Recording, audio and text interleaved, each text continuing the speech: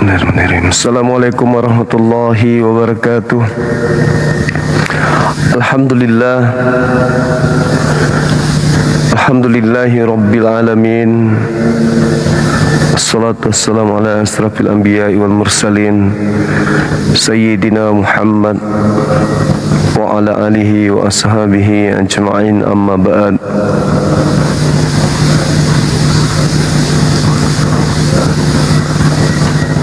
Sahabat yang dimuliakan oleh Allah, segala puji bagi Allah, Tuhan semesta alam, pencipta langit dan bumi, yang menganugerahkan kepada kita dinul Islam dan juga buku suci yaitu Al-Quranul Karim,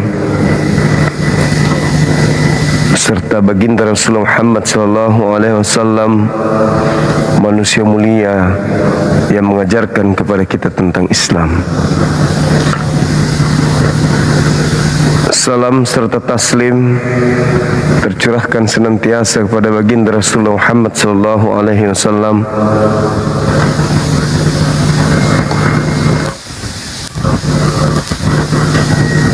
beliau yang telah mengajarkan kita Islam sehingga kita bisa membedakan antara hak dan yang batil.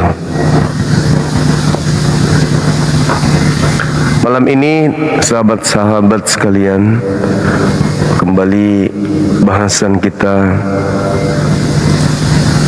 terkait dengan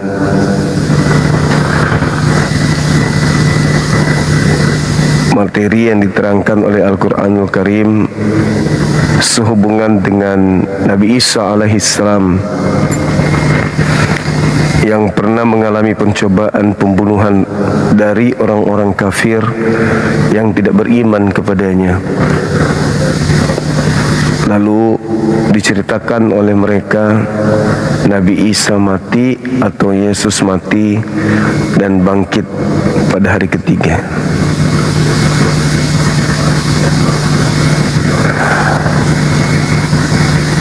Allah Subhanahu wa taala menjelaskan di dalam Al-Qur'anul Karim.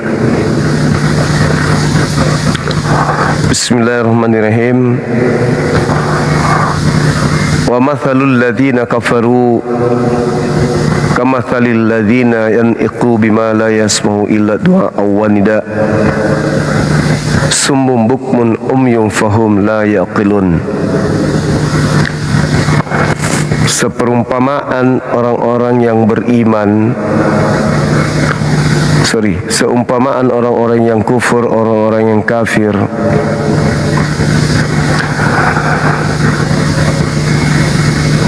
yang telah diseru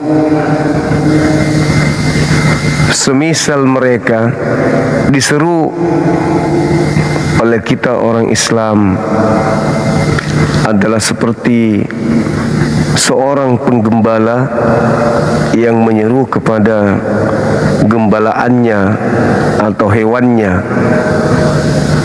lalu kemudian mereka tidak memahami kecuali hanya mendengarkan suara saja.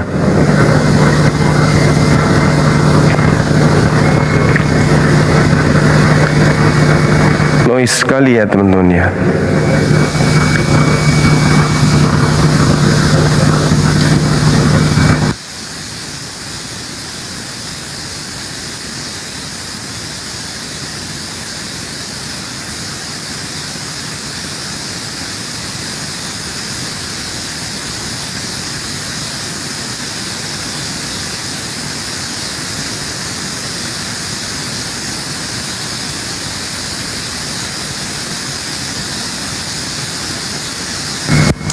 Pairing. Kayak ada suara pesawat, ya kan ya. Maaf teman-teman. Nanti kalau sudah datang alatnya, saya lagi pesan mic. Mudah-mudahan bisa bagus dan tidak ada lagi suara noise kayak gitu ya.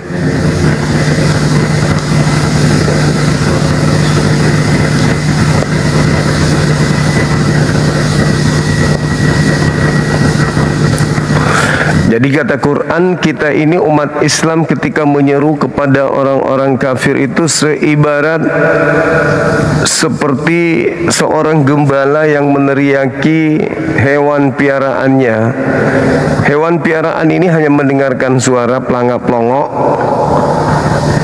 tetapi mereka tidak mengerti apa makna dari suara yang kita teriakkan kepada mereka. Dan kita bisa buktikan setiap kali kita berdialog, kita kasih dalil, kita sajikan data, tapi enggak masuk di dalam otak mereka. Mereka tidak memahaminya, mereka tidak ngerti. Tidak ngerti, cuma mendengarkan pelangak-pelongok doang. Kita jelaskan tidak akan pernah bisa maksimal, padahal mereka mengetahui kata Allah. Mereka tuli, bisu dan buta, sehingga mereka menjadi tidak mengerti kembali. Itu yang diterangkan Al-Quran. Nah, kita buktikan apakah Al-Quran ini benar. Kita lihat, kita naikkan satu-satu teman-teman non-muslim. Apakah betul apa yang dikatakan oleh Al-Quran? Mereka seperti ternak yang hanya mendengarkan suara tapi tidak mengerti apa makna dari suara tersebut.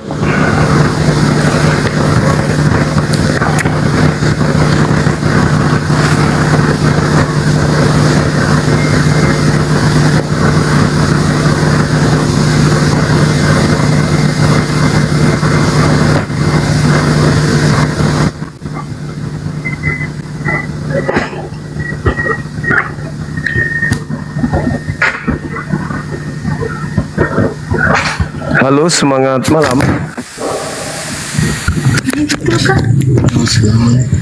Semangat malam, Saudara Ires. Assalamualaikum. Halo. Waalaikumsalam. Halo. Minta maaf tidak bisa buka kamera karena akun baru. Dari mana ini?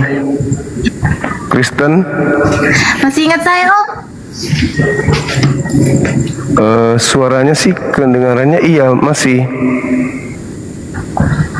Yang di Kolaka ya? Kendari ya? Bukan di Morowali. Ah, ya Morowali. Apa kabar? Baik. Alhamdulillah baik. Alhamdulillah. Rajin sholat? Rajin. Masya Allah. Bagaimana? Bukannya kemarin mau pindah ke Jawa kuliah sekolah, nggak jadi? Bukan ya? Beda ya? Di sini saja sama masuk pesantren. Alhamdulillahirrabbilalamin.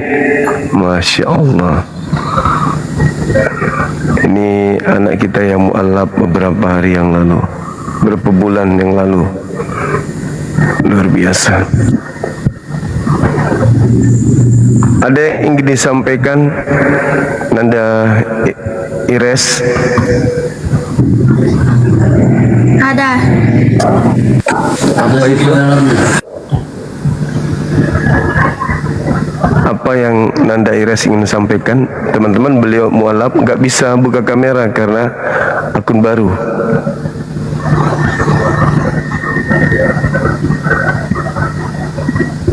Ada yang ingin disampaikan, silakan.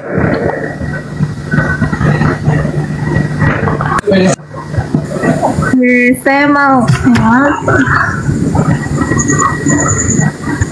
Ya, halo. Halo. Halo Bang Zuma. Halo juga.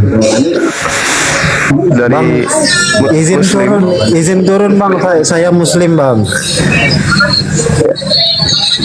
Siap.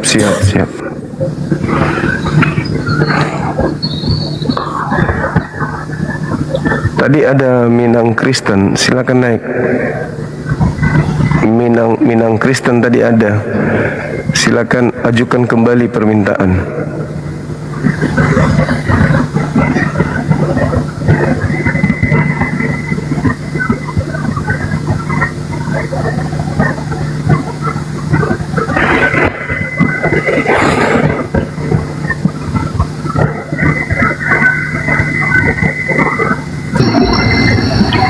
Halo, semangat malam. Semangat malam. Semangat Isya. Halo.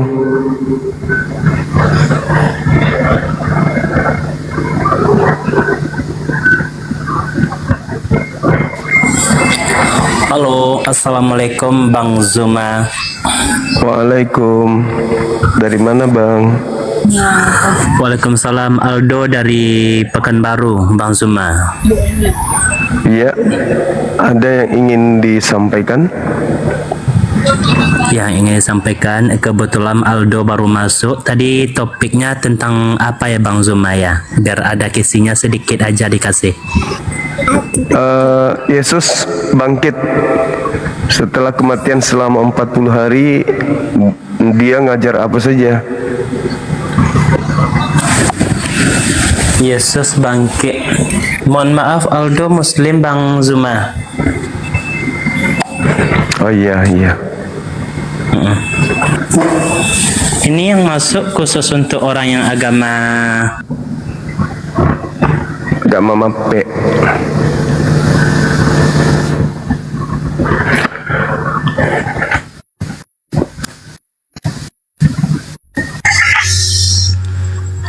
Halo, semangat malam. Oke, selamat malam untuk Indonesia. Tadi saya menyampaikan apa dulu sama adik itu ya, sekolah. Dia ngaku dia mau sekolah pesantren. Saya pesankan sama dia, hati-hati ya, celana dalam pakai gombok ya. Ya, Dek ya. Ingat ya, pakai celana dalam ya, pakai gombok ya.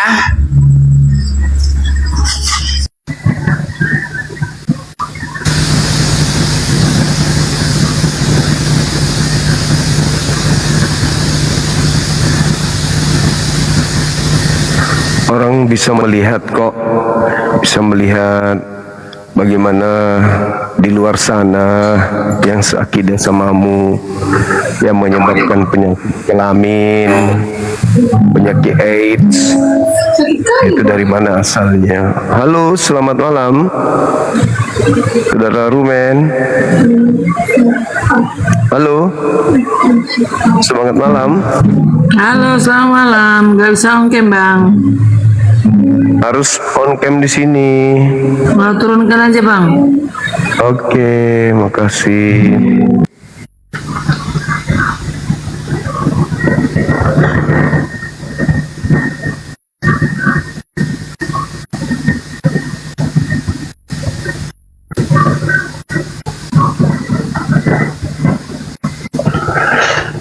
Orang mau pesantren kok dilarang. Halo, semangat malam. Maunya sekolah Birawati, katanya tidak kawin-kawin, tapi timun habis dengan terong. Halo. Halo Bang Zuma. Halo juga Katolik Kristen. Protestan. Buka kameranya, silakan.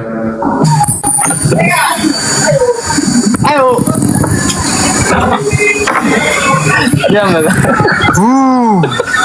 Halo Bang. Halo. Halo juga.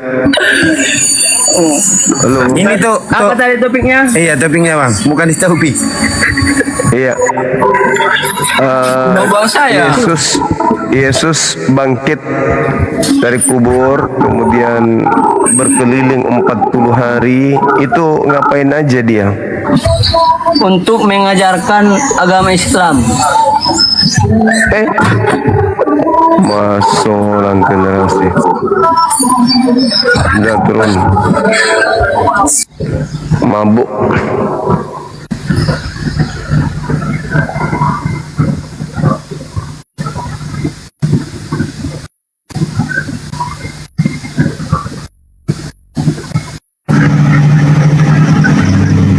Halo.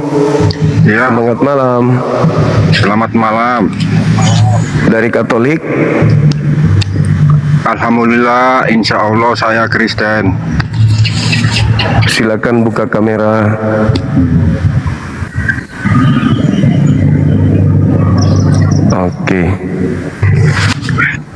kenal bang. Bisa jelaskan Tuhan Anda setelah keluar dari kubur 40 hari dia keliling-keliling ngapain?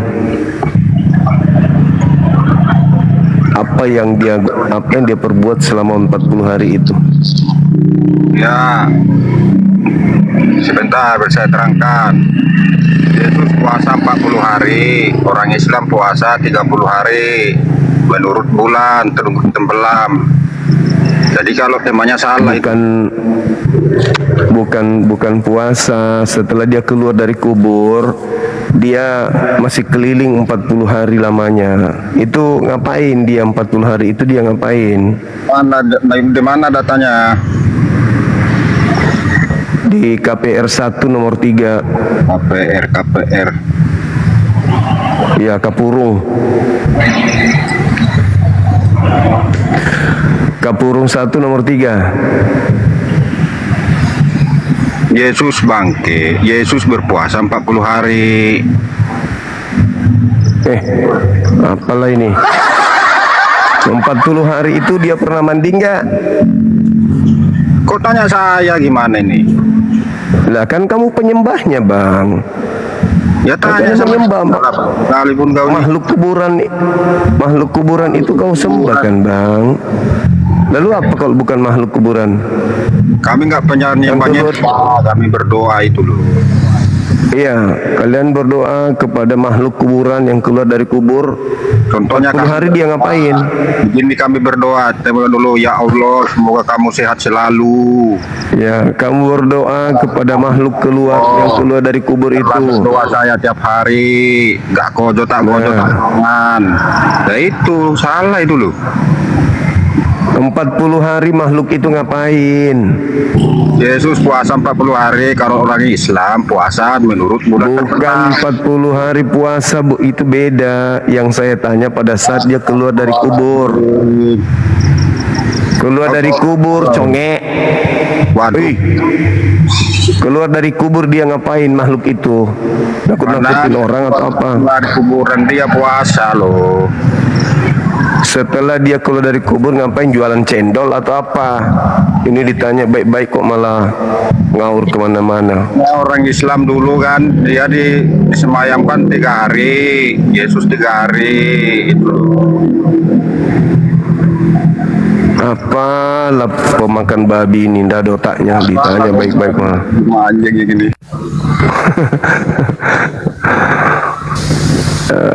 Kamu yang penting aku bertuhan, nggak peduli apapun itu, yang penting aku bertuhan, bebas makan babi, mimpi masuk surga.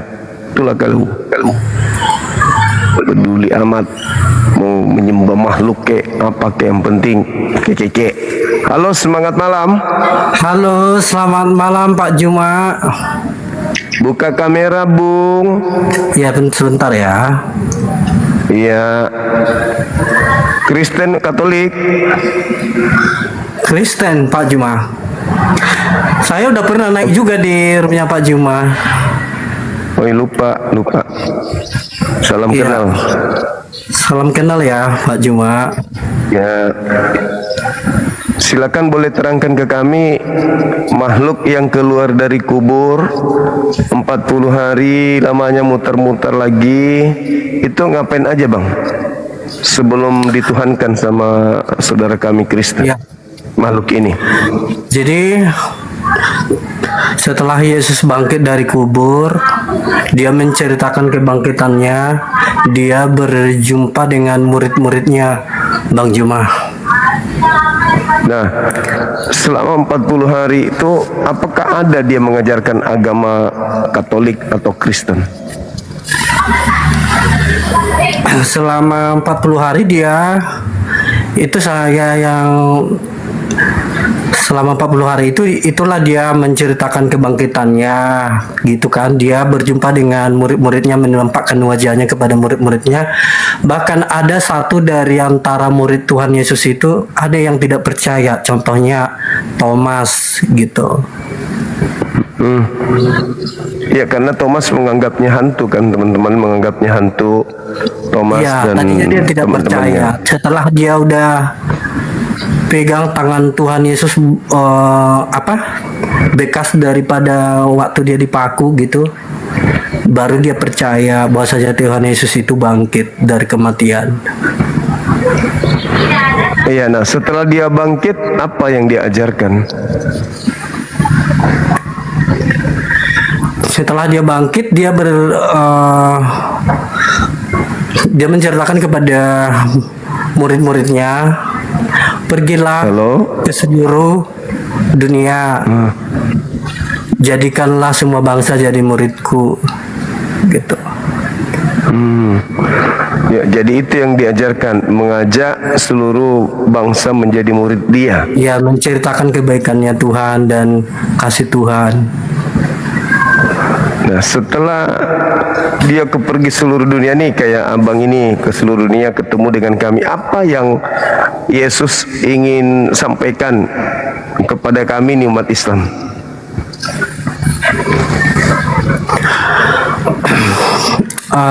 Ajarlah mereka, kan gitu, ajarlah mereka melakukan segala sesuatu yang telah kuperintahkan. Apa aja yang Yesus perintahkan kepada orang-orang Kristen yang harus disampaikan kepada kami umat Islam? Ya, menceritakan bahwasanya akulah jalan kebenaran dan hidup, tidak ada jalan kepada Allah lain, ke Bapa kalau tidak melalui aku, gitu. Itu kan ajaran ajaran untuk murid-muridnya orang Yahudi. Itu ucapan yang dia ucapkan sebelum ada tragedi penyaliban. Maksud saya, yang keluar dari kubur ini kan mengajarkan pergilah ke seluruh dunia, ajarlah mereka melakukan segala sesuatu yang telah kuperintahkan. Kan di situ nggak ada perintah. Dia cuma menerangkan dirinya, akulah jalan, akulah kebenaran, akulah hidup. Tidak ada seorang datang kepada Bapa tanpa melalui aku. Nah, itu kan bukan perintah, itu keterangan. Iya, sementara boleh Bang Juma buka di Lukas 24 ayat 13 sampai 43. Boleh nggak? Saya kebetulan nggak ada Alkitab. Lukas berapa? Lukas 14. Lukas 24 ayat 13 sampai 43. Nah, itu intinya apa di situ? Kalau di 43-nya kan hanya diperintahkan 41, 42, 43 terkait dengan pengakuannya dia. Kalau dia bukan hantu. Dia bukan hantu. Lihatlah tanganku, rabalah aku. Inilah tanganku, inilah kakiku. Ada apa dengan kamu? Malah dikatakan begitu. Ada apa dengan kamu? Kok kamu nggak percaya? Adakah di antaramu yang memiliki ikan goreng makanan? Lalu mereka memberikannya ikan goreng dan juga madu.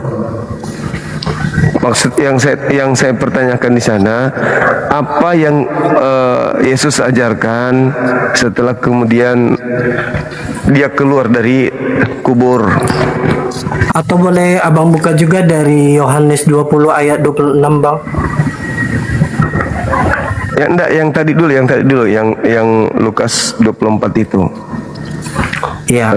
Yesus mendekati mereka lalu berjalan bersama-sama dengan mereka. Terus apa lagi? Tetapi ada sesuatu yang menghalangi mata sehingga mereka tidak dapat mengenal dia. Intinya apa di situ?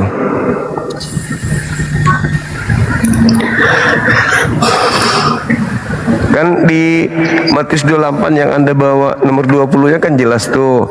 Ajarlah mereka melakukan segala sesuatu yang telah kuperintahkan kepadamu, kan gitu. Nah, kalau itu yang dijadikan sebagai acuan, maka yang kami lihat hari ini kan Kristen ibadah hari Minggu, makan babi, tidak bersunat, menyembah Yesus, Natalan. Apakah memang Yesus pernah mengajarkan hal-hal tersebut? Contohlah dulu menyembah dirinya. Ada nggak Yesus memerintahkan menyembah dirinya?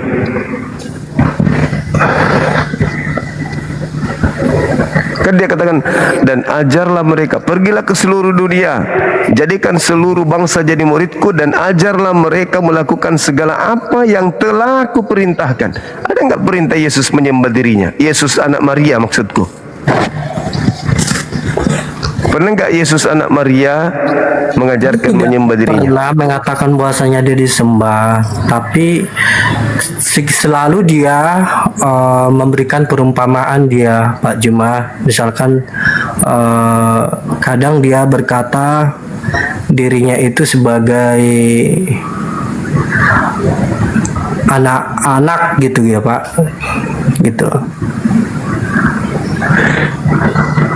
Ya, jadi Yesus tidak pernah mengajarkan menyembah dirinya, tetapi perintah makhluk yang keluar dari kubur ini, pergilah ke seluruh dunia, jadikanlah seluruh bangsa menjadi muridku, ajarlah mereka melakukan segala sesuatu yang telah kuperintahkan kepadamu. Maksud saya, ketika orang Kristen ibadah minggu itu menyembah Yesus, berarti ada kekuatan yang menggiring saudara kami Kristen untuk menyembah kepada makhluk yang keluar dari kubur ini pada hari ketiga. Nah, sedangkan kalau Yesus yang asli tidak pernah mengajarkan itu. Yesus kan, akulah jalan, akulah kebenaran, akulah hidup. Jadi ini anak Maria adalah jalan kebenaran. Tetapi kalau yang Anda sembah beda. Dia adalah jalan kutuk. Galatia 3 nomor 13. Kristus telah menebus kita. Bedanya di mana, Pak Juma? Kalau Yesus itu jalan kebenaran, Bang. Sementara yang digantung ini jalan kutuk. Berbeda antara Kristus jalan kebenaran dengan Kristus yang berada di jalan kutuk. Kristus telah menebus kita dari kutuk hukum Taurat dengan jalan menjadi kutuk. Yesus jalan kebenaran. Yang digantung adalah Kristus yang ada di jalan kutuk. Kalau sekiranya dia bisa berbicara, akulah kutuk, akulah kutuk. Kalau yang anak Maria, akulah kebenaran. Kalau yang satu yang digantung, akulah kutuk. Beda pengajaran, beda oknum. Boleh dibacakan itu tertulis di mana, Pak Juma? Yang satu yang tadi 14, Yohanes 14 nomor 6. Akulah jalan, akulah kebenaran, akulah hidup. Tidak ada orang yang sampai kepada Bapa tanpa melalui aku. Yang satunya Galatia 3 nomor 13. Kristus telah menebus kita dari kutuk hukum Taurat dengan jalan menjadi kutuk karena kita. Kalau Yesus anak Maria adalah jalan kebenaran. Kalau Kristus yang diajarkan Paulus adalah jalan terkutuk. Mana yang betul?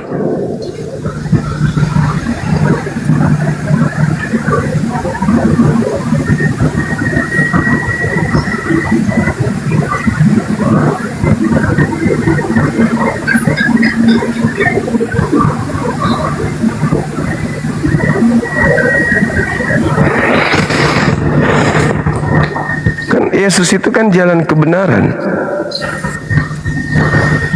Tidak ada yang sampai kepada Bapa tanpa melalui jalan kebenaran. Nah, hari ini Kristen tidak melalui jalan itu. Hari ini Kristen melalui jalan terkutuk. Kristus telah menebus Kristen. Saya katakan Kristen karena Kristen yang merasa ditebus. Kalau sebenarnya di situ surat Galatia itu kan diperuntukkan untuk orang yang ada di Ankara Turki. Kristus telah menebus. Ya, silakan. Bukannya Yesus itu mengalahkan kutuk? Enggak. Di situ dia mengatakan dengan jalan kutuk. Coba dibaca Galatia 3 nomor 13.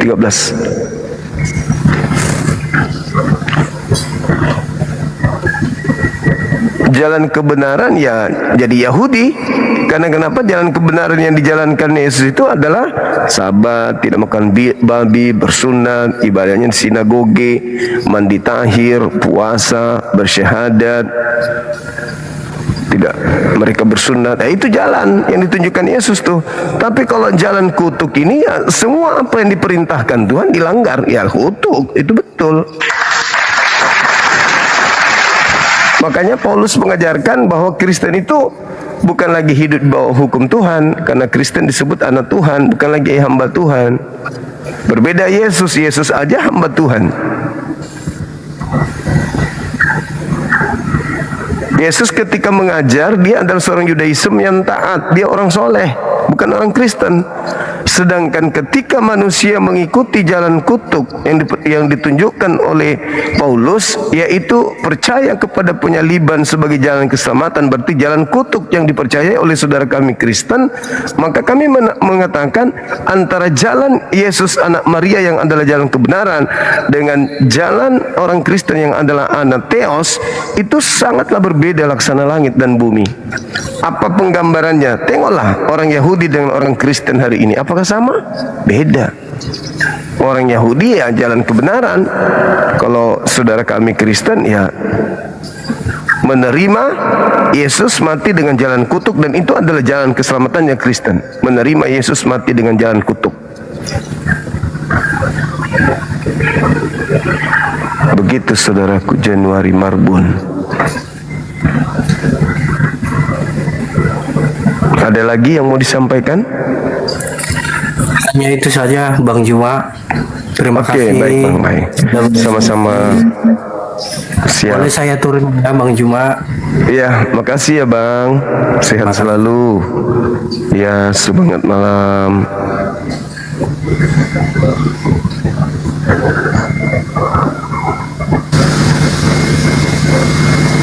Semoga hidayah menjamamu kawan. Amin.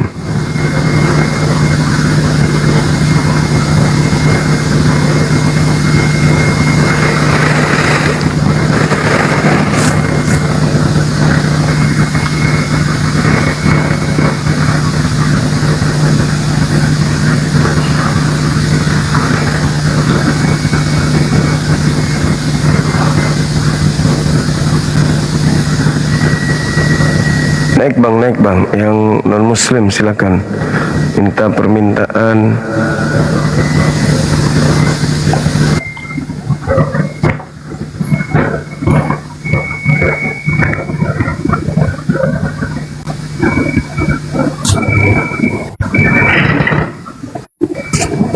Halo, semangat malam.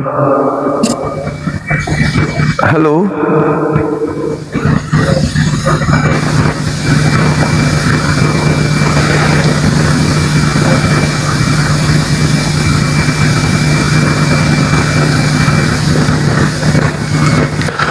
Makasih teman-teman sekalian. Salah pencet bang, oke. Yang penting jangan salah tusuk ya.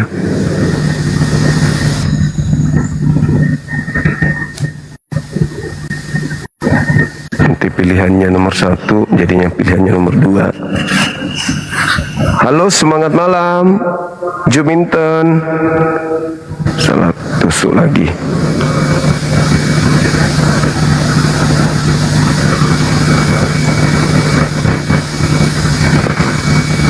Terima kasih teman-teman.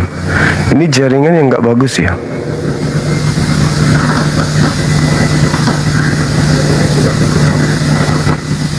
Tekan.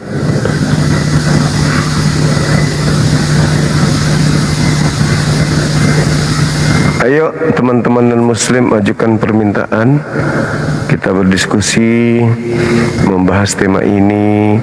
Saya suka yang barusan, dia tidak bisa berkata apa-apa karena mau kayak mana.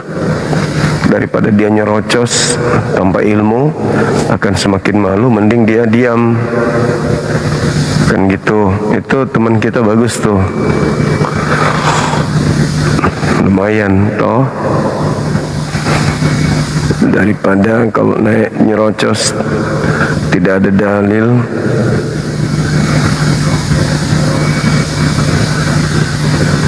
Asalkan ngomong.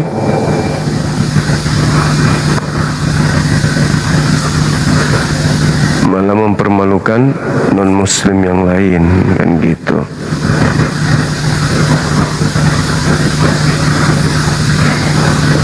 Mending kayak tadi, aduh mau ngomong apa saya ini. Makasih. Mau ngomong apa saya ini, udah terjebak saya. Ada datanya ternyata. Satu jalan kebenaran, satu jalan kutuk. Alamak, gimana ini teman-teman? Bantu dong. Akhirnya dibantu sang Bang Suma. Apa yang saya katakan ke dia, gimana? Masih mau atau gimana? Nah, ternyata teman-teman, dia sadar diri.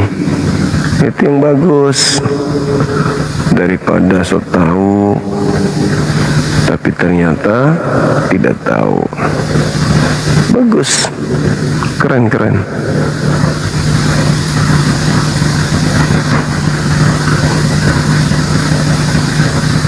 Mantap.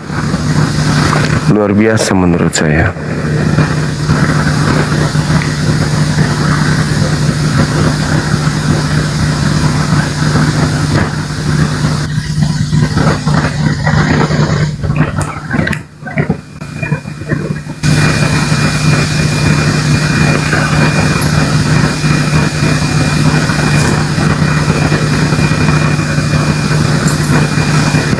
Oke, teman-teman, silakan ajukan permintaan.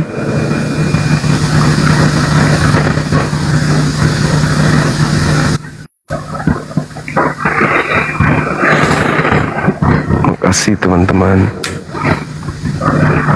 Kenapa mukanya tuh? Muka saya kok jadi wortel? Halo, semangat malam. Malam bos. Dari Kristen.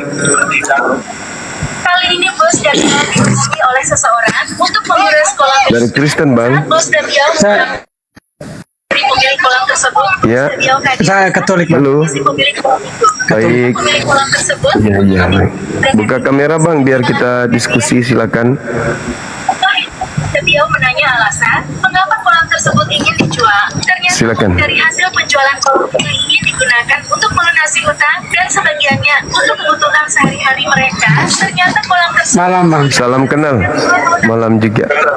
Dari NTT. dibuat banyak kolam tersebut. Ya, saya dari Flores. Jika bos Flores. jika dipatasi Ya, banyak Katolik di Flores ya. Iya. Oke, Bang, kami mencari data. Kami sedang mencari data tentang jaringan beliau nggak bagus. Jaringan.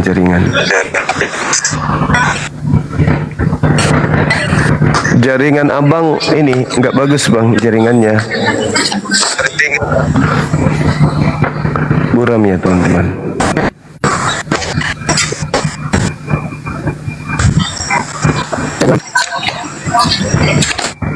Masih buram ya.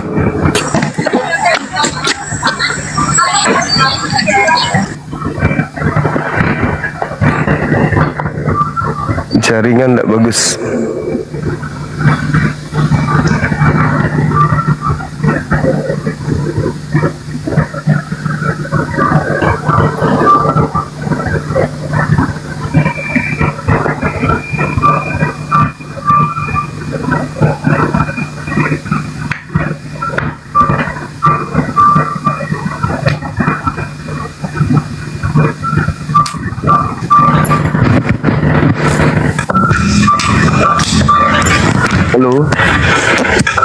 Halo, semangat malam.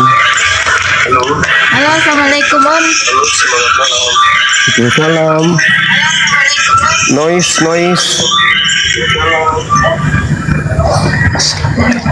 Assalamualaikum. Waalaikumsalam. Dari mana ini? Buramnya. Halo. Halo, assalamualaikum Om. Waalaikumsalam juga. Apa kabar? Baik. Ires ini. Iya, Iris Om. Oh, Masya Allah. Ada yang ingin disampaikan?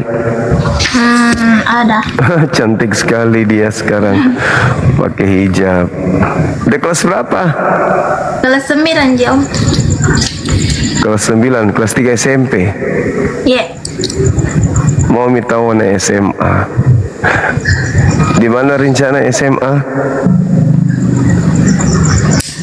Saya mau minta izin doakan saya masuk pesantren saja Om. Oh iya, kita doakan, amin. Gimana setelah Islam? Nyaman nggak? Nyaman sekali, nyaman. Ya, tapi nggak makan babi lagi toh? Enggak. Nggak lagi ya? Iya. Ini anak kita yang kemarin yang tajam sekali pertanyaannya tentang Islam. Alhamdulillah sekarang ini tidak ada keluarga yang protes. Ada Om. Mama saya. Mama saya. Mama protes.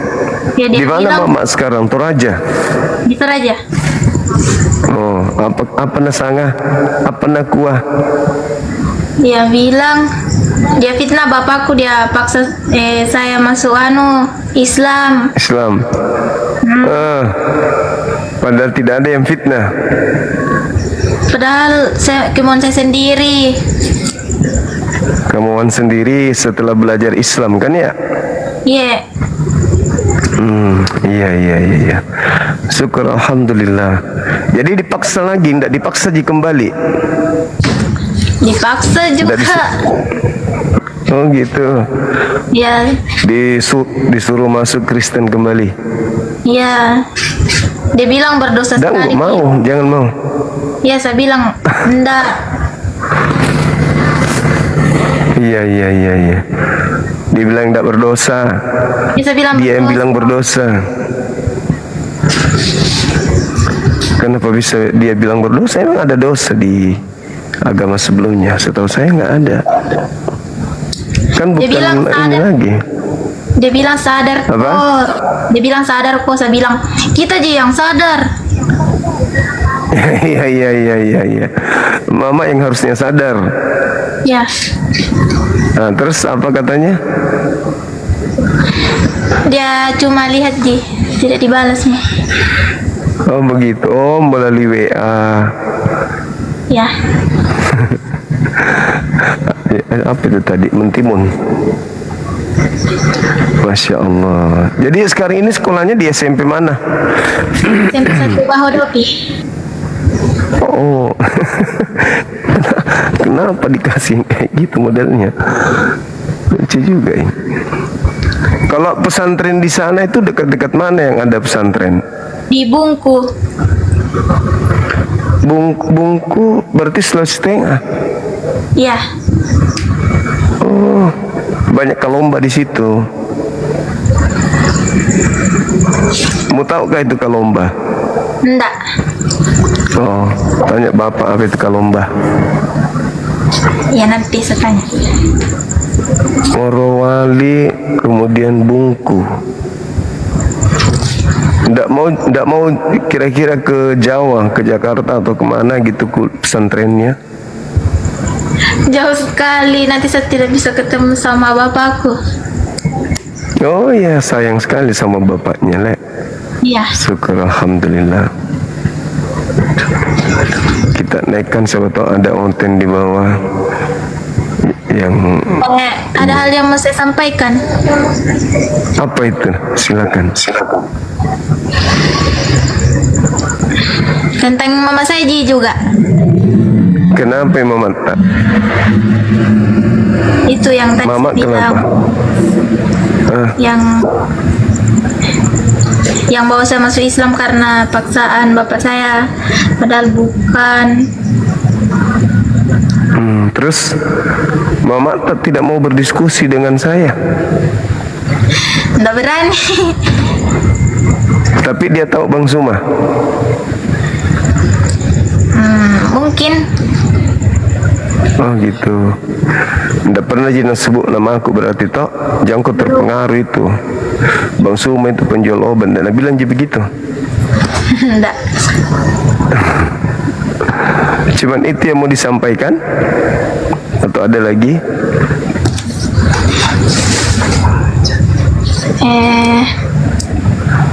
Masa bisa baca? Halo saudara Lanceng. Lanceng. Halo. Halo Bang, Mas, Om. Halo. Halo.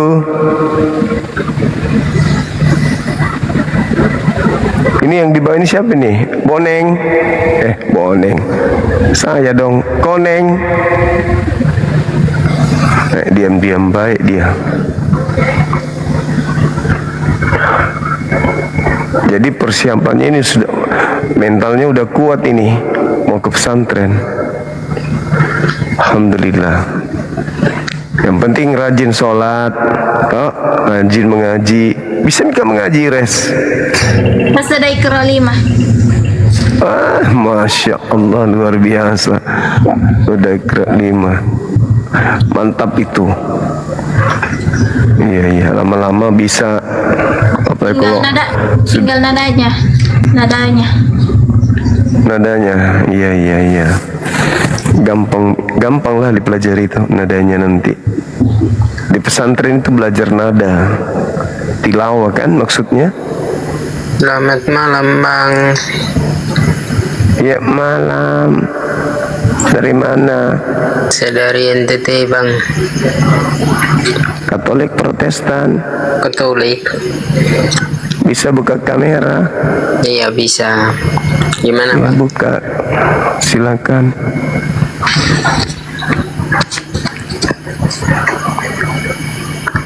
Sahabat. Oh iya. Iya.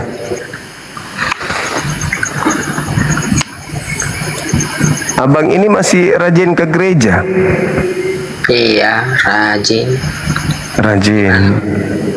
Sering baca Bible? Ya, Alkitab Sering? Oh, sering. Iya. Adakah Yesus mengajarkan Katolik, Bang? Ketika dia keluar dari kubur selama 40 hari 40 malam. Iya, karena itu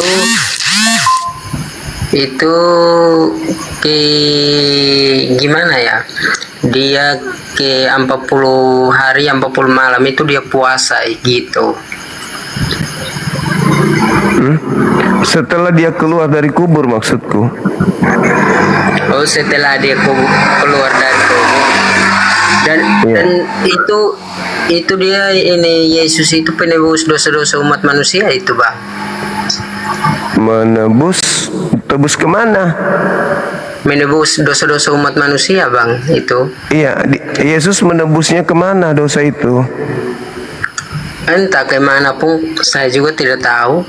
Dia hanya menebuskan dosa-dosa umat manusia itu, Bang. Kalau dosa itu ditebus di mana biasanya? Yesus yang mengampuni dosa-dosa kita.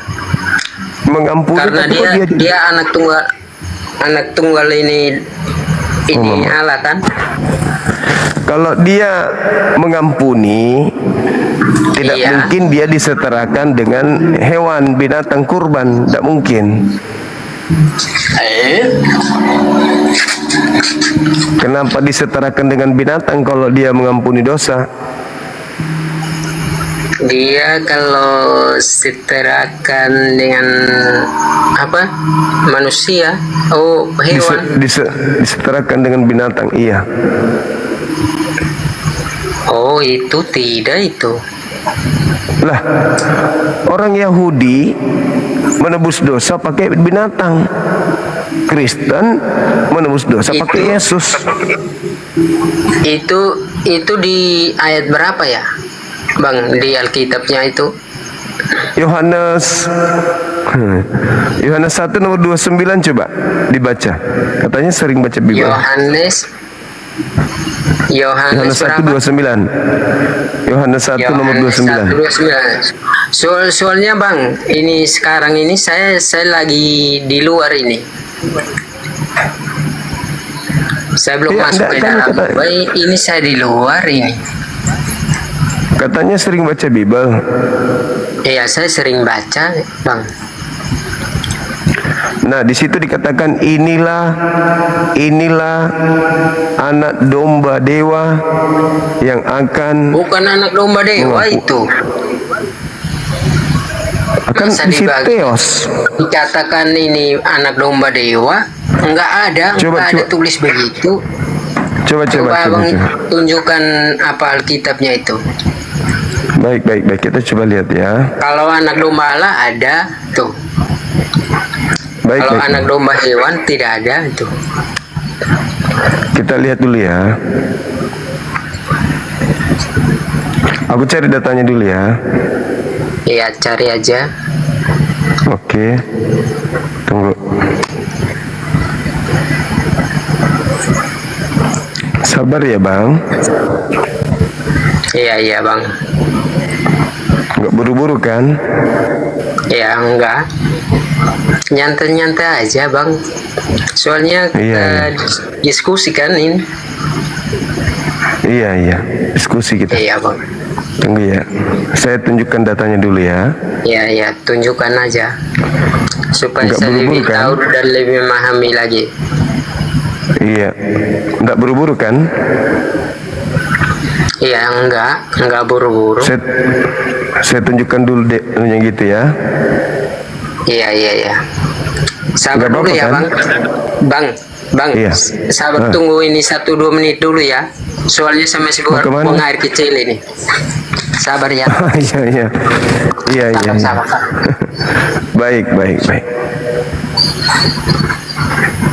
Tunggu ya, Res. Di sini aja dulu ya. Nanti kalau ada yang ngamuk, Ires yang hadapi ya. Kalau ada yang ngamuk nanti, ngamuk-ngamuk, Ires hadapi. Kasih tendangan putar tanpa balasan. Ini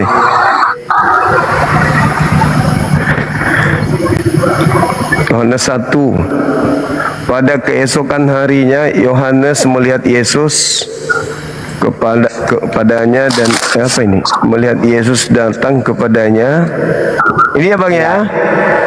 Yohanes 1:29. Pada keesokan harinya Yohanes melihat Yesus datang kepadanya dan ia berkata, "Lihatlah anak domba." Anak domba apa ini, Bang? Anak domba Allah.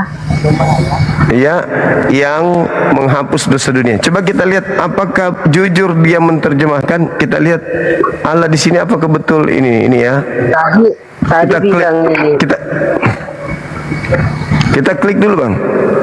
Iya, klik Apa aja, bahasa Bang. Yunaninya? Bahasa Yunaninya ternyata theos kan? Kalau Theos diterjemahkan ke dalam bahasa Indonesia, kita lihat. coba kita lihat aja, Bang. Dalam bahasa Melayu ini dewa, Bang. Iya. Theos. Ini theos, dewa. Theos. Berarti harusnya di sini bukan ini. Harusnya theos ini bukan Allah di situ, Bang. Harusnya dewa. Jadi bahasa yang sesungguhnya ya terjemahan yang ini dewa. Jadi terjemahannya, pada keesokan harinya Yohanes melihat Yesus datang kepadanya dan ia berkata, "Lihatlah anak dewa, anak domba dewa." Masa yang anak domba menghapus. dewa? Kan Allah ini kan terjemahan salah ini, Bang. Bukan Allah. Kenapa? Karena bahasa aslinya bukan Allah di situ nih. Allah ini bahasa aslinya adalah Yunani, punya bahasa theos. Ternyata theos itu kalau kita terjemahkan artinya ini dewa. Terus Berarti di sini harusnya adalah Yohanes 1 nomor 29. Pada keesokan harinya Yohanes melihat Yesus datang kepadanya dan berkata, "Lihatlah anak domba dewa." Theos kan? Theos kan artinya dewa. Ia menghapus dosa dunia. Inilah yang Al-Quran katakan, Bang. Al-Quran saya mengatakan apa? Wa mathalul ladina kafaru kamathalil ladzi yan'iku bima la yasma'u illa du'a wa nida. Mereka mendengarkan tetapi mereka tidak ngerti, seperti kambing, seperti kera mendengarkan suara tapi nggak paham apa yang ditunjukkan. Kita sudah tunjukkan tapi nggak paham. Begitu, tapi, saudara. Bang, itu masa abang ini kembalikan ke bahasa lain, itu Itu abang maksud abang gimana ya? Bahasa kitab Anda dalam bahasa aslinya apa? Bahasa apa? Bahasanya Bugis. gimana ya? Soalnya bahasa Indonesia itu. Jadi Yesus Yohanes pakai bahasa Indonesia. Abang ini apa mengalihkan ke bahasa lain-lain lagi? Enggak. Gimana ya? Asli kitab Anda itu bahasa apa sebelum diterjemahkan? Aslinya bahasa apa? Bahasa Yunani. Itu pintar. Tadi di situ apa sebenarnya bahasa Yunaninya? Theos kan? Iya. Nah, ketika Theos diterjemahkan ke dalam bahasa Melayu, bahasa Indonesia, apa artinya Theos? Yang tadi kita lihat, artinya adalah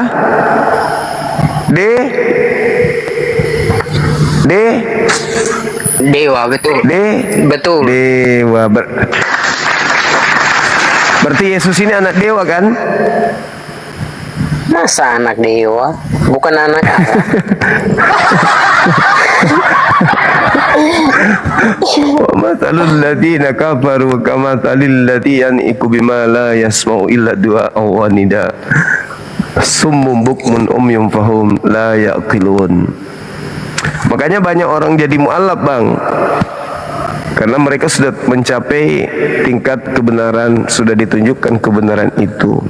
Daripada mereka menyembah anak dewa, mending mereka menyembah kepada pencipta langit dan bumi yang disembah oleh para nabi. Begitu abangku.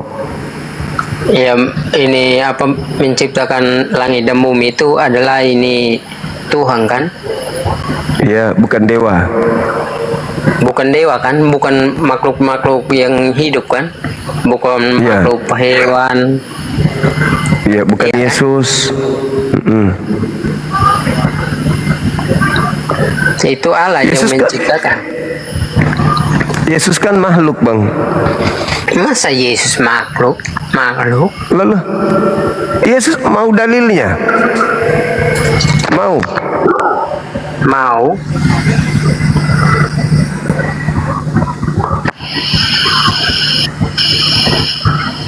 Tunggu ya, Bang ya. Ya. Biar sekalian juga yang lain belajar kan.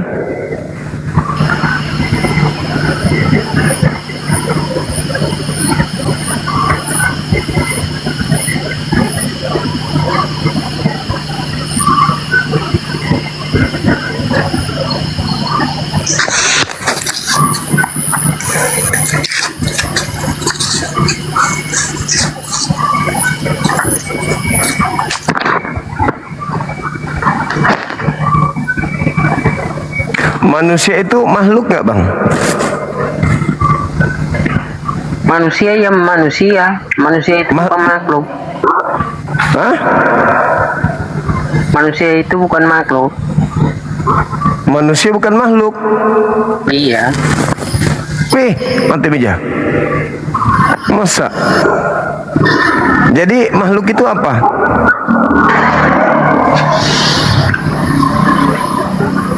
Makhluk itu apa, Bang? Makhluk itu binatang lah. Jadi yang dimaksud makhluk itu binatang. Iya. Kalau yang berasal dari surga siapa? Berasal dari surga. Iya. Itu Allah pencipta langit dan bumi itu. Bukan Yesus. Iya, Yesus itu dia ini anak tunggal dari Allah. Apakah dia dari surga? Iya, dia di surga juga itu. Apakah Yesus itu berasal dari surga? Iya, dia berasal dari surga juga. Iya, kalau menurut saya. Apakah dia makhluk? Dia bukan makhluk itu. Tapi dia berasal dari surga. Iya. Oke, kita tunjukkan dalilnya ya. Boleh ya? Iya, boleh. Oke, sabar. Saya balik kamera dulu, Bu. Iya, balik aja. Baru saya besarkan lagi, Bu. Ya, besarkan aja.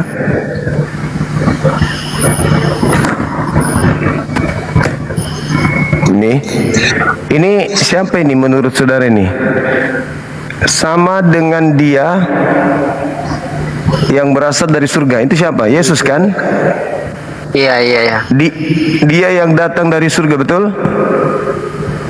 Iya. Nah, ini makhluk alamiah sama dengan dia yang berasal dari debu tanah, dan makhluk surgawi sama dengan dia yang berasal dari surga. Berarti makhluk surgawi sama seperti Yesus kan? Iya. Terus. Nah, tadi makhluk tadi apa menurut saudara? Makhluk adalah makhluk adalah binatang. Nah, berarti Yesus sama seperti binatang. Masa Yesus sama ke binatang? Enggak mungkin kan? Nah, ini makhluk surgawi yaitu binatang menurut Anda sama dengan Yesus yang berasal dari surga. Berarti Yesus sama seperti binatang yang dari surga. Betul? Terus baca di bawah lagi, Bang. Ini sama seperti yang berasal debu tanah, demikian pula mereka yang berasal dari debu tanah, dan sama seperti yang surgawi, demikian pula mereka yang surgawi. Berubah lagi dia. Jadi bagaimana? Makhluk itu apa? Binatang kan? Menurut saudara? Iya. Menurut saya binatang itu.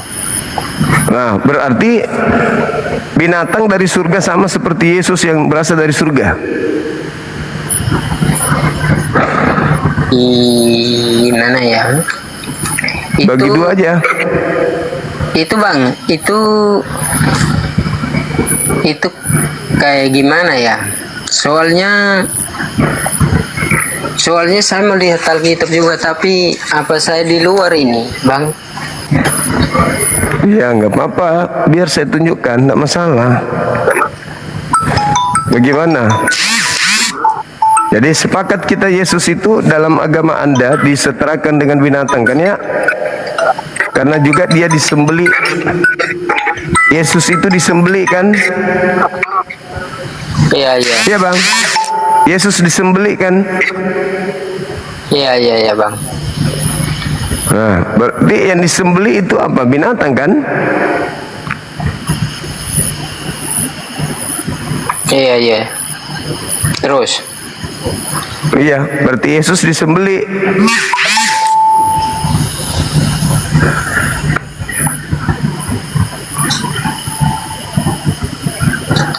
Oh, kodong. Bagaimana itu? Nandaires, gimana itu Nandaires? Ternyata menurut saudara kita Katolik, Yesus itu sama seperti binatang yang dari surga. Untung masuk Islam, iya kan? Ya. Untung. Alhamdulillah. Terus Yesus dibilang disembeli. Memang ada dalilnya. Yesus disembeli. Untung kita natama salang ai manrase mangka. Iya. Alhamdulillah. Kan Kristen Iya. itu Tuhan Yesus disalib karena menebus dosa manusia. Iya. Tapi pernah saya baca di Yeskiel pasal 18 ayat 20. Apa nasanga? Dia bilang manusia yang berbuat dosa tidak mana Alkitab? Yeskiel 18 kan? Iya. Bapak tidak menanggung dosa anak, anak tidak menanggung dosa bapak. Pak. Iya itu. Iya memang nggak ada. Tapi masa Yesus, masalahnya Yesus ini bukan cuma dosa bapaknya, tapi masa dosanya orang berdosa, orang yang berdosa di luar sana, orang yang melakukan maksiat, masa seenak itu diampuni dengan menumpahkan darah anaknya orang? Bagaimana indoknya Maria? Nah, apa mau nasaga indoknya? Oh, anakku mati mulai numpak beng dewa Molok le. Nah, bilang nanti kenapa anakku kau jadikan tumbal? Marah Ibu Maria, melapor Ibu Maria ke Om Daud, Om Yusuf. Mana anakmu? Anakku satu-satunya kok dijadikan tumbal untuk dosa-dosanya para pendosa ini. Ngamuk nanti mamanya. Toh, tak enak tamak kalang, tidak masuk akal bukan? Tidak masuk akal. Tahu Mangkula. Mustan siara kali sanga Mangkula. Tidak. Masaki? Tahu. Ayo coba ambil. Apa kalau Masaki? Sakit. Orang sakit. Masalah generasi hancur sudah.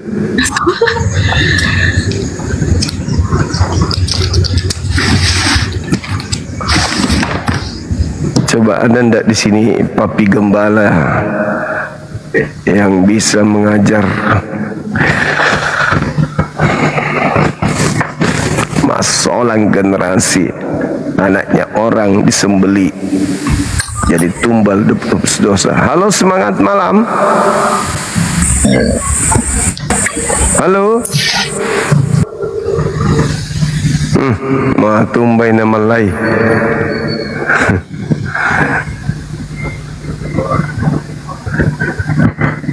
Cantik kan Ires setelah masuk Islam, cantik pakai hijab.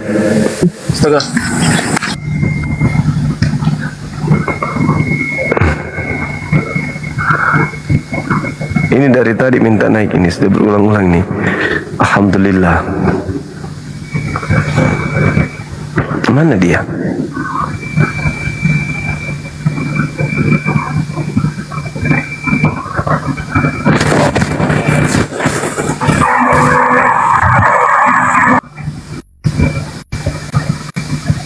Halo, semangat malam, saudara Sagala.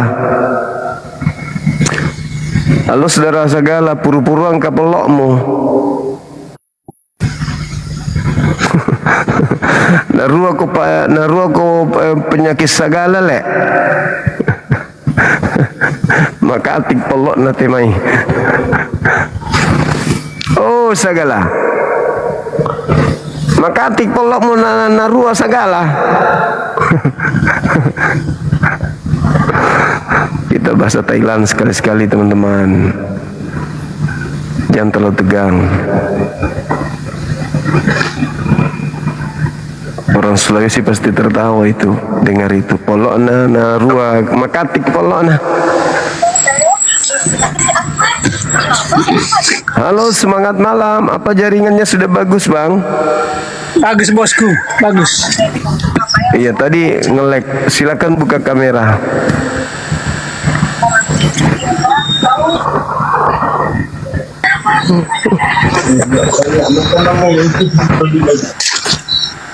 Mararang pelok nah. Saudara Rin, selamat bergabung.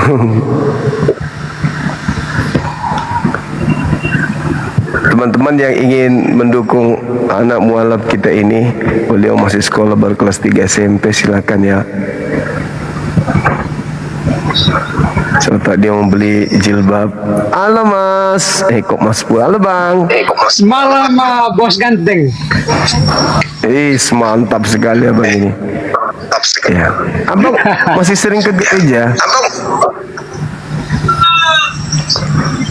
Kami di sini, kami banyak orang Bugis juga di sini. Kami di Malaysia ini. Oh, Jarang di ke gereja. Malaysia. di Malaysia. Ini teman-teman kami juga bareng, banyak orang ini Bugis di sini. Iya, masya Allah. Iya. Ada yang ingin disampaikan, Bang? Kami jarang. Ya, begini Bang ya. Kebetulan kami kan banyak saudara juga orang Muslim, Bah. Karena kami kan Katolik, Bah, di sana. Rata-rata kami kan banyak saudara bawa sama saja ini apa ya? Saya mau tanya itu loh Bang, lamang yang di atas masjid itu bulan tuh. Iya Bang. Iya, itu Ya, simbol. karena di kampung saya kan Itu simbol. Simbol yang masih ke bawah. Iya. Kalau di tempat kami di sini, Abang, di Sulawesi Selatan, ada gereja yang menaranya lambang ini, patung ayam jantan. Ka'bah aku. Mana? Iya. Patung ayam jantan. Kamu kira budak-budak baru sembahyang 2 hari? Ayo. Ada. Kamu, Pak. Coba ya.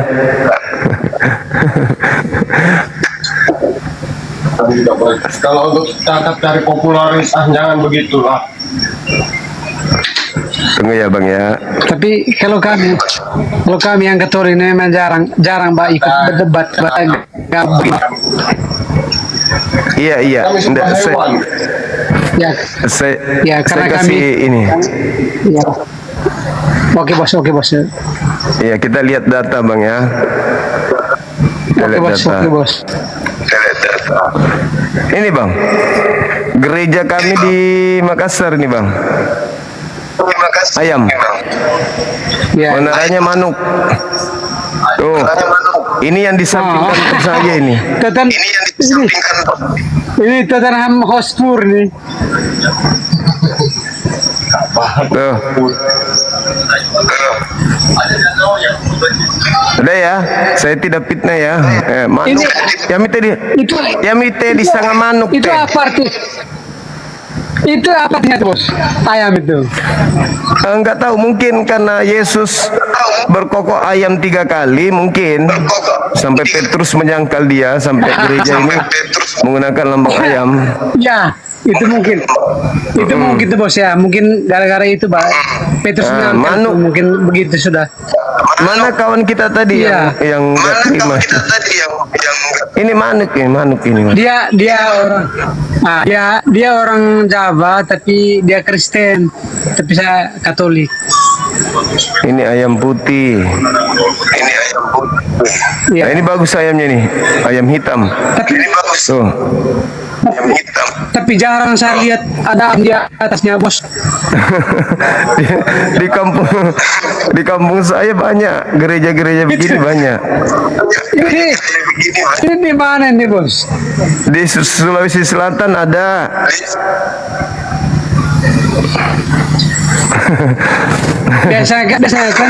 biasanya kan ada salib itu, bukan ayam, Mbak.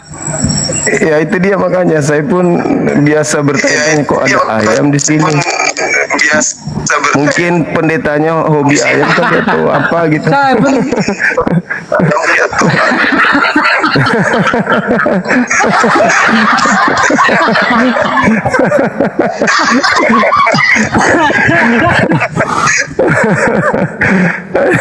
hobi ayam atau apa gitu. Heran juga saya ngomong ayam. Iya bos, benar juga itu kan. Karena ini kan biasanya kan ada salib di atas. Iya, ini ayam. Mungkin Saya juga tidak tahu itu ada ayam di atas. akibat sabung ayam. Ayam Karena kita akibat sabun.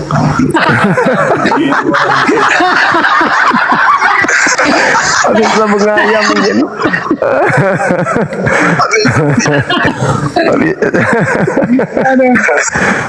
Saya juga tidak tahu bos kalau ada ayam di atas. Biasanya kan orang-orang kan ada salib. Salib, iya. Ini kok gambar ayam di atasnya. Saya juga bisa.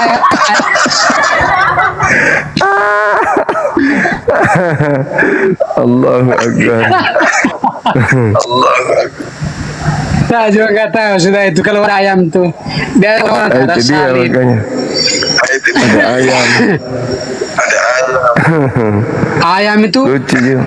mungkin waktu kecil itu menangkal Tuhan Yesus itu 3 kali. Mungkin. Bisa jadi bang. Iya, tapi tidak ada dalam gereja itu ada gambar ayam dia. Itu kan semua salib Yesus. Atau mungkin ini tanah sengketa menang dari sabung ayam. Jadi Ya, dibuatlah gereja di situ. Saya bisa tidak jadi. tahu kalau sudah ayam di atas itu itu karena rata-rata semua gereja itu pun ada salib semua. Salib, harusnya salib. Aku juga heran. Loh kok ini ada ayam jantan di atas ini? Iya. Apa maksudnya? Nah, itu yang saya tidak tahu sudah. Saya pun tidak tahu sudah kalau gitu.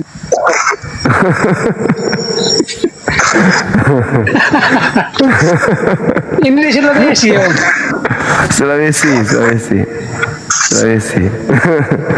Mungkin dia pecinta KFC kali.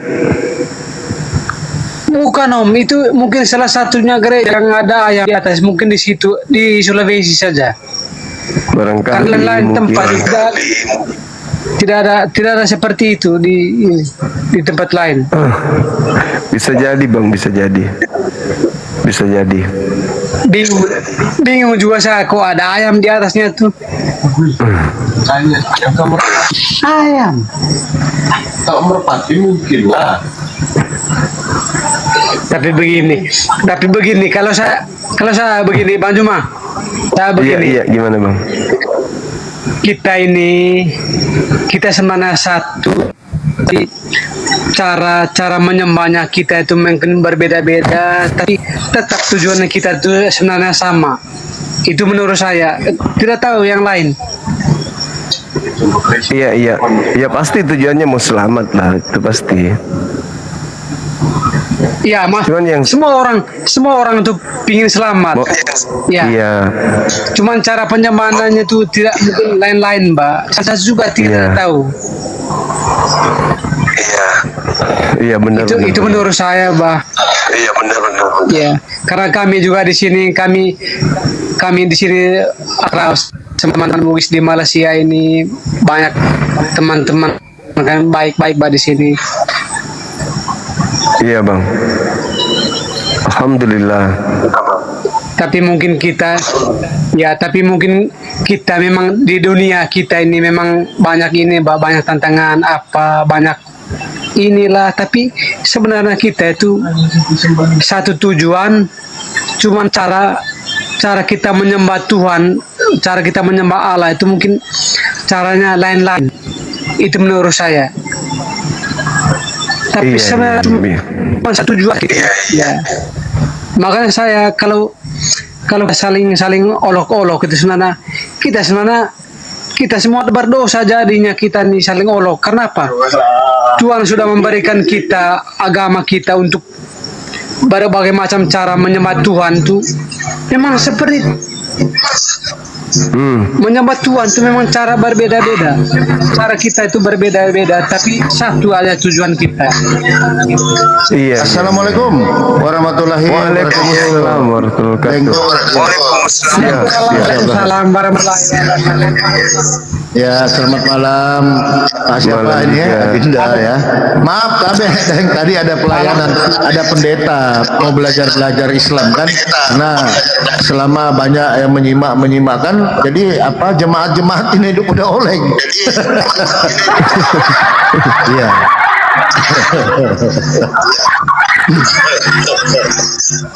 Luar biasa, luar biasa. Iya. Ya. Jadi ada beberapa sekarang. Jadi kita sasarannya Bang Zuma lebih kepada para pendeta. Jadi kalau jemaat agak sulit sekarang menjawab. Jadi kita lebih ke pendeta aja.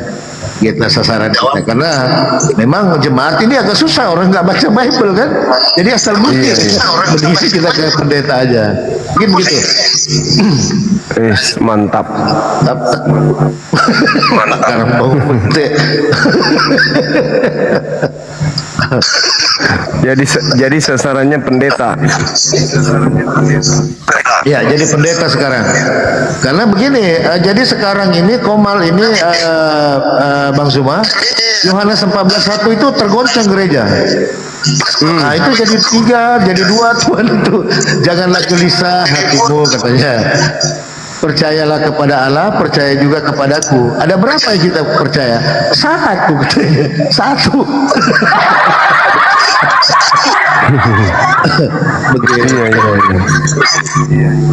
Iya. Padahal di situ 2 ya.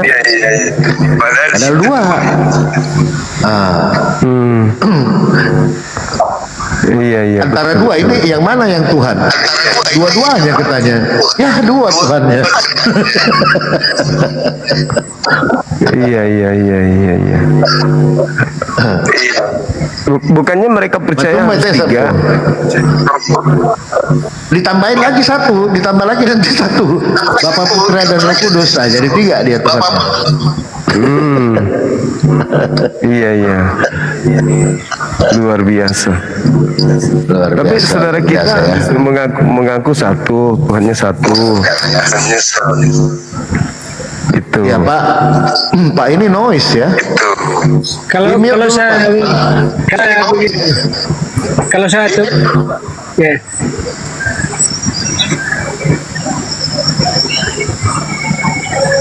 Hai jaringan. Oh. Lama belajar katanya bos atau mana gua? Ya. Lama mana belajar salah. Taek. Oh. Ini Ananda kita ini sudah mualaf, yang Ires ini udah mualaf. Udah syahadat beliau. Oh. Masya Allah.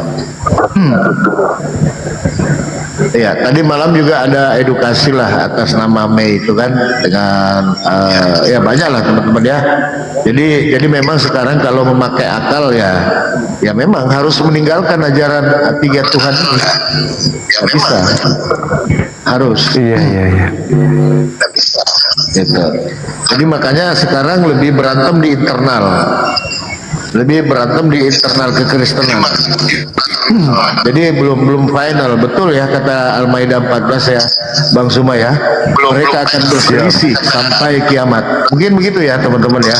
Inilah bukti Al-Qur'an menjelaskan bahwa kepada orang-orang yang mengaku Nasrani yang menyembunyikan sebagian daripada perkataan Allah akan menimbulkan permusuhan di antara mereka sampai akhir zaman.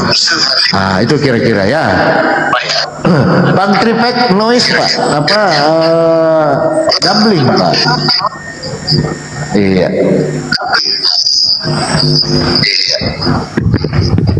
Ya, mana kau sempuh? Lanjut mami sama makan Pak. Belajar. Iya. Masya Allah. Salam dulu semua teman-teman di bawah, Masya Allah. Jaringannya beliau putus-putus jaringannya.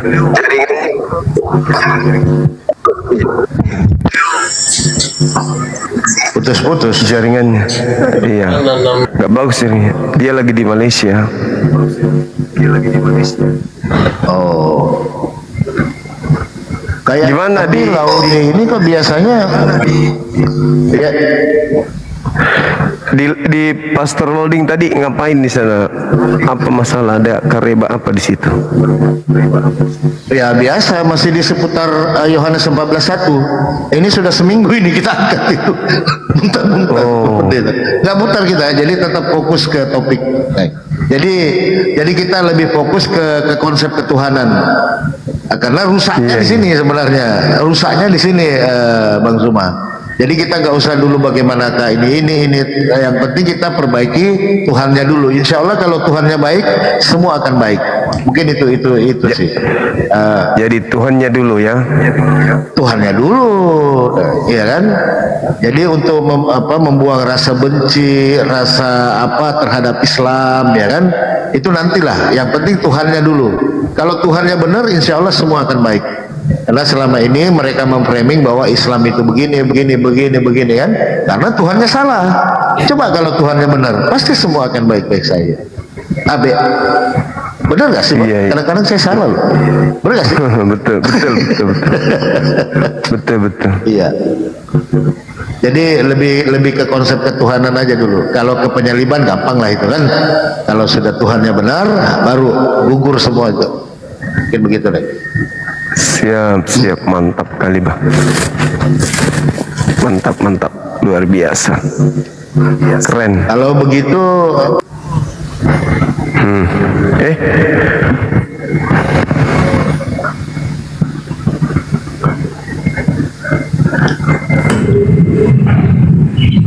turun beliau.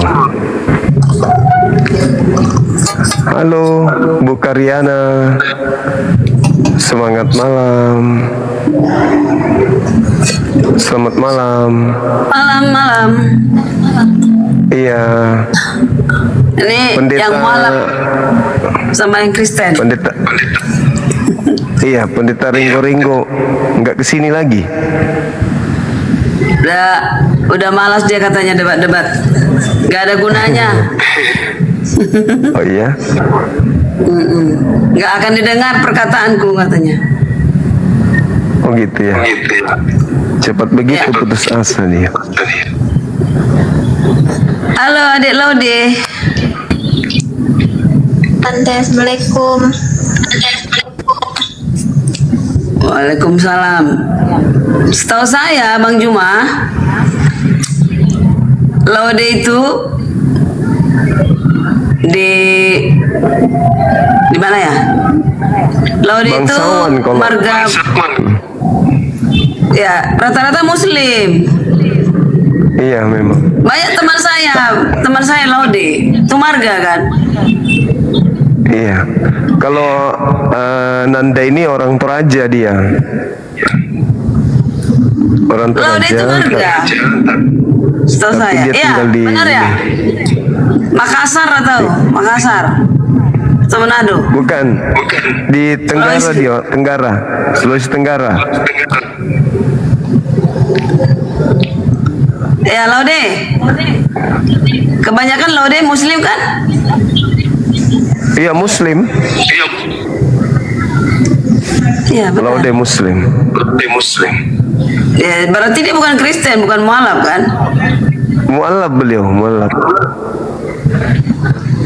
Udah mualaf, udah Islam masa mualaf lagi. Mamanya Toraja. Papi Gembala kenapa turun tadi? Saya mau bantah dia tadi, Bang Juma. Apa dia katakan? Iya, Tuhannya dulu yang benar. Emang Tuhannya udah benar? Iyalah, pastilah udah benar. Kalau di Islam terkait Tuhan udah final, Bu. Jangan dong di framing bahwa ya Trinitas kan Tritunggal, saya kan menolak. Saya bukan Trinitas. Jadi kalau Bu Karyana Tuhannya yang mana? Iya. Yesus Tuhan benar. Bapa di surga Tuhan benar. Berarti tiga. Yesus meninggikan Bapa di surga, ya benar. Bukan Tritunggal, bukan oneness. Jadi apa namanya? Roh Kudus bukan Tuhan. Tapi Roh Kudus tanpa Roh. Berarti cuma dua yang Tuhan. Iya, Roh Kudus yang mengikuti hati manusia. Roh Kudus yang mengikuti kita. Kita tidak pernah berdoa kepada Roh Kudus. Ya Roh Kudus, nggak pernah. Ya. Berarti Tuhannya cuma dua ya? Iya. Apa itu Jadi- kalau Tuhan dua? Tuhan dua. Duinatur. Enggak, makanya di ini ya, di mana itu? Di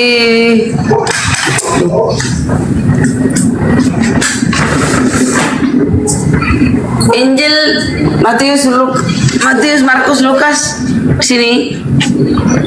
Ya. Jadi buang aja kata Tuhan.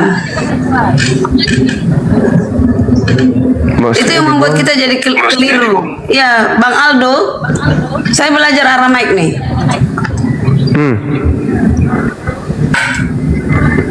Jadi Nah, yang pertanyaan saya waktu itu malam itu bagaimana, Bang Juma? Bagaimana kalau Yesus tidak datang ke bumi? Kedatangan pertama ya. Yang kedua, itulah yang dinanti-nantikan oleh orang Kristen. Kedatangan Yesus yang kedua kali itulah pengharapan dan yang dinanti-nantikan, yaitu kalau di Islam juga kedatangan Isa Al-Masih kan? Benar. Itu juga bisa ditantang. Nah, kami juga pengharapan dari semua umat Kristen adalah kedatangan Yesus yang kedua kali. Jangan katakan dia Kristen kalau tidak menanti-nantikan Yesus kedua kali. Nah, kalau Yesus tidak datang pertama kali, apa yang terjadi di bumi ini? Bumi kita ini jadi apa? Itu dulu. Jadi Papi Gembala saya mau tantang saya. Kalau Yesus tidak Tuhan, tidak mengikuti, tidak menjadi suri toladan bagi Kristen. Kalau tidak datang kedatangannya pertama kali, yaitu menjelma menjadi manusia, jadi apa bumi kita ini? Adakah contoh yang baik? Adakah suri toladan yang benar? Ya, kalau kami di Islam jelas suri teladan kami Nabi Muhammad. Dan tidak ada yang sempurna kecuali Yesus. Dan kalau Yesus, kalau misalnya Yesus mengajarkan tentang rumah tangga bisa. Memang Yesus datang ke bumi bukan untuk beranak cicit engkau penuhi si bumi ini, itu perintah Tuhan kepada Adam dan Hawa. Ya, itu Tuhannya Yahudi yang kita maksud ini Yesus. Sekiranya Yesus kan ibu bilang. Nah, Yesus Tuhan yang mana orang itu kok terus Tuhan Yahudi, Tuhannya kita, Tuhannya Musa. Iya, Tuhannya Musa kan Tuhannya Israel, Tuhannya Yakub. Tuhannya Yesus, Tuhannya Yahudi kan bukan Yesus. Yesus itu Tuhan hanya untuk orang-orang tertentu saja. Iya, hanya 12 murid dan yang lain-lain. 12 murid tidak menuhankan Yesus. 12 mengikuti, mentauladani. 12 murid beserta Yesus masih menyembah kepada Tuhannya Yahudi. Yesus nanti jadi Tuhan. Pertanyaan saya, sejak kapan murid-murid Yesus tahu bahwa Yesus Tuhan? Tidak pernah murid-murid Yesus tahu kalau Yesus itu Tuhan. Tidak pernah. Karena orang Yahudi itu paham betul Tuhan mereka Yod-Heh-Vah-Veh. Dan menurut Yesus, pengakuan Yesus di dalam Yohanes 17:8, setelah seluruh firman, seluruh pengajaran Yesus sampaikan kepada muridnya percaya Yesus rasul. Yohanes 17:8.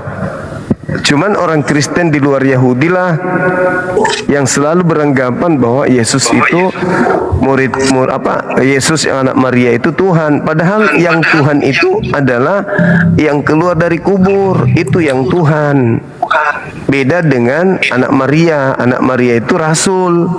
Dia adalah dua oknum yang berbeda gitu. Tapi orang Kristen menjadikannya satu, padahal itu dua pribadi yang berbeda, Ibu. Yesus anak Maria adalah jalan kebenaran. Kristus yang disembah Kristen adalah jalan kutuk. Kan itu beda. Dua jalan yang berbeda. Satu jalan kebenaran, satu jalan kutuk. begitu Ibu. Ya. Cuman Inilah kalau Yesus tidak datang, tidak ada perkataan ini. Ini yang dikatakan tadi Pak Gembala Yohanes 14. Ya kan? Nah, kenapa lagi turun dia tadi? Yohanes 14 ayat 1. Janganlah gelisah hatimu. Kalau Yesus tidak datang, ini tidak ada perkataan ini. Percayalah kepada Elohim, percayalah juga kepadaku. ya, ada dua Ya kan? yang mau dipercaya di situ. Dua entitas, benar? Ya, satu Tuhan, satu utusan Tuhan. Sama seperti di Al-Quran, ati'ullaha wa ati'ur rasul. Bertakwalah kepada Allah dan bertakwalah kepada Rasul, bertakwalah kepada utusan. Orang bertakwa kepada Allah, takut kepada Tuhan. Orang bertakwa kepada Rasul, taat kepada Rasul. Rasul ini mengajarkan untuk menyembah kepada Allah. Sama seperti Yesus. Yesus mengajarkan pengikutnya menyembah hanya kepada Elohim. Bisa dilihat di dalam Yohanes 4 nomor 22. Kami menyembah. Kami di situ, aku Yesus dan murid-muridku.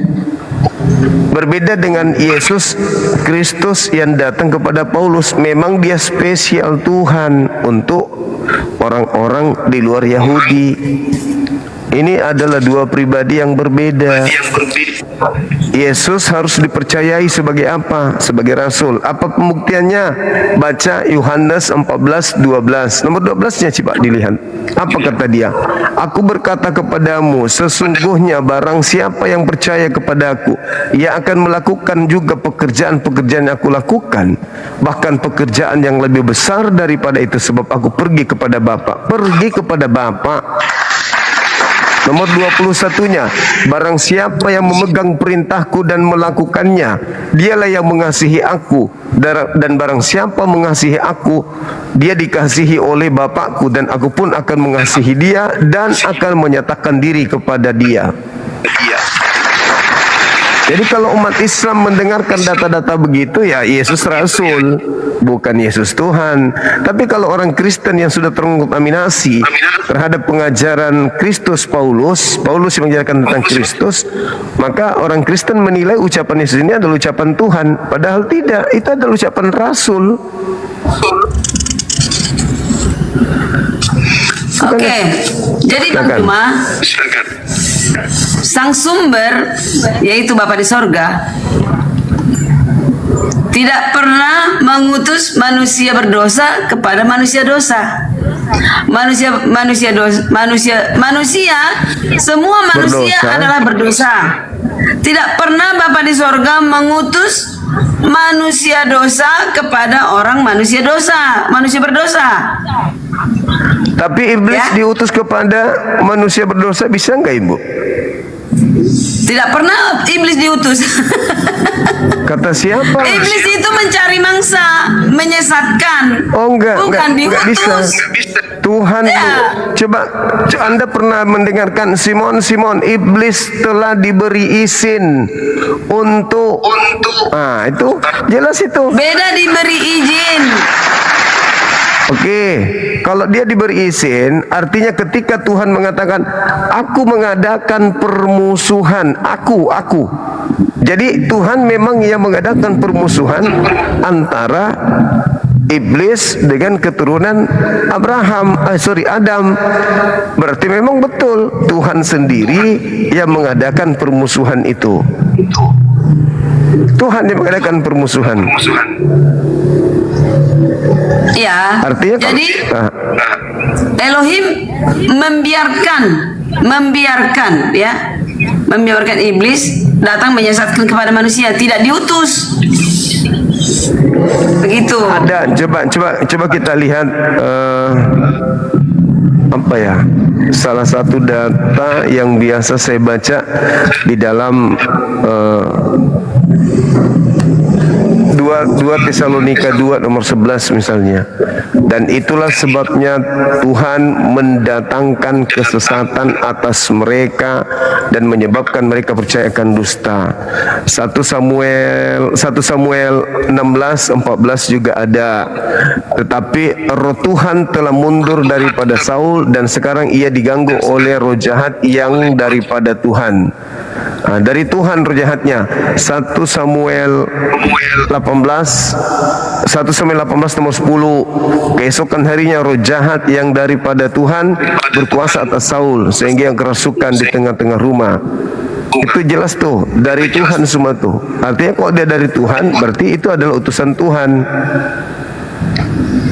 Nah, sama seperti kisah KPR 236. Seluruh orang Israel harus tahu dengan pasti bahwa Tuhan membuat Yesus yang kau salibkan itu menjadi Tuhan.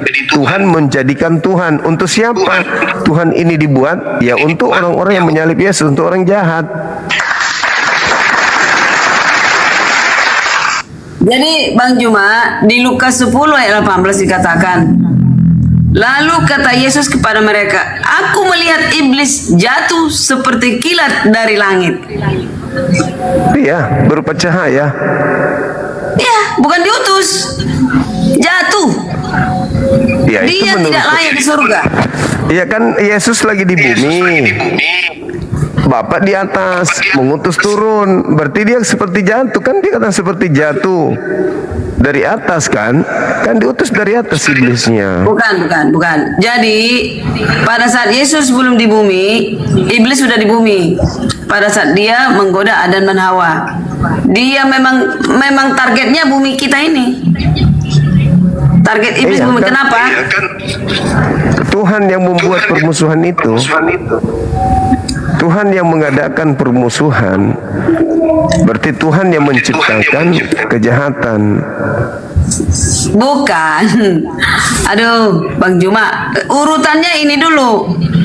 Bapa jauh sebelum sudah bersama, aku Alfa dan Omega.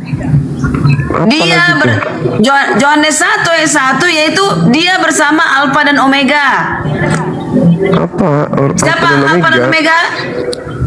Ya semua Kristen mengatakan Alfa dan Omega itu adalah Yesus. Alfa dan Omega itu artinya apa, Ibu? Yang awal dan yang akhir.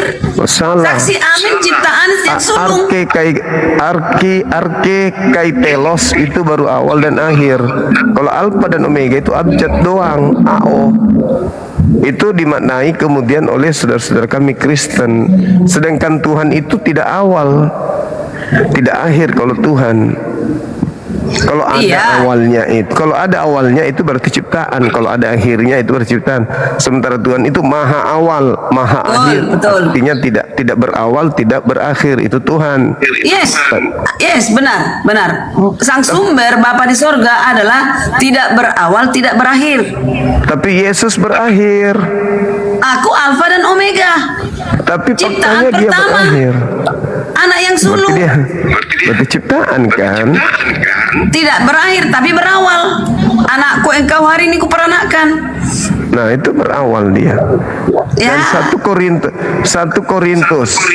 Korintus 15 nomor 28 Yesus berakhir.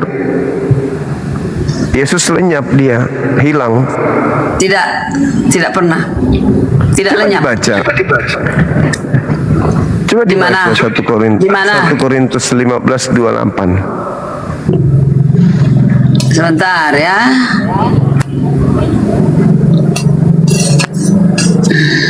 Gak mungkin lah ke situ pengertiannya, makanya tergantung konteksnya Bang Juma. 1 Korintus berapa? 15. Oke. Ayat 28. Baik. Judul perikopnya adalah kebangkitan kita. Ayat 28 dikatakan, tetapi kalau segala sesuatu telah ditaklukkan di bawah Kristus, maka ia sendiri sebagai anak dan menaklukkan dirinya di bawah Dia yang telah menaklukkan segala sesuatu di bawahnya, supaya Elohim menjadi semua di dalam semua. Gak ada di sini. Yesus habis takluk dia, Yesus. Sama seperti yang lain. Coba dibaca baik-baik lagi. Ulangi. Tetapi Kita baca dulu 27 ya. Sebab segala sesuatu telah ditaklukkannya di bawah kakinya. Nya itu yaitu anaknya Yesus. Tetapi kalau dikatakan bahwa segala sesuatu telah ditaklukkan, maka teranglah bahwa ia sendiri telah menaklukkan segala sesuatu. Dia yang menaklukkan segala sesuatu itu siapa? Kristus. Di bawah kaki Kristus itu tidak termasuk di dalamnya. Ya kan? 28. Tetapi kalau segala sesuatu telah ditaklukkan di bawah Kristus, ya kan? Siapa yang ditaklukkan? Iblis, manusia-manusia yang sesat. Maka ia sendiri sebagai anak menaklukkan dirinya di bawah dia, di bawah bapaknya maksudnya. Iya. Berarti Yesus Ya, juga di bawah takluk kan? bapaknya. Takluk Iya, juga kepada dia kan? bapaknya. Ya. Ya, sudah. Berarti ketika yang lain takluk, Yesus juga takluk. Yang Anda tinggal Allah saja. Supaya Elohim menjadi semua di dalam semuanya. Iya, tinggal Elohim. Nah, kenapa bisa Elohim di dalam semuanya? Yang mempersatukan adalah Roh Kudus. Apalagi nih? Oke. Sinkron kan? Sinkron kan? Lagi. Mana Jadi ada tidak Roh Kudus ada di sini Kristus lenyap. Itu dia taklukkan dirinya Tidak sama ada. seperti yang lain ditaklukkan. Tinggal Allah saja, nggak ada yang lain. Yesus takluk, yang lainnya takluk, semuanya takluk.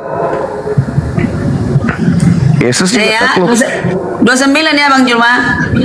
Jika tidak demikian, saya nggak pernah takut membaca apa, karena saya sinkron di pikiran saya semua nyambung.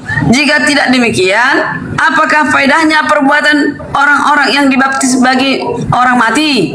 Kalau orang mati sama sekali tidak dibangkitkan, mengapa mereka mau dibaptis bagi orang-orang yang telah meninggal? Nih saya nih, kenapa? Udah tahu nanti semua manusia mengalami mati. Tadi ada 5 macam kematian. Mati apa dia? Bisa mati sakit, bisa mati tiba-tiba ya. Bisa juga mati martir. Hanya Yesus yang mati korban untuk manusia. Hanya Yesus. Beda sendiri ya. Jika tidak demikian, apakah faedahnya perbuatan orang-orang yang dibaptis bagi orang mati? Kalau orang mati sama sekali tidak dibangkitkan, jadi semua orang mati dibangkitkan. Namun dipisahkan kambing dan domba. Mengapa mereka mau dibaptis bagi orang-orang yang telah meninggal? Dan kami juga, mengapakah kami setiap saat membawa diri kami ke dalam bahaya? Saudara-saudara, tiap hari aku berhadapan dengan maut. Demi kebanggaanku, aku akan kamu dalam Kristus Yesus Tuhan kita. Aku katakan bahwa hal ini benar. Loh, itu loh, Kristus Yesus Tuhan kita. Kristus Yesus Tuhan kita. Nomor 31. Takluk, Yesusnya takluk. Sementara Elohim tidak pernah takluk oleh siapapun. Berarti Yesus itu setara dengan makhluk. Sederhana sih, ya cuman lagi-lagi Bukhariannya kan di luar Yahudi. Wajar kalau menjadikan Yesus itu sebagai Tuhan juga. Karena memang Tadi saya Tuhan bertanya Yahudi telah Bang Juma, membuatnya menjadi coba Tuhan. dijawab. Bang Juma, jawab dulu. Kapan murid-murid tahu bahwa Yesus Tuhan? Gak pernah murid Yesus mengetahui Yesus itu Tuhan, karena Yesus Tuhan hanya untuk orang Farisi. Coba kan Yesus sendiri coba yang tes. bilang. Kalau Bang Juma tes adik saya, dia tahu kapan murid-murid tahu Yesus Tuhan. Ya kapan? Nah, pertama pada saat Petrus ditanya, murid-murid menanya, siapakah engkau Tuhan? Ya, Pada saat itu Petrus yang tahu bahwa dia Tuhan. Engkau adalah Mesias. Mesias, anak Elohim. Mesias itu Engkau adalah Mesias, anak Elohim. Manusia. Mesias itu manusia yang urapi. Ketika Yesus menjawab, Bapakku yang di sorga yang mengatakan itu kepadamu Petrus, melalui roh. Bagaimana ceritanya sekarang dia menjadi Tuhan? Coba tanya, ini Bobby Kristen apa tidak? Kapan murid-murid Yesus tahu bahwa Yesus Tuhan? Anda Kristen? Mantan mualaf dan paman saya pun mantan pendeta. Dan dia udah bocorkan semua rahasia-rahasia Kristen itu. Rahasia Kristen apa? Nggak ada rahasia. Nggak ada rahasia-rahasia saudaraku. Coba, kalau kamu mengerti, kamu berarti saya anak pendeta, kamu anak pendeta. Coba jelaskan kapan murid-murid tahu bahwa Yesus Tuhan. Ada yang tahu nggak? Nggak pernah murid-murid tahu kalau paman saya maksudnya. Berarti beleng-beleng kamu, Bobby. Katamu bilang tadi ada rahasia. Mana rahasianya? Coba jelaskan. Apa rahasia?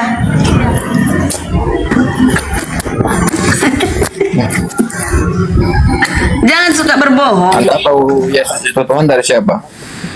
Jangan suka berbohong. Rahasia apaan? Jawab dulu. Anda tahu Yesus itu Tuhan dari siapa? Hah? Ya, Anda nanti sebaliknya aku bilang padamu. Dari siapa? Sebaliknya aku bilang, dari mana Anda tahu bahwa nabimu itu diutus Tuhan?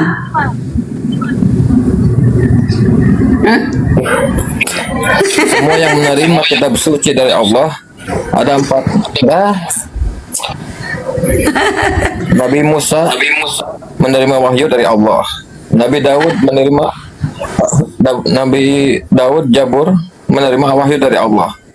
Nabi Isa menerima Injil dari Allah. Nabi Muhammad coba sebutkan dari antara mereka. Aku akan jadi mualaf. Coba sebutkan, aku akan menjadi mualaf Islam yang benar. Dengar dulu. Udah tahu, aku udah tahu mau aku bilang itu. Si Anu. Ini belum beres saya bicara. Coba jawab dulu pertanyaanku ini. Aku akan menjadi mualaf. Hari yang kamu sebut nabi ini. Siapa yang sempurna tidak berdosa? Coba sebutkan. Manusia dosa, semua manusia dosa tidak pernah diutus kepada manusia. Musa menjadi pemimpin, bukan utusan. Oke? Ya sama, utusan semuanya. Nabi Rasul itu utusan Allah. Musa hanya memimpin menuntun orang Israel dari perbudakan dari Mesir ke tanah Kanan. Sampai situ aja, itu pun nggak sampai. Siapa yang sampai?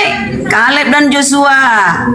Musa tidak sampai karena dia berdosa. Nah, sekarang aku tanya kamu, manusia mana yang suci? Biar aku mualaf.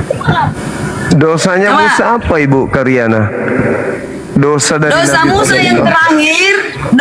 yang terakhir memukul batu ketika berbicaralah Musa kepada batu itu supaya air keluar, lalu dia pukul sehingga dia tidak sampai ke itu hukuman buat Musa, tidak sampai ke tanah Kanan. Dosanya Musa tertulis di mana? Ada? Mana? Coba lihat. Coba. Di mana Tuhan menjadikan Musa sebagai orang pendosa itu di mana? Bentar ya. Tapi itu yang saya katakan tadi, di mana ada nabi-nabi yang kamu sebutkan itu, ya kan? Nih. Bilangan 20 ayat 11 kita baca ya. Oke. Silakan. Bilangan 20 ayat 11. Kita baca mulai dari 2. Dosa Musa dan Harun. Ini judulnya aja ada dosa. Pada suatu kali ketika tidak ada air. Ini saya baca dari 2. Pada suatu kali ketika tidak ada air bagi umat itu, berkumpullah mereka mengerumuni Musa dan Harun. Dan ini belum sampai ke tanah Kanan ya, masih di perjalanan. Dan bertengkarlah bangsa itu dengan Musa, katanya, sekiranya kami mati binasa dan pada waktu saudara-saudara kami masih binasa di hadapan Tuhan, mengapa kamu membawa jemaat Tuhan ke padang gurun ini? Bersungut-sungut mereka, supaya kami dan ternak kami mati di situ. Mengapa kamu memimpin kami keluar dari Mesir untuk membawa kami ke tempat celaka ini, yang bukan tempat menabur tanpa pohon ara, anggur dan delima, bahkan air minum? Oh, bersungut-sungutlah. Inilah Israel ya, degil. Maka pergilah Musa dan Harun dari umat itu ke pintu kemah pertemuan, lalu sujud. Kemudian tampaklah kemuliaan Tuhan kepada mereka. Tuhan berfirman kepada Musa, Ini ya perintah Tuhan ya. Ini yang dilanggar Musa. Ambillah tongkatmu itu dan engkau Harun, kakakmu harus menyuruh umat itu berkumpul. Dua tugas ya, berkumpul dan memukul batu. Dan Tuhan berfirman, ambillah tongkatmu. Ya kan? Satu mengambil tongkat yaitu Musa, yang satu mengumpulkan bangsa-bangsa bangsa Israel. Harus menyuruh umat itu berkumpul, katakanlah di depan mata mereka kepada bukit batu itu supaya diberi air. Demikianlah engkau mengeluarkan air dari bukit batu itu dan bagi mereka memberi minum umat itu serta ternaknya. Lalu Musa mengambil tongkat itu dari hadapan Tuhan seperti yang diperintahkannya kepadanya. Ketika Musa dan Harun telah mengumpulkan jemaat di depan bukit batu itu, berkatalah ia kepada mereka, dengarlah kepadaku, hai orang-orang durhaka, apakah kami harus mengeluarkan air bagimu dari bukit batu ini? Musa marah. Ini dosa Musa ini. Sesudah itu Musa mengangkat tangannya lalu memukul bukit batu itu dengan tongkatnya 2 kali. Maka keluarlah air sehingga umat itu dan ternaknya dapat minum. Tetapi Tuhan berfirman kepada Musa dan Harun, karena kamu tidak percaya kepadaku, ini masih begini dosanya ya. Belum lagi dosa-dosa nabi-nabi yang ku tahu ini. Ya. Tetapi berfirman kepada Musa dan Harun, karena kamu tidak percaya kepadaku dan tidak menghormati kekudusanku di mata orang Israel, itulah sebabnya kamu tidak akan membawa jemaah ini masuk ke negeri yang ku berikan kepadamu, tidak sampai ke tanah Kanan. Itulah mata air Meriba, tempat orang Israel bertengkar dengan Tuhan dan ia menunjukkan kekudusannya di antara mereka. Artinya Musa tidak akan sampai ke tanah Kanan. Kenapa? Ini membuktikan Musa punya dosa. Dia merasa dia sebagai Tuhan mengeluarkan air itu dari batu, tapi Tuhan keluarkan. Tapi Tuhan marah. Dia keaku-akuan. Dia keaku-akuan memukul dan dikatakan berbicaralah dengan tongkatmu itu. Jelas ya? Udah, Bobby, nggak usah. Oke. Nggak usah lah. Kalau 3 macam bebas. Jelas ya, jelas. Musa dan Harun punya dosa. Tidak sampai ke tanah Kanan dua-duanya. Oke, baik. Bobby, aku mau tanya kamu. Dari antara sekian ribu dari tanah Mesir ke tanah Kanan, siapa yang sampai ke tanah Kanan? Ibu Karyana, saya tanggapi ya Bu Karyana ya, sebelum di ini. Jadi nggak usah ngomong, Bobby, nggak usah ngomong. Kalau Anda mengatakan Nabi Musa berdosa dengan pola seperti itu, berarti Yesus juga adalah seorang pendosa besar. Kenapa saya katakan dia pendosa besar? Karena dikatakan pada hari ini telah lahir bagimu juru selamat. Bagimu, mu dalam kurung kalau kita tafsirkan itu Bani Israel. Juru selamat yaitu Yesus katanya. Faktanya kemana-mana Bang Juma. Tadi konteks kita ke sini. Jadi kan artinya manusia dosa, semua nabi punya dosa. Ya, termasuk Yesus. Buktinya Yesus tidak berhasil menjadikan kaumnya Bani Israel mendapatkan selamat karena Bani Israel tidak percaya sama dia. Berarti dia manusia pendosa. Apa dosanya? Salah satunya. Dan saya tadi bertanya, belum Bang Juma jawab. Saya tadi bertanya, kapan murid-murid tahu bahwa Yesus Tuhan? Tidak pernah murid-muridnya tahu Yesus itu Tuhan karena murid-muridnya tidak gila. Murid-muridnya orang waras semua. Hanya orang gila yang menganggap Yesus Tuhan.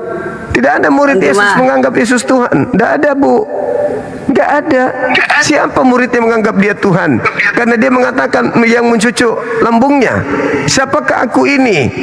Engkau ini adalah Mesias. Apa itu Mesias, Ibu? Manusia yang diurapi kok jadi Tuhan?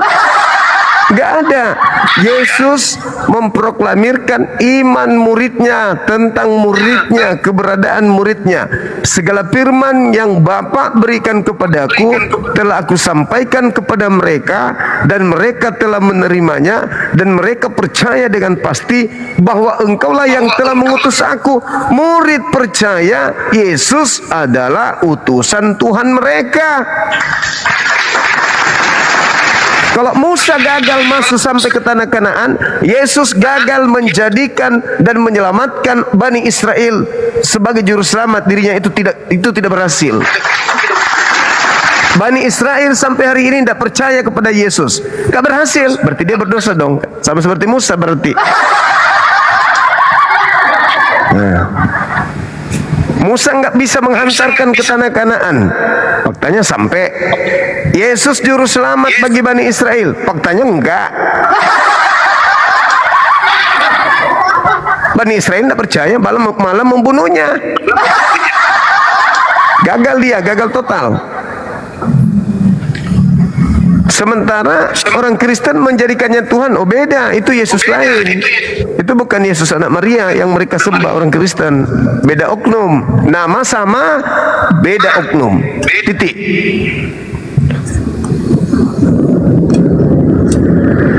Karena Yesus mengatakan, waspadalah kepada iblis yang datang kepadamu memakai namaku, dia akan menyesatkan banyak orang. Mana banyak orang yang disesatkan iblis ini dalam nama Yesus? Ya Kristen, siapa lagi?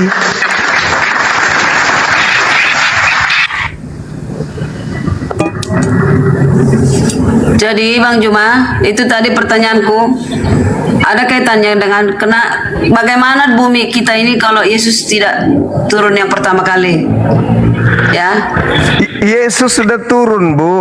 Yesus sudah turun, hanya dijadikan mainan. Malah akibat dia turun, iblis memakai namanya untuk menggantikan pencipta langit dan bumi sebagai sembahan satu-satunya. Faktanya, separuh penduduk bumi menyembah kepada yang namanya Kristus. Padahal Kristus yang disembah oleh separuh penduduk bumi itu bukan anak Maria, tetapi iblis dalam nama Kristus. Justru karena kedatangannya dunia hancur. Anda baca pengakuan Yesus dalam Yohanes 12 nomor 31. Saatnya dunia dihakimi, saatnya dunia dihakimi, sebab penguasa dunia yaitu iblis telah dilemparkan keluar. Dilemparkan keluar dari mana? Dari kubur. Setelah dia dilemparkan keluar dari kubur iblisnya, apa yang terjadi? Dia mempengaruhi manusia untuk menuhankan dirinya, meninggalkan menyembah kepada Tuhannya Abraham, Ishak dan Yakub. Ketika Yesus ingin ditangkap di Lukas 22, apa kata Yesus? Kenapa engkau ingin menangkapku? Kenapa engkau sangkamu aku ini penyamun? Padahal setiap saat engkau bersama dengan aku sampai engkau datang bawa pedang dan pentungan. Tetapi saatmu sudah tiba dan saatnya kuasa kegelapan. Kuasa kegelapan itu apa? Ketika dia berkuasa di atas muka bumi, menggantikan kemuliaan Tuhan dengan melantik dirinya sebagai sembahan. Satu-satunya agama yang mengaku agama samawi berasal dari Abraham, yang menyembah selain dari pencipta langit dan bumi adalah dia yang mengajarkan, pergilah ke seluruh dunia, jadikanlah aku menjadi guru, Tuhan, pemimpin dari orang-orang seluruh bangsa. Apa yang terjadi? Kalian menyembah selain daripada Tuhan. Makanya Ibu Karyana mengatakan tadi ada dua Tuhan kan? Ada Elohim, ada Yesus. Hanya iblis yang ingin berdiri setara dengan Tuhan. Yesus mengatakan hidup kekal itu adalah mereka mengenal Engkau satu-satunya, bukan dua-duanya, satu-satunya. Kalau satu ya satu, jangan dicampur adukkan. Dan mengenal Yesus sebagai rasul, sebagai utusan. Titik. Apabila ada orang menyembah Yesus, berarti orang itu antikristus. Karena Kristus adalah manusia diurapi. Ketika manusia diurapi itu disembah, berarti Anda membantah Kristus kekristusannya. Sebab Kristus hanyalah manusia diurapi, bukan Tuhan yang diurapi, tapi manusia. Ketika Anda menyembah dia, maka Kristus gugur, yang Anda adalah Tuhan. Pencipta langit dan bumi bukan Kristus. Tidak ada gelar bagi pencipta dan bumi bergelar Kristus. Yang bergelar Kristus itu ada dua. Yang pertama adalah Nabi Isa, yang kedua adalah iblis. Dajjal Al-Masih, Isa Al-Masih, masing-masing bergelar Al-Masih. Ingat pesan Yesus Matius 24. Apa kata Yesus? Waspadalah kepada iblis yang datang kepadamu memakai namaku dan berkata, akulah Al-Masih, akulah Kristus, akulah Mesias. Sekarang siapa pengikut Al-Masih? Siapa pengikut Dajjal? Siapa pengikut Kristus? Ya Kristen. Itu fakta, itu real. Jadi ibu harus mati-matian membela ketuhanan Kristus ini. Harus. Sudah? Bisa tidak? Iya, silakan. Maaf, kami tidak membela Kristus. Kristus yang membela kami. Maaf ya, jangan terbalik. Kristus tidak perlu dibela. Oke? Dan dia tidak butuh dituhankan. Kita yang membutuhkan.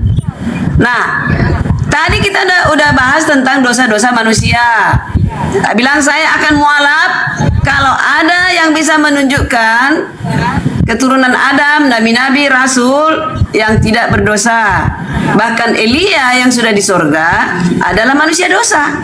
Oke, ini aku jelaskan. Belum ada yang tahu kapan murid-murid tahu Yesus sebagai Tuhan. Ini perkataan Yesus di Yohanes 8. Yohanes 8 ayat 12. Yesus adalah terang dunia. Ini kalau Yesus tidak datang, tidak ada terang dunia. Siapa terang dunia? Nggak ada. Nabi orang berdosa semua, saudara. Nih, 12. Maka Yesus berkata pula kepada banyak orang, katanya, akulah terang dunia. Barang siapa mengikut aku, ia tidak akan berjalan dalam kegelapan, melainkan ia akan mempunyai terang hidup, yaitu hidup kekal. 13. Kata orang-orang Farisi kepadanya, engkau bersaksi tentang dirimu, kesaksianmu tidak benar. Kata orang-orang Farisi. Jawab Yesus kepada mereka, katanya, biarpun aku bersaksi tentang diriku sendiri, namun kesaksianku itu benar, sebab aku tahu dari mana aku datang dan kemana aku pergi. Dia datang, diutus, dan pergi ke Bapaknya di sorga. Tetapi kamu tidak tahu dari mana aku datang dan kemana aku pergi. Nah, ini yang tidak tahu manusia.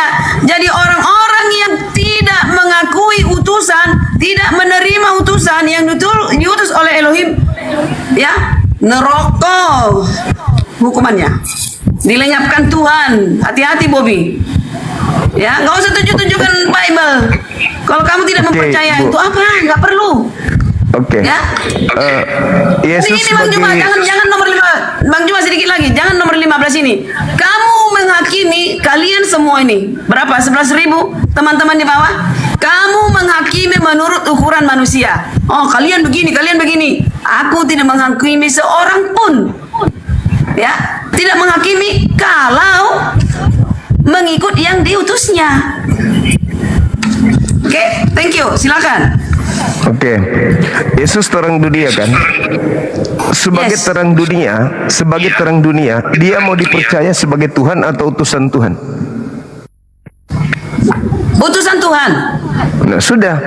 Jadi kalau ada yang menuhankan utusan Tuhan, jadi gini Bang Juma, kita apakah mereka hidup dalam terang? Kalau dia menuhankan utusan Tuhan, apakah mereka mengikuti utusan Tuhan ketika menuhankan utusan Tuhan? Yang namanya utusan Tuhan adalah bukan Tuhan. Kalau dituhankan utusan Tuhan, berarti orang itu hidup dalam kegelapan. Akulah terang dunia. Sebagai terang dunia, kau harus mengenal aku sebagai Tuhan atau sebagai utusan Tuhan. Seperti engkau memuliakan aku, Bapak. Yesus, Bapak memuliakannya. Tidak ada dimuliakan Bapak. Kalau Bapak memuliakan Yesus sebagai Tuhan atau sebagai utusannya? Sebagai Tuhan.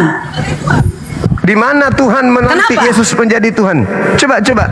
Di mana Tuhan melantik? Dengan bukti. Di mana? Ini dengan bukti Yesus berkata dengan berani dan gagah, akulah jalan dan kebenaran dan hidup. Tidak ada yang sampai kepada Bapa tanpa melalui aku. Benar sekali. Makanya jangan jadi Kristen. Jangan jadi Advent, karena jalan satu-satunya hanya Yesus. Apakah Yesus mengajarkan Advent? Apakah Yesus mengajarkan Katolik? Menurut ukuran manusia. Bukan menurut ukuran.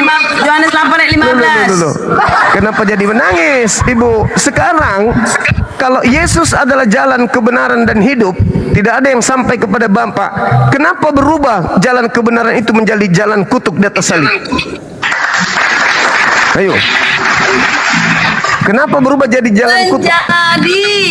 Yesus menjadi bukan terkutuk. Menjadi kutuk akibat dosa Bang Juma.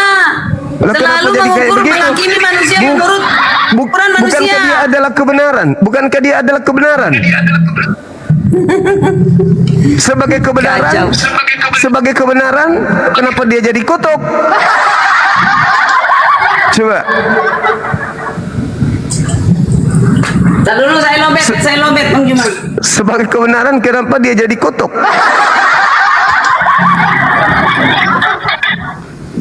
Masa kita harus menyembah kepada yang dikutuk? Begini analoginya Bang Juma, analoginya saya, domba saya tersesat dan masuk lumpur. Saya harus berlumpur karyana, ya, kena lumpur karena dombanya tersesat. Sama dengan Yesus, dia nggak mungkin saya kena lumpur. Kan gitu. Gimana ceritanya?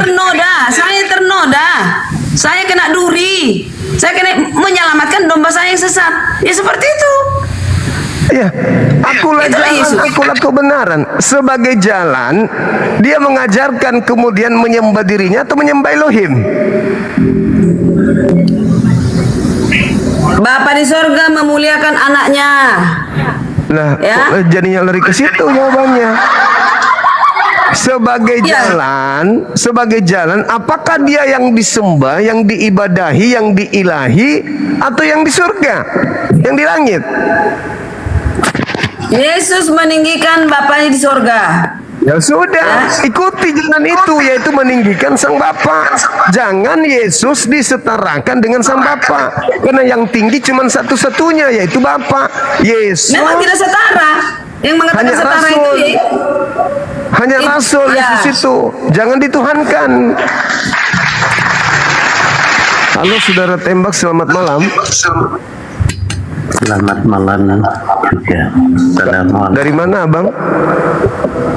Jawa Timur. Enggak, maksudnya agamanya Bang. Islam. Ada yang ingin disampaikan, silakan.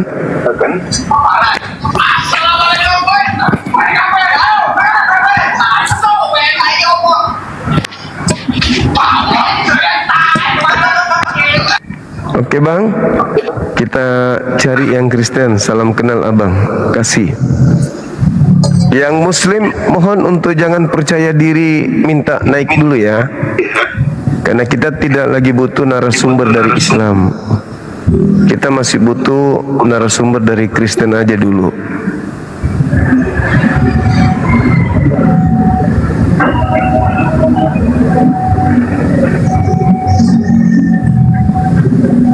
Jadi di Matius 15 ayat 8 dikatakan Bang Juma, ini suatu bukti terlalu banyak, memang terlalu banyak ayat-ayat. Bangsa ini memuliakan aku dengan bibirnya, padahal hatinya jauh daripada aku. Harus dimuliakan. Yang dimuliakan siapa? Yang diutusnya. Coba nomor Aku 9 jalan Ibu. kebenaran. Tidak ada yang sampai Nomor kepada 9-nya. Bapa di surga tanpa melalui aku. Nomor 9-nya. 9. Percuma mereka beribadah kepadaku, sedangkan ajaran yang mereka ajarkan ialah perintah manusia. Nah, siapa Apa yang perintah beribadah manusia? ke Yesus? Enggak, siapa yang beribadah kepada Yesus selama ini? Ini konteks ini kemana? Konteks ini bukan perintah manusia, bukan maksudnya Yesus. Enggak, siapa yang beribadah selama ini kepada Yesus? Karyana. Nah, berarti kena kan? Kena. Bukan ke situ konteksnya Bang Juma. Dulu. Percuma mereka beribadah kepadaku. Ya, ibu yang beribadah kepada dia. Tak ada yang lain yang beribadah selain kalian. Orang Yahudi nggak beribadah kepada Yesus. Itu judulnya Yahudi itu, judulnya Yahudi. Oh. Ya kan sekarang kalian ibu yang menyembah. Kan dikatakan kepada orang Yahudi. Itu nomor 3.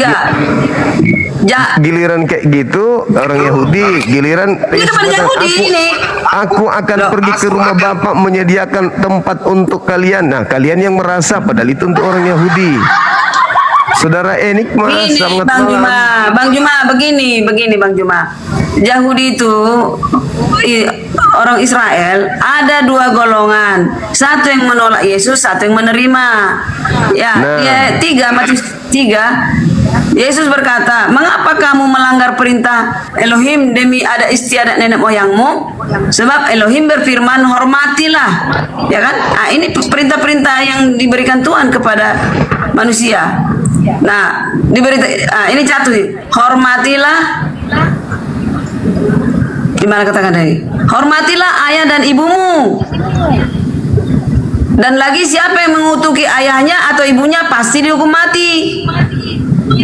Tetapi kamu berkata, barang siapa berkata kepada bapaknya atau kepada ibunya, apa yang ada padaku dapat digunakan untuk memelihara, sudah digunakan untuk persembahan kepada Elohim. Jadi yang dikatakan, hai orang-orang munafik, benarlah nubuat Yesaya tentang kamu. Bangsa ini memuliakan aku dengan bibirnya, padahal hatinya jauh daripada aku. Ini perkataan bukan di luar. Iya, ke bangsa Yahudi, ke kami, ke Kristen. Ada banyak Kristen memuliakan Tuhan hanya di bibir, hatinya jauh daripada aku, betul. Itu loh, tidak ada nih perkataan kepada di luar dari kekristenan. Yang mengerti kekristenan, yang tahu Tuhan.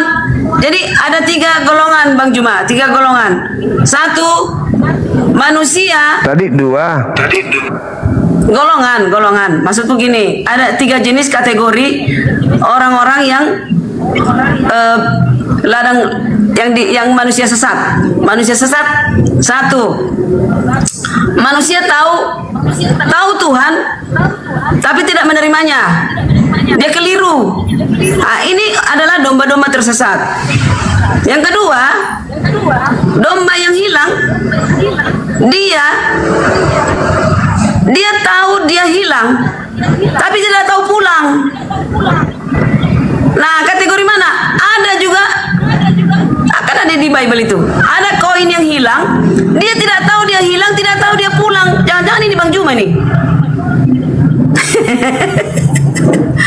Janganlah sesatkan semua orang. Tidak, ini kategori yang mana yang 3 ini manusia ini? Yang sesat yang mengimani Yesus itu Tuhan, itulah yang sesat.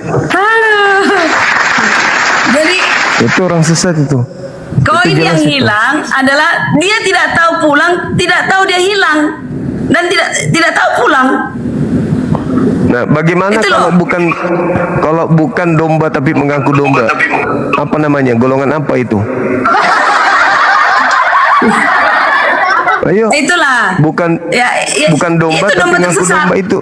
Domba tersesat, dia tidak tahu pulang. Itu serigala. Beda. Domba tersesat adalah Bani Israel yang kehilangan arah untuk kembali kepada hukum Taurat. Tapi kalau yang bukan Bani Israel ngaku domba, itu serigala berbulu landak. Itu. Jadi Yesus ketika datang, umatnya bukan terpecah 3, tapi terpecah menjadi 2 secara garis besar. Yang pertama yang percaya kepadanya, yang kedua yang tidak percaya kepadanya.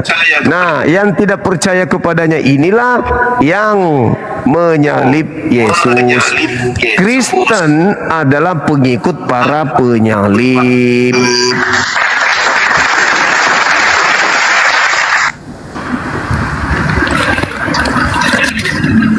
Halo, semangat malam saudara Freddy. Randy, dari mana bang? Halo, Bang Freddy. Ada onde-onde kah?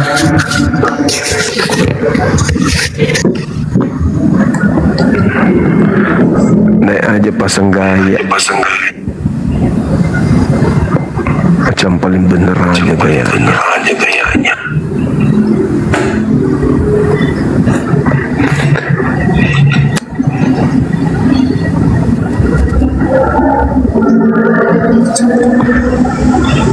Adik-adik Ires tidak pegal. Ya, assalamualaikum. Kejom. Ndak Ji. Waalaikumsalam warahmatullahi wabarakatuh. Loh, dia ini koin yang hilang ini Bang Juma. Nggak tahu pulang, nggak tahu sesat. Halo, Nggak tahu dia sesat. Edi Sanjaya.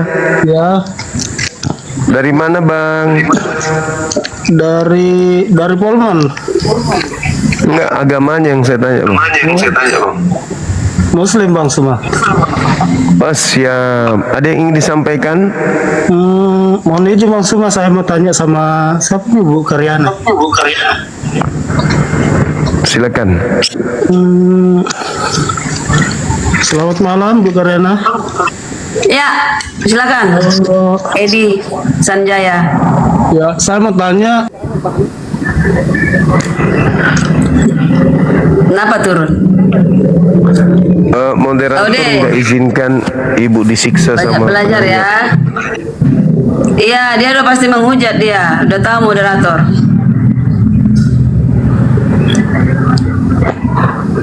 Saudara non muslim mohon dibatalkan dulu dong ininya. Jadi jawabannya Bang Juma, kalau Yesus tidak turun ke bumi, pada Yesus kan udah turun. Seandainya, ini sebenarnya pertanyaan yang konyol ya. Yesus diutus kepada domba-domba yang hilang dan yang tersesat, ya kan? Nah, seandainya Yesus tidak turun, bumi kita ini akan permanen di dalam dosa. Ya. Kenapa? Dasarnya apa? Dasarnya pada saat bumi diciptakan dan pada hari ke-6 manusia diciptakan Adam dan Hawa, dan perintah Tuhan, beranak cicitlah engkau penuhi sisi bumi. Lalu firman itu diikuti dengan hukum Taurat yang mula-mula, itu Tuhan berkata, wahai Adam dan Hawa, jangan kamu makan buah larangan itu. Satu kali kamu makan, kamu akan mati. Nah, ketika mereka berhasil disesatkan oleh iblis yang turun ke bumi, jadi bukan begini Bang Juma, Yesus di bumi lalu datang iblis, bukan. Dia sudah duluan menggoda Adam dan Hawa, yaitu dia yang menantikan kedatangan anak manusia, yaitu turun. Iblis sudah tahu Yesus akan turun. Nah, dia berusaha keras untuk menyesatkan Hawa. Lalu Hawa menggoda Adam supaya memakan buah larangan itu. Untuk itulah aku datang, kata Yesus. Kenapa? Karena sebab akibat Adam dan Hawa diberi free will. Itulah sebagai contoh kepada semesta alam, bumi-bumi lain. Upah dosa adalah maut. Anakku yang satu-satunya aku berikan untuk dunia ini. Ya, itulah pertanda bahwa Elohim adalah yang maha adil. Dia adil dan memberi contoh kepada semesta alam. Akibat dosa adalah maut. Kita udah pernah ini ya, pernah bahas. Upah dosa adalah maut. Itu yang perlu dipahamkan kepada bumi-bumi lain dan bumi kita ini. Jadi iblis sudah tahu dia akan dilenyapkan di neraka beserta pengikutnya, beserta yang disesatkan. Banyak sekali pertanyaanku sama Bang Juma nanti akan mentok.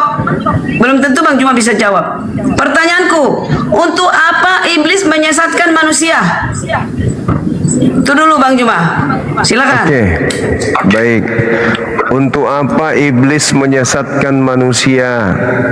Untuk apa keuntungannya? Untuk mengajak manusia masuk ke neraka.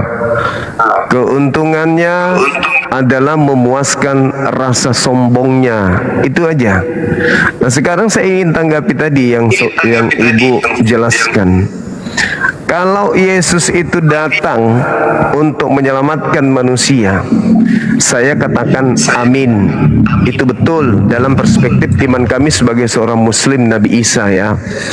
Tapi dengan pola yang dibangun oleh orang Kristen ini, itu adalah pola yang hancur berantakan. Kenapa? Ketika Adam dibawa diseret ke dalam penyaliban, tragedi penyaliban. Adam jatuh karena iblis. Iblis yang membuat Adam jatuh. Jadi sepanjang Adam dan keturunannya sampai kepada Yesus belum disalib, seluruh manusia mewarisi dosa. Jadi seluruh manusia itu masuk ke dalam neraka. Datanglah Yesus. Yesus datang menyelamatkan dengan cara apa? Menurut Kristen, dengan cara disalibkan. Lucunya akan muncul. Kenapa? Yang menyebabkan penyaliban terjadi iblis. Akibat penyaliban, kata Kristen, dosa ditebus.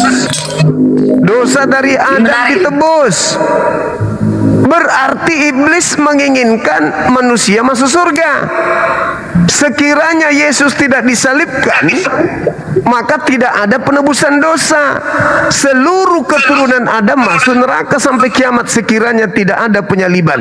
Harusnya kalau pola Kristen itu betul, ada dosa waris. Ketika orang-orang Yahudi, ahli Torah, mahkamah agama ingin menyalib Yesus, maka di sanalah iblis akan mengeluarkan segala kekuatannya untuk menghalang-halangi. Please, jangan kau bunuh Yesus. Please, jangan kau salib Yesus. Karena dengan tersalibnya Yesus, dosa manusia akan dihilangkan, akan ditebuskan. Dan kalau mereka punya dosa ditebuskan, tak ada lagi kawan saya ke neraka. Mana yang betul? Iblis mau manusia ke neraka atau iblis mau manusia ke surga?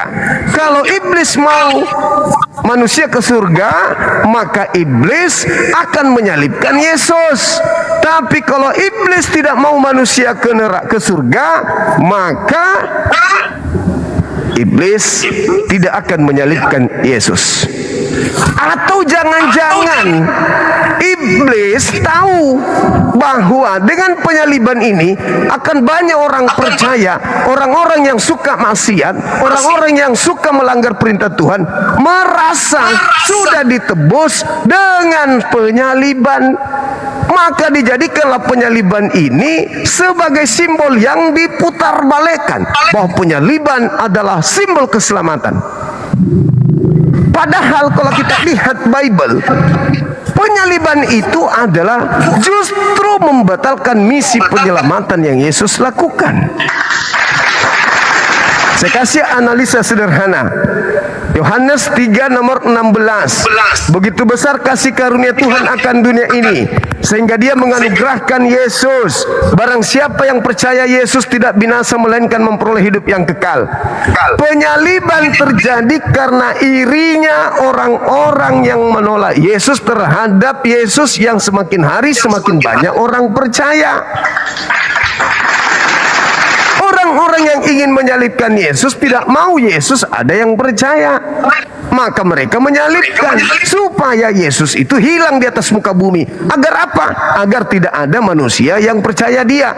Kalau Yesus sudah tak ada di bumi, tidak ada lagi orang yang memperoleh hidup kekal. Maka Yesus bagaimanapun caranya harus dilenyapkan di atas muka bumi. Apa tujuannya Yesus disalibkan? Justru supaya manusia semuanya mati dalam dosa. Itu fungsi penyaliban, bukan justru menyelamatkan. Jadi iblis membolak-balikkan hukum. Dengan hilangnya Yesus di atas muka bumi, maka dunia akan penuh dengan dosa. Makanya iblis berupaya keras bagaimana caranya supaya Yesus mau disalibkah, mau disulapkah, mau dikuburkah, yang jelas Yesus jangan ada di bumi. Karena dengan adanya Yesus di bumi, dia merusak kemudian misi iblis untuk menyesatkan manusia. Lakukan apapun, bunuh, salib atau apapun itu, yang penting dia jangan di bumi, biar kita berkesempatan menyesatkan keturunan Adam. Alhasil iblis berhasil. Makanya Yesus mengatakan, saatnya dunia dihakimi. Tidak lama lama lagi aku berkata-kata dengan kalian. Yohanes 14 nomor 30. Sebab penguasa dunia telah datang dan sedikit pun tidak berkuasa atas diriku. Sekarang dunia dihakimi, sekarang juga penguasa dunia dilemparkan kedua. Yesus terangkat ke langit, iblis berjaya. Iblis berpura-pura jadi Yesus. Iblis alhasil ada miliaran manusia yang terjerat dalam nama Yesus oleh iblis. Itu fakta, itu real. Kalau Yesus ini menyelamatkan manusia dengan salib, dari mana dasarnya? Di mana ada nubuatan Mesias bangkit pada hari ketiga? Nggak ada. Di mana dasar pijakannya orang Kristen bisa menunjukkan bahwa orang Yahudi menyalib Yesus karena dosa mereka? Di mana saya bisa menemukan dalil? Mari kita menyalibkan Yesus, yuk mari, supaya Yesus menebus dosa kita. Di mana itu bisa saya dapatkan? Orang Yahudi berkongkol bersama dengan iblis ingin membunuh Yesus karena mereka tidak mau Yesus menyelamatkan banyak orang. Baca Yohanes 11 nomor 45. Banyak orang yang datang melawat Maria dan menyaksikan apa yang diperbuat oleh Yesus dan percaya kepada Yesus. Dan ada salah seorang dari mereka kemudian datang kepada orang Farisi, melaporkan, menyampaikan apa yang dia telah lihat tentang Yesus dan yang dikerjakan oleh Yesus. Maka mereka berunding, orang Farisi, mahkamah agama, imam kepala, bagaimana caranya supaya Yesus ini dibunuh? Sebab kalau kita biarkan Yesus melakukan mukjizat, maka akan semakin banyak orang percaya kepadanya. Dan kalau itu terjadi, maka bangsa kita akan dirampas oleh orang Roma. Maka mereka berkongkol-kongkol untuk membunuh Yesus, supaya tidak ada orang percaya.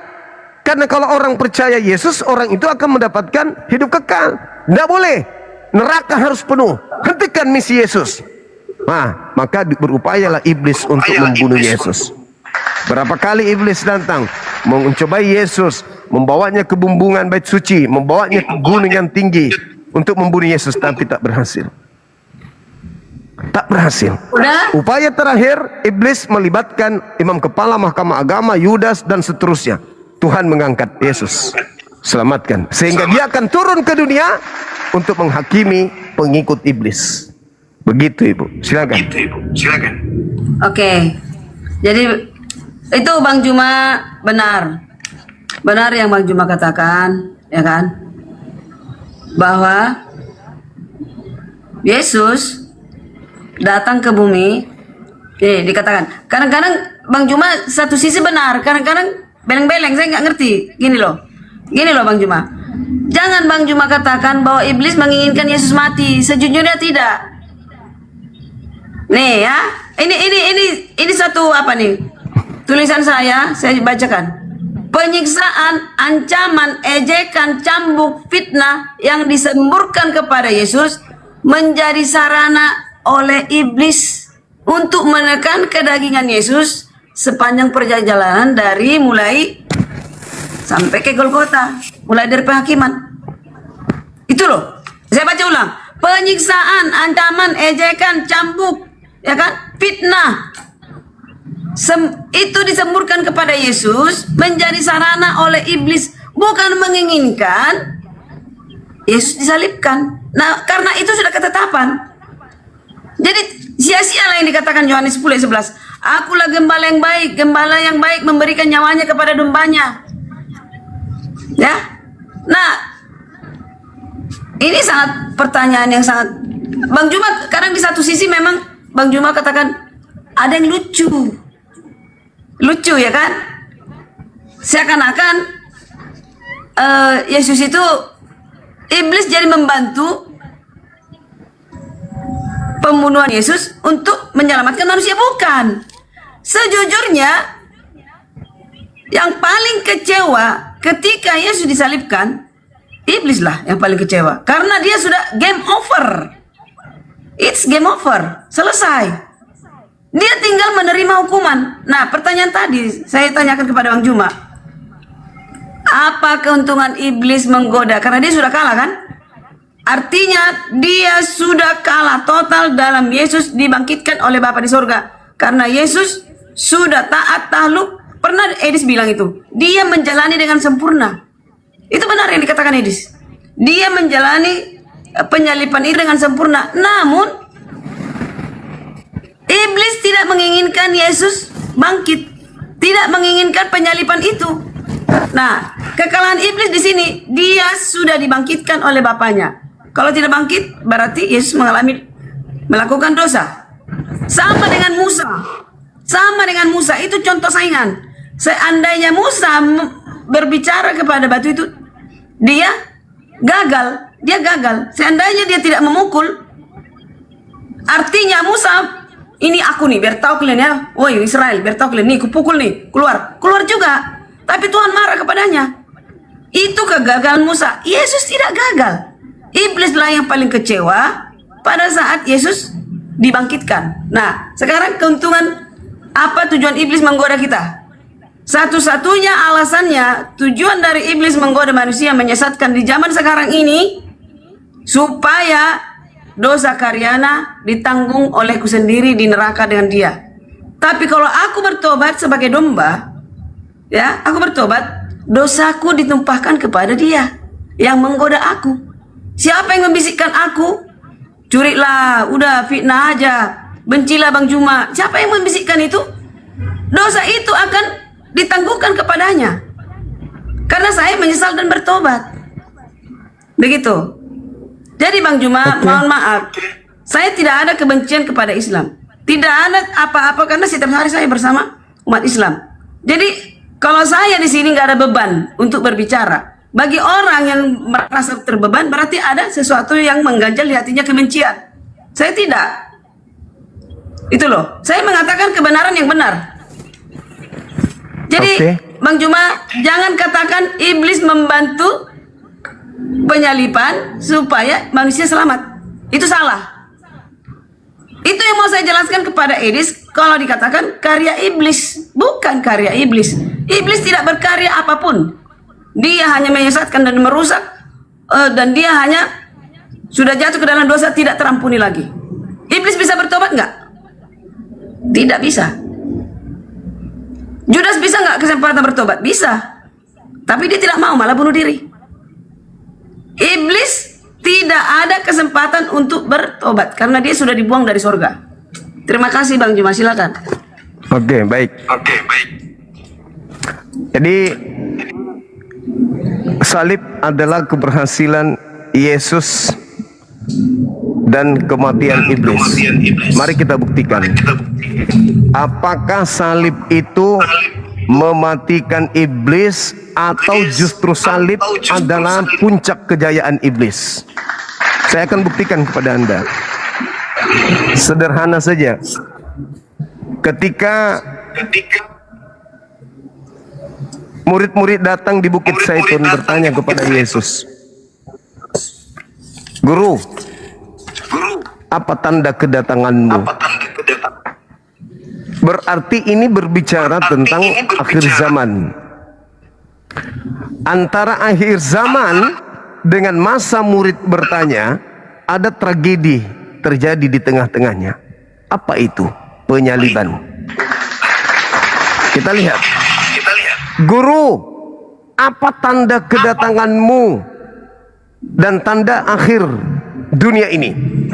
Apa kata Yesus? Waspadalah supaya kalian jangan disesatkan. Loh, siapa yang mau menyesatkan saya, Guru? Bukankah kau itu sudah menang di atas maut? Kau sudah mengalahkan iblis. Dan kami percaya kau itu adalah Tuhan yang mati di atas salib nantinya. Itu mimpi. Yesus tidak pernah mengajarkan itu. Waspadalah agar kalian jangan disesatkan, sebab akan datang banyak penyesat memakai namaku. Lalu fungsimu mati di salib apa? Kalau masih ada penyesat, bukannya kau sudah mengalahkan penyesat ini? Dan kami percaya kau ini. Taruhlah saya percaya kau mati di atas salib. Oke, kami percaya. Apakah kami harus waspada lagi sama iblis? Tetap saja kau waspada. Berarti sia-sialah kau mati di salib untuk apa? Waspadalah kepada penyesat yang datang kepadamu memakai namaku dan berkata, akulah Kristus. Mereka akan menyesatkan orang banyak. Tanda-tandanya apa, guru? Dia melakukan banyak mujizat, dia melakukan banyak tanda dahsyat, dia melakukan kekuatan-kekuatan. Alamak, kau kemana saat itu? Kamu kan ada di tengah-tengah kami. Iblis enggak, aku sudah tak ada. Pada saat aku tak ada, kau harus waspada. Akan datang banyak penyesat, make namaku. Justru sebelum Yesus naik ke surga, ke langit, tak ada iblis datang mengaku Yesus, tak ada. Oh, di sana ada Yesus kajian di bait suci. Loh, ada juga di Bukit Zaitun. Loh, ada juga. Enggak ada. Yesus cuma satu pada saat dia di bumi. Tapi pada saat Yesus terangkat ke langit, terjadi penyaliban. Apa yang terjadi setelahnya? Setelah penyaliban, iblis malah lenggang-lenggang kangkung. Dengan mudahnya dia datang kepada Paulus, dengan mudahnya dia datang kepada Ananias, dengan mudahnya dia datang kepada orang yang ada di Pulau Patmos, mengaku Yesus. Penyaliban adalah puncak kejayaan setan. Dengan salib, iblis memakai nama Yesus menyesatkan manusia. Pertama, adakah Tuhannya Yahudi mengajarkan menebus dosa menggunakan darah manusia? Tidak ada. Kedua, adakah Tuhannya Yahudi menubuatkan Mesias bangkit pada hari ketiga dari kematian? Tidak ada. Yang ketiga, adakah Tuhannya Yahudi menyelamatkan orang jahat dengan membunuh orang benar? Tidak ada. Yang keempat, adakah Tuhannya orang Yahudi mengizinkan kemudian orang benar disalib? Tidak ada. Terakhir, adakah Tuhannya Yahudi menginginkan kemuliaannya supaya dia dipersamakan dengan makhluk?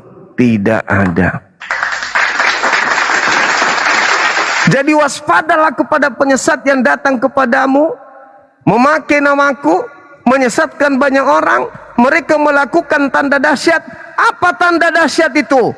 Mati lalu bangkit. Itu tanda dahsyat. Yang kedua, salib adalah tanda untuk orang jahat.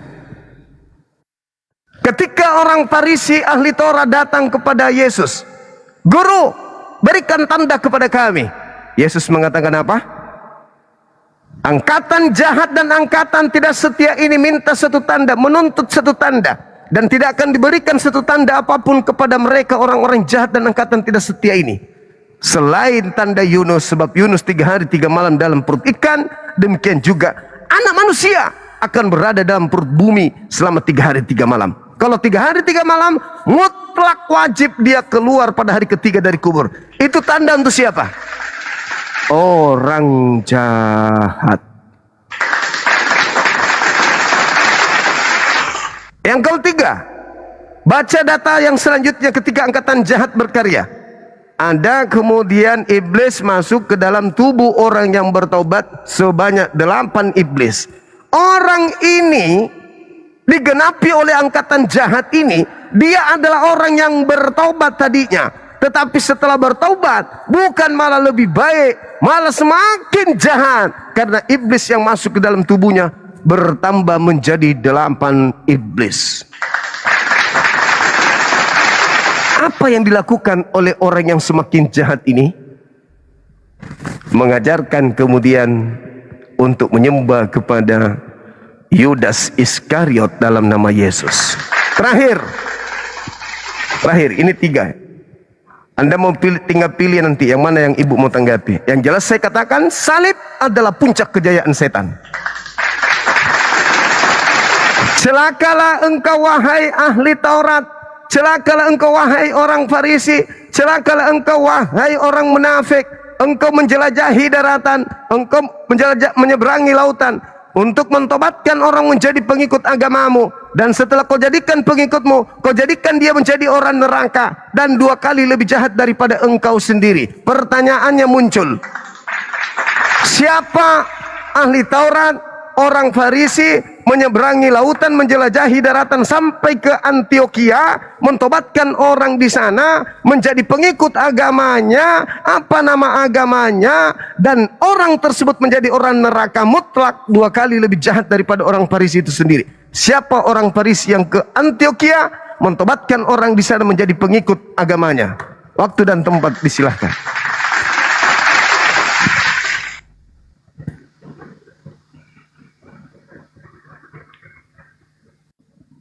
Termute, Ibu.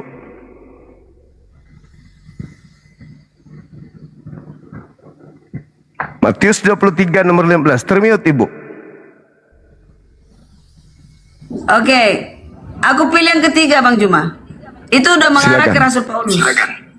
Antioquia ya, yaitu kekristenan. Tanpa dia ke Antioquia, tanpa dia sebagai rasul yang bertemu dengan Yesus melalui cahaya, Kristen tidak ada. Jadi Bang Juma mau jangan coba-coba menolkan Kristen, menolkan Paulus supaya kami jadi nol. Tidak akan. Ini dikatakan 1 Petrus 5 ayat 2. Gembalakanlah kawanan domba, maksudnya jemaat-jemaat ya, orang-orang percaya Elohim yang ada padamu. Pada saat zaman Musa, pada saat zaman ini, pada saat di zaman nabi-nabi, pada saat di zaman Daud, ya kan? Gembalakanlah kawanan domba Elohim yang ada padamu. Pada saat Rasul Paulus yang terakhir, jangan dengan paksa, nggak boleh memaksa, tetapi dengan sukarela sesuai dengan kehendak Elohim, ya kan? Ini maksud nih Koryono, syahadat lah, apa-apa itu, ya kan? Dan jangan karena mau mencari keuntungan, tetapi dengan pengabdian diri. Apa pengabdian diri? Bukan karena koin-koin, mau banyak-banyakin followers, saudara-saudara. Begitu. Jadi yang dikatakan tadi, Tuhan tidak pernah gagal. Tuhan tidak pernah salah memilih Paulus. Paulus adalah sukses di dalam kejahatan pada saat di Saulus, dan dia jong memilih Yesus. Dia mundur. Saya menjadi bodoh karena Kristus, kata dia. Ya, untuk mengikat tali kasutnya pun saya tidak mampu. Dia merendahkan dirinya. Paulus sama sekali nol memilih Kristus dalam hal kemanusiaan. Bumi ini tidak ada harganya dibanding saya berteman dengan Kristus. Itu Paulus katakan. Jadi Bang Juma, jangan membuat suatu narasi menjadi Paulus itu. Paulus adalah rasul yang bertemu langsung melalui Yesus, yang dipilih oleh Yesus. Nih, kenapa aku katakan dia adalah nabi yang ke-12?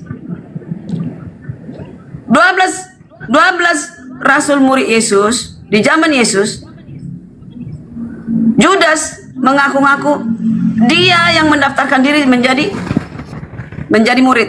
Dan ternyata dia pilihan Tuhan tidak pernah gagal. Dia tidak dipilih dan dia mengkhianat. Oke? Nah, digantikan oleh siapa? Ada yang diundi mereka. Waktu itu siapa ya? Yang diundi mereka tertulis di mana itu? Matias. Mereka mengundi 2 orang. Yang satu siapa namanya, dan Matias. Matias lah yang terpilih. Itu pun bukan Yesus yang milih.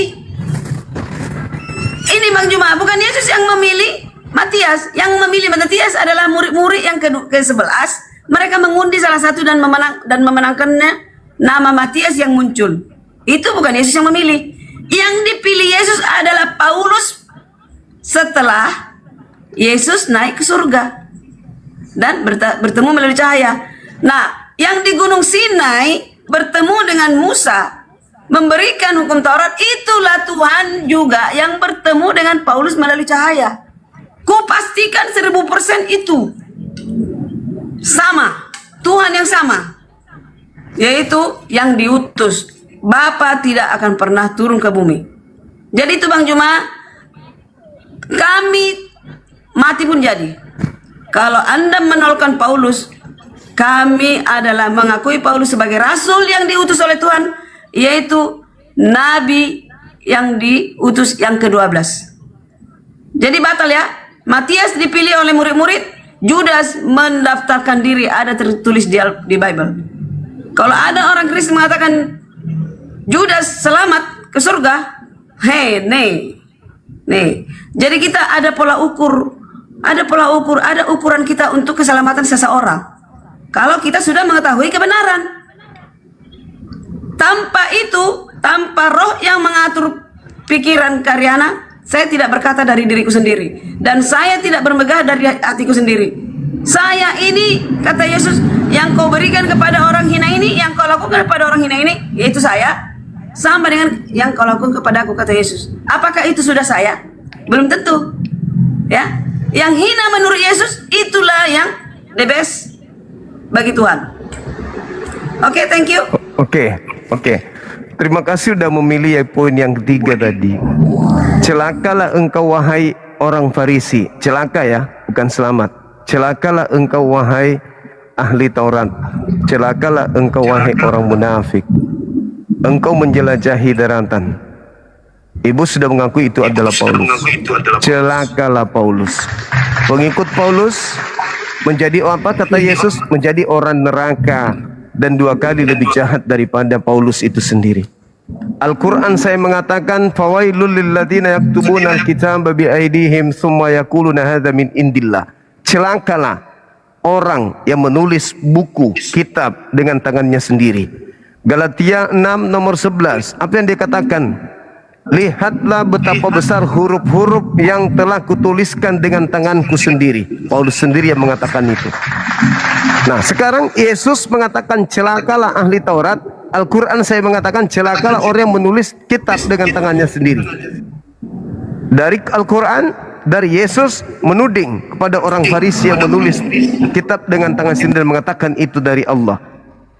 Lalu setelah ibu mengatakan, saya pastikan yang datang kepada Musa di Gunung Sinai itu adalah sama yang datang kepada Paulus. Ibu salah besar.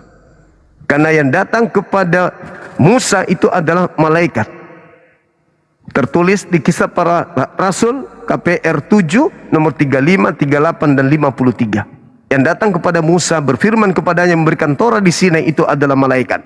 Sedangkan Paulus mengatakan yang datang kepadanya adalah Yesus. 2 oknum yang berbeda, 2 makhluk yang berbeda. Satu manusia, satu malaikat. Ibu gagal di situ.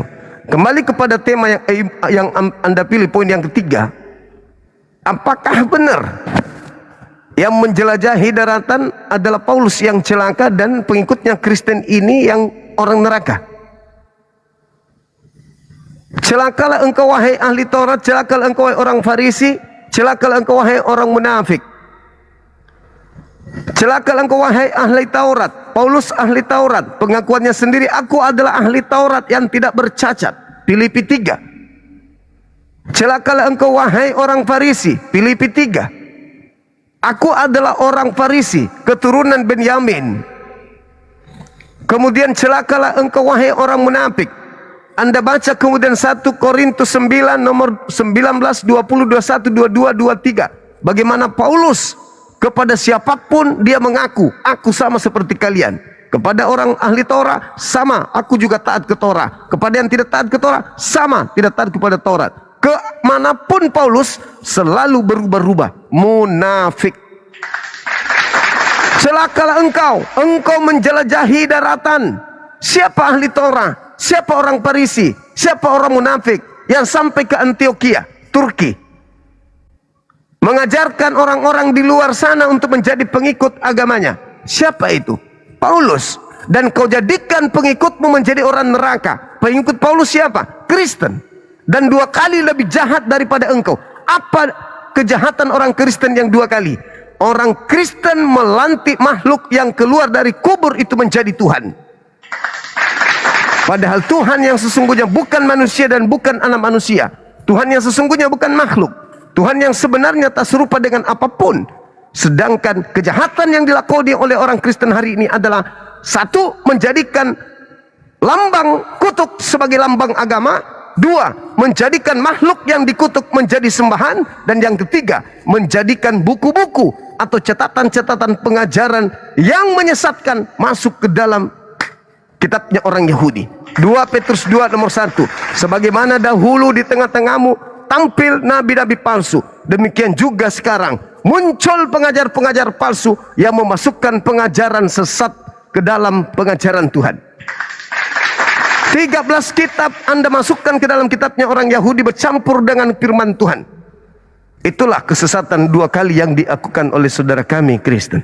Itu fakta, itu real. Kalau ada orang Farisi selain Paulus, siapa? Kalau ada orang Farisi yang mengajarkan agama untuk bertaubat masuk menjadi pengikutnya, apa agamanya? Kalau ada orang Farisi kemudian menjelajahi daratan, di mana dia pergi? Menyeberangi lautan, kemana dia pergi? Apa nama agama yang dibuatnya? Siapa yang ditobatkannya? Sampai hari ini saya tidak temukan selain Paulus.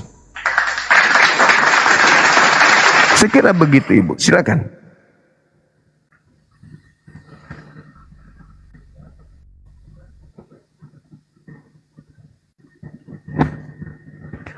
Noise, sorry. Tidak ada suara, Ibu. Ya. Ini ya. Pertobatan Saulus menjadi Paulus, kan Tuhan berkata kepadanya, orang ini akan saya pakai untuk kemuliaanku, kata Tuhan. Jadi kenapa Bang Juma selalu tendensius dan merendahkan Paulus? Itu dia ucapan dipakai Tuhan, makhluk orang yang jahat yang dipakai Tuhan. Itu pengakuan makhluk yang datang kepada Ananias. Ngaku Yesus. Itu setelah kejadian penyaliban. Ya, pertobatan Saulus menjadi Paulus, ya kan? Kan Yesus berkata, Saulus, siapakah engkau Tuhan? Katanya, akulah Yesus yang kau aniaya itu. Bangunlah dan pergilah ke dalam kota itu, di sana akan dikatakan kepadamu apa yang harus kau perbuat. Ini coba, siapa yang bisa menebak apa yang ini? Kan suatu mujizat. Apa yang dia nggak tahu apa yang akan dilakukan. Itu. Jadi maka termangu-mangulah teman-temannya seperjalanan mereka memang mendengar suara itu, tapi tidak melihat seorang pun. Saulus bangun dan berdiri lalu membuka matanya, tapi ia tidak dapat melihat apa-apa. Ini suatu mujizat. Dibuat Tuhan hukuman kepadanya dan menuntun dia masuk ke Damsik. 3 hari lamanya dia tidak melihat. Ia tidak makan dan minum. Coba, 3 hari loh, tidak makan dan minum. Seorang murid bernama Ananias, firman Tuhan kepadanya dalam suatu penglihatan. Ananias jawabnya, ya Tuhan. Firman Tuhan kepadanya, mari pergi ke jalan yang bernama Jalan Lurus. Carilah di rumah Yudas seorang dari Tarsus yang bernama Saulus. Ia sekarang berdoa dan dalam suatu penglihatan ia melihat bahwa seorang bernama Ananias masuk ke dalam dan menumpangkan tangannya ke atasnya supaya ia dapat melihat. Ini sesuatu yang bukan kebetulan, ini kehendak Tuhan. Ya. Jadi firman Tuhan kepadanya, pergilah sebab orang ini adalah alat pilihan bagiku. Ini huruf merah loh. Nih, Kisah Para Rasul 15, Kisah Para Rasul 9 ayat 15 mengatakan, firman Tuhan kepadanya, sebab orang ini dalam kurung Paulus adalah pilihan bagiku untuk memberitakan namaku kepada bangsa-bangsa lain serta raja-raja dan orang-orang Karyana, semua Asia Kecil, seluruh dunia. Itulah Kristen. Dan itu diimani orang Kristen. Aku sendiri akan menunjukkan kepada Paulus betapa banyak penderitaan yang ia harus tanggung oleh karena namaku, dan dia mati mengenaskan, saudara, mati martir. Paulus mati martir. Seandainya dia Saulus, dia berjaya di bumi ini, di dunia ini. Tapi dia nggak berjaya. Dia jong mengikut Yesus, bahkan mati mengenaskan, mati martir, saudara.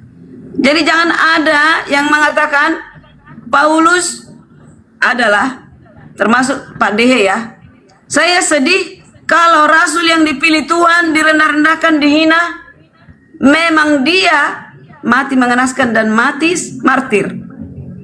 Rasul Paulus adalah meninggikan Yesus Kristus. Oke?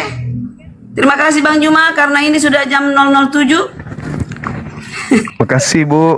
Silakan Ya, istirahat. kita sambung Ibu. kapan-kapan. Thank Baik, you, baik. saudara-saudara semua. Makasih.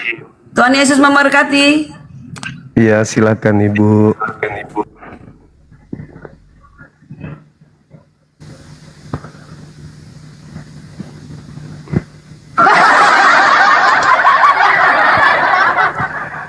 Celakalah engkau, ya dipenggal lehernya. Kan memang harus celaka. Kalau nggak dipenggal, ya nggak celaka. Yesus nggak tergenapi dong ucapannya. Menyeberangi lautan. Paulus harus menyeberangi lautan. Menjelajahi daratan. Wah, Paulus harus menjelajahi daratan. Nggak boleh tidak. Kemudian dikatakan mentobatkan orang. Ya Paulus harus punya pengikut. Dan kau jadikan dia setelah menjadi pengikut agamamu.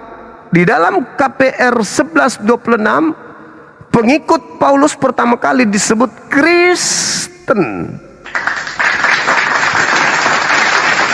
Siapa kandidat lain selain Paulus? Dek Nara. Gak ada. Satu-satunya orang Farisi, ahli Taurat, yang bunglon, berubah-ubah, sampai dia berani mengatakan dalam suratnya Filipi 1 nomor 18,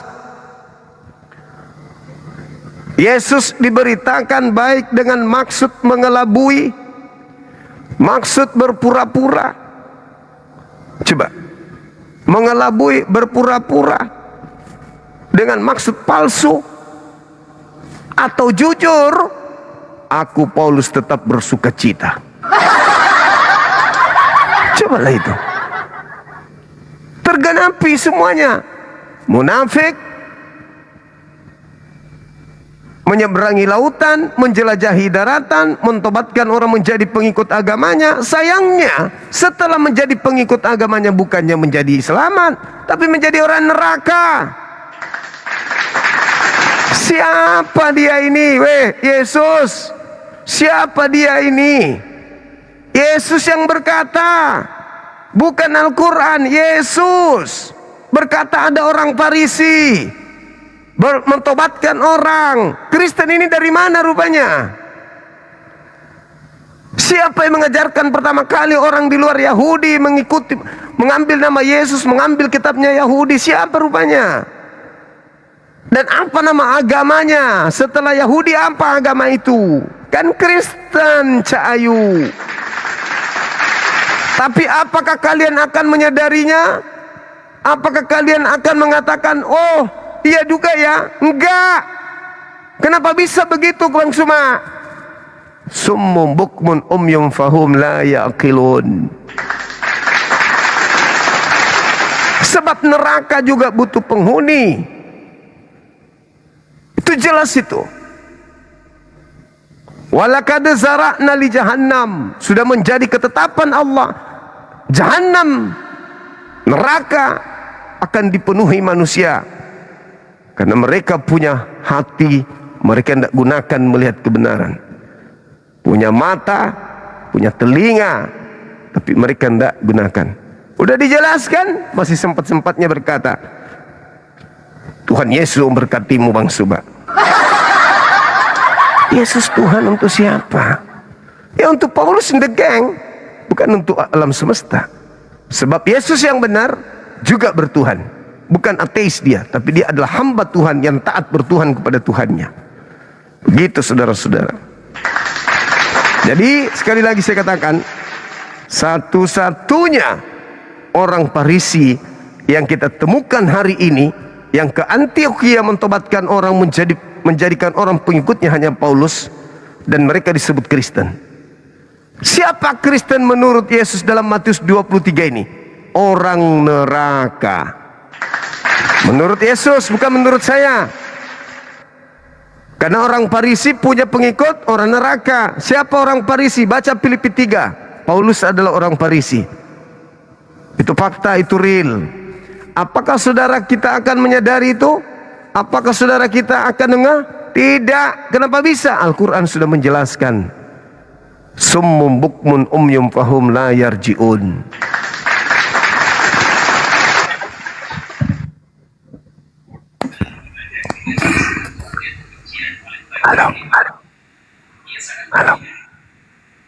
Halo. Ya, Katolik Protestan. Katolik, udah sekian lama kita nggak pernah jumpa lagi. Oh iya, udah pernah jumpa rupanya. Iya, yang pernah kita membahas apa sih Belanda penjajah gitu. Oh iya, lupakan masa lalu. Sekarang kita sudah ada di sini. Sekarang pertanyaanku, dari sekian tuduhan-tuduhanmu, dari sekian banyak tuduhan-tuduhanmu itu, jadi kamu pernah ku dengar menganggap kekristenan itu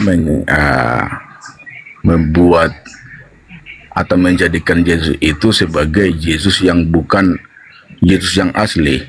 Itu satu. Dan kedua, Paulus menjadi rasul palsu. Pertanyaanku, apa motivasi si Paulus itu menjadi rasul palsu bagi kekristenan? Silakan. Oke, baik. Kalau dia dikatakan sebagai rasul asli, itu nggak mungkin. Karena dia bukan bagian daripada murid Yesus yang ditunjuk Yesus. Yohanes 6 nomor 70. Bukankah aku yang memilih engkau yang 12? Tidak ada Paulus di situ. Yang kedua, kenapa dia disebut palsu? Baca suratnya Galatia 1 nomor 11 12. Aku menerima Injil bukan dari manusia, tetapi dari Yesus. Sejak kapan Yesus bukan manusia? 2. Yang ketiga, siapakah engkau Tuhan?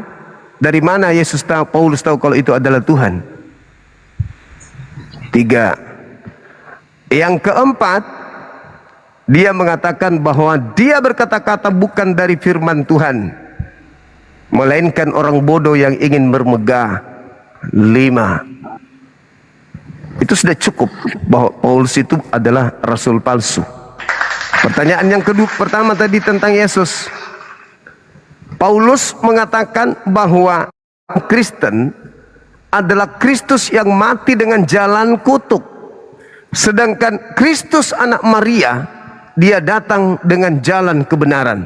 Antara jalan kebenaran dan jalan kutuk itu laksana langit dan bumi. Yesus mengajarkan Bani Israel sebagai akulah jalan kebenaran. Paulus mengajarkan Kristus yang mati di atas yang salib adalah jalan terkutuk. Beda, dua Yesus yang berbeda. Silakan. Oke. Pertanyaanku, kamu tidak mengerti apa yang kupertanyakan. Pertanyaanku itu jelas. Apa motivasi si Paulus itu menjadi rasul palsu? Contoh, seperti si nabi palsu itu, hasil kekayaannya itu hasil dari rampokan, dan dia itu menunciti banyak perempuan, bahkan sama anak bocil juga pernah ditunciti, dan dia menjadi seorang raja yang harus ditakuti. Barang siapa yang membangkang sama dia harus dirajam sampai mati. Nah, sekarang pertanyaanku, yang kupahami dari sisi keinginan si Paulus yang tadinya dia itu menjadi seorang penjahat, lalu tiba-tiba dia itu Yesus memilih dia sehingga dia itu bertobat. Justru dia itu bukan dia itu mendapati seorang raja, atau dia mungkin dijanjikan seorang perempuan banyak, atau dia itu dijanjikan seorang kaya. Justru malah si Paulus memberikan nyawanya gitu loh. Yakni tidak ada keuntungan yang didapatkan si Paulus menjadi sebagai diangkat menjadi rasul. Beda dengan si nabi palsu yang kumaksud ini. Silakan. Oke, baik. Kalau Anda mempersyaratkan nabi, sabar. Tunggu. Kalau kamera aku matikan ya, aku lagi merokok ini. Kalau Anda mempersyaratkan nabi palsu itu seperti apa yang Anda sebutkan, berarti Tuhan Anda Yesus itu berasal dari nabi palsu. Karena semua yang Anda sebutkan itu ada pada Daud, ada pada Salomo, kakeknya Yesus. Catat itu dulu. Lalu ketika Anda bertanya, apa keuntungan Paulus? Saya balik nanya dulu sebelum saya bahas itu. Apa keuntungan iblis menyesatkan manusia? Jawab. Kalau Anda bisa menunjukkan keuntungan iblis menyesatkan manusia, saya nyerah. Apa keuntungan iblis menyesatkan manusia? Jawab itu dulu. Karena Al-Quran saya mengatakan, "Fawailul lilladzina yaktubuna al-kitaba bi aydihim tsumma yaquluna hadza min indillah." Ketika Yesus mengatakan celakalah, celakalah, celakalah, maka keuntungannya sebagai tokoh yang menggenapi nubuatan Yesus untuk celaka. Kalau Anda bertanya, apa keuntungan Paulus? Iblis tidak memiliki keuntungan apapun. Tapi mereka dengan sombongnya bisa menyesatkan orang. Pertanyaan saya, apa keuntungan iblis menyesatkan manusia? Itulah jawabannya. Apa keuntungan Paulus menyesatkan manusia? Silakan. Anda jawab. Saya pikir kau itu udah mulai tergoncang. Dengarin. Pertanyaanku itu tadi jelas. Apa motivasi si Paulus menjadi rasul palsu? Seseorang yang menganggap dirinya itu menjadi nabi atau rasul, tentu motivasinya itu ada dan jelas. Maka kita baca atau kita lihat dari sisi gelapnya dia gitu loh. Apakah di waktu Yesus memilih Paulus menjadi untuk memberitakan Injil kerajaan surga, dia diangkat menjadi raja sehingga dia itu dijanjikan kekayaan, dijanjikan banyak perempuan, bahkan bojil dijanjikan, atau membawa pasukan orang berkuda bersenjata? Tentu tidak. Justru si Paulus yang tadinya seorang penjahat, dia menyerahkan nyawanya sesuai yang dikatakan Yesus. Mengikut aku tidak mudah. Yakni dia itu harus berani menyangkal diri dan memikul salib. Tidak ada yang didapatkan Paulus selain kematian. Justru dia itu malah dihakimi, malah dipenjarakan, malah disiksa gitu loh. Itu pertanyaanku. Seseorang yang menganggap dirinya itu menjadi nabi palsu, tentu motivasinya dia itu dari jejak dia itu jelas. Buktinya ada seseorang yang pernah keyakinan tetanggaku, istrinya dia itu banyak, kekayaannya dia itu hasil dari rampokan, bahkan dia itu menuduri bocil-bocil. Manusia-manusia itu gampang dirajam, seperti memotong seperti memotong ayam gitu loh, nggak ada hukumnya. Bagi yang membangkang terhadap dia, itu motivasi si nabi palsu biadab cabul ini jelas gitu loh. Beda dengan Paulus yang tadinya dia ini seorang penjahat, dia seketika bertobat oleh karena kebutaannya dibuat Yesus. Itu pertanyaanku. Jangan dulu kita lari-lari, jangan melebar. Oke, jawab dulu pertanyaan. Pertanyaan saudara sudah 4, saya semuanya sudah tuntaskan. Sekarang tolong jawab saya. Satu pertanyaan saja. Apa keuntungan iblis menyesatkan manusia? Silakan. Buka kamera, Anda jawab pertanyaan saya. Pertanyaan saya bukan itu. Saya bertanya kepada Anda. Saya bertanya kepada Anda, tolong Anda jawab pertanyaan saya. Kan Anda berbicara tentang keuntungan kan? Keuntungan Paulus kan? Saya tanya kepada Anda, apa keuntungan iblis? Sebab ketika Anda berbicara tentang penyesatan yang sabar dulu. Sebab ketika Anda menyatakan tentang Paulus, siapa orang Farisi, siapa orang ahli Torah yang sampai ke Antioquia mentobatkan orang menjadi pengikut agamanya dan menjadi orang neraka dan 2 kali lebih jahat? Kenapa Anda nggak tanya jawab itu? Kenapa Anda tidak menjawab itu? Kenapa justru Anda menyindir-nyindir Daud dan Salomo, kakeknya Yesus? Kenapa? Kenapa Anda menyindir Nabi Daud, Nabi Salomo, kakeknya Yesus, Tuhan Anda itu? Nggak usah kau sindir itu. Harusnya kau jawab, siapa orang Farisi yang celaka, ahli Taurat yang celaka, yang mendirikan agama di luar Yahudi, yang pengikutnya orang neraka dan 2 kali lebih jahat daripada orang Yahudi itu sendiri, dan memakai nama Yesus dalam menyesatkan? Jawab. Nggak usah kau sindir-sindir Daud dan Salomo, nggak usah. Cukup kau jawab saja, siapa orang Farisi dan apa keuntungan daripada iblis menyesatkan seluruh manusia? Keuntungan iblis apa? Jawab. Oke. Kau ini nggak nyambung apa yang kupertanyakan. Jawabmu malah ngelantur kemana? Bukan nggak bisa ku jawab itu. Bisa ku Jawab dulu itu. pertanyaan. Dengan Jawab dan- pertanyaan saya. Jawab pertanyaan saya. Siapa orang Farisi? Sekarang aku naik ke lamun ini Siapa orang bertanya. tunggu. Enggak usah kau bawa-bawa yang lain. Siapa menjawab. orang Farisi? Dengar. Siapa orang Farisi ahli Taurat yang menyeberangi lautan, menjelajahi daratan, pengikutnya orang neraka? Silakan. Pertanyaanku bukan itu. Lah, itu pertanyaan saya. Yang bukan pertanyaanmu. Kamu tidak bisa menjelaskan. Bila nggak bisa menjelaskan, silakan. Kau Saya bertanya. sudah menjelaskan. Saya Keimananku sudah menjelaskan tadi. Saya sudah menjelaskan.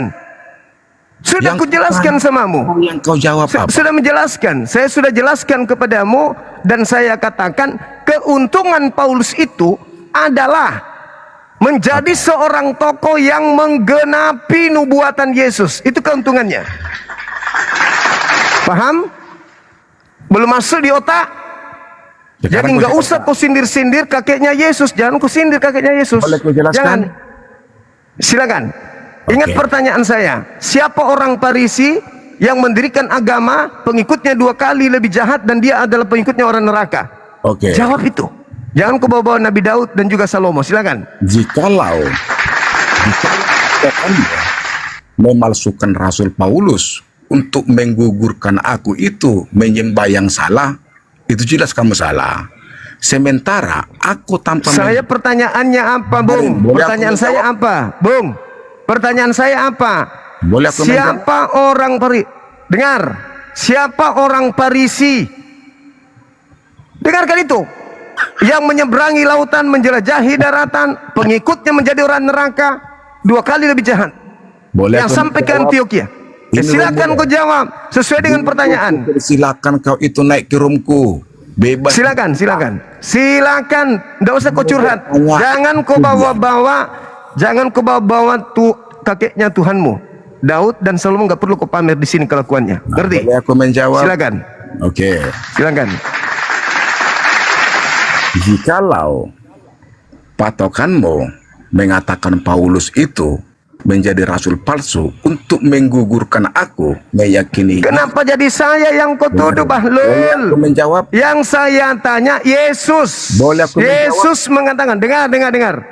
Yesus mengatakan, celakalah engkau wahai ahli Taurat, orang Farisi, orang munafik, menyeberangi lautan, menjelajahi daratan, mentobatkan orang, menjadi pengikut agamamu dan menjadi orang neraka, dan 2 kali lebih jahat.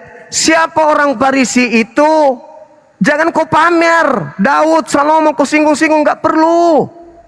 Tanpa mereka berzina, tanpa mereka banyak istri sampai ribuan, Yesus Tuhanmu tak ada. Tanpa mengintip Berseba mandi, tidak ada Tuhanmu itu. Jadi jangan usah kau bawa itu, nggak usah. Oke. Sekarang kau bahas saja siapa orang Farisi yang pengikutnya menjadi orang neraka. Jawab, silakan. Oke. Kalau untuk mematakan pertanyaanmu itu gampang saja. Daripada kita itu berbelit kita kalau menantang Tuhan, kau tantang dulu Tuhan itu dan kamu itu, dan kau tantang Tuhanku dan kitab itu gimana? Kenapa kau jadi gila? Kenapa?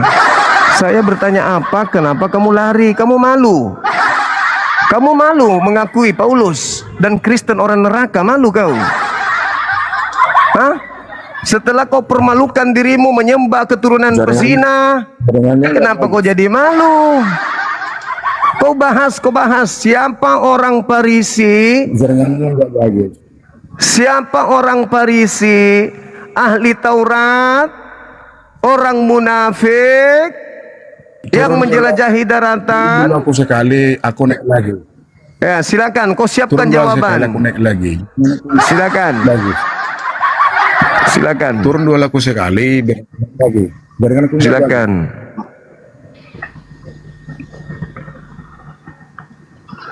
Nggak malu dia sebut-sebut keturunan Tuhannya sebagai keturunan pezina. Tak malu kau? Yesus kalau tidak ada Daud Salomo, siapa yang kau mau tuhankan? Bom. Para kali. bom-bom disembah.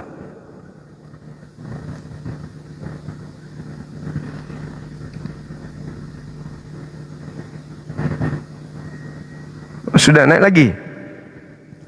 Silakan ajukan permintaan.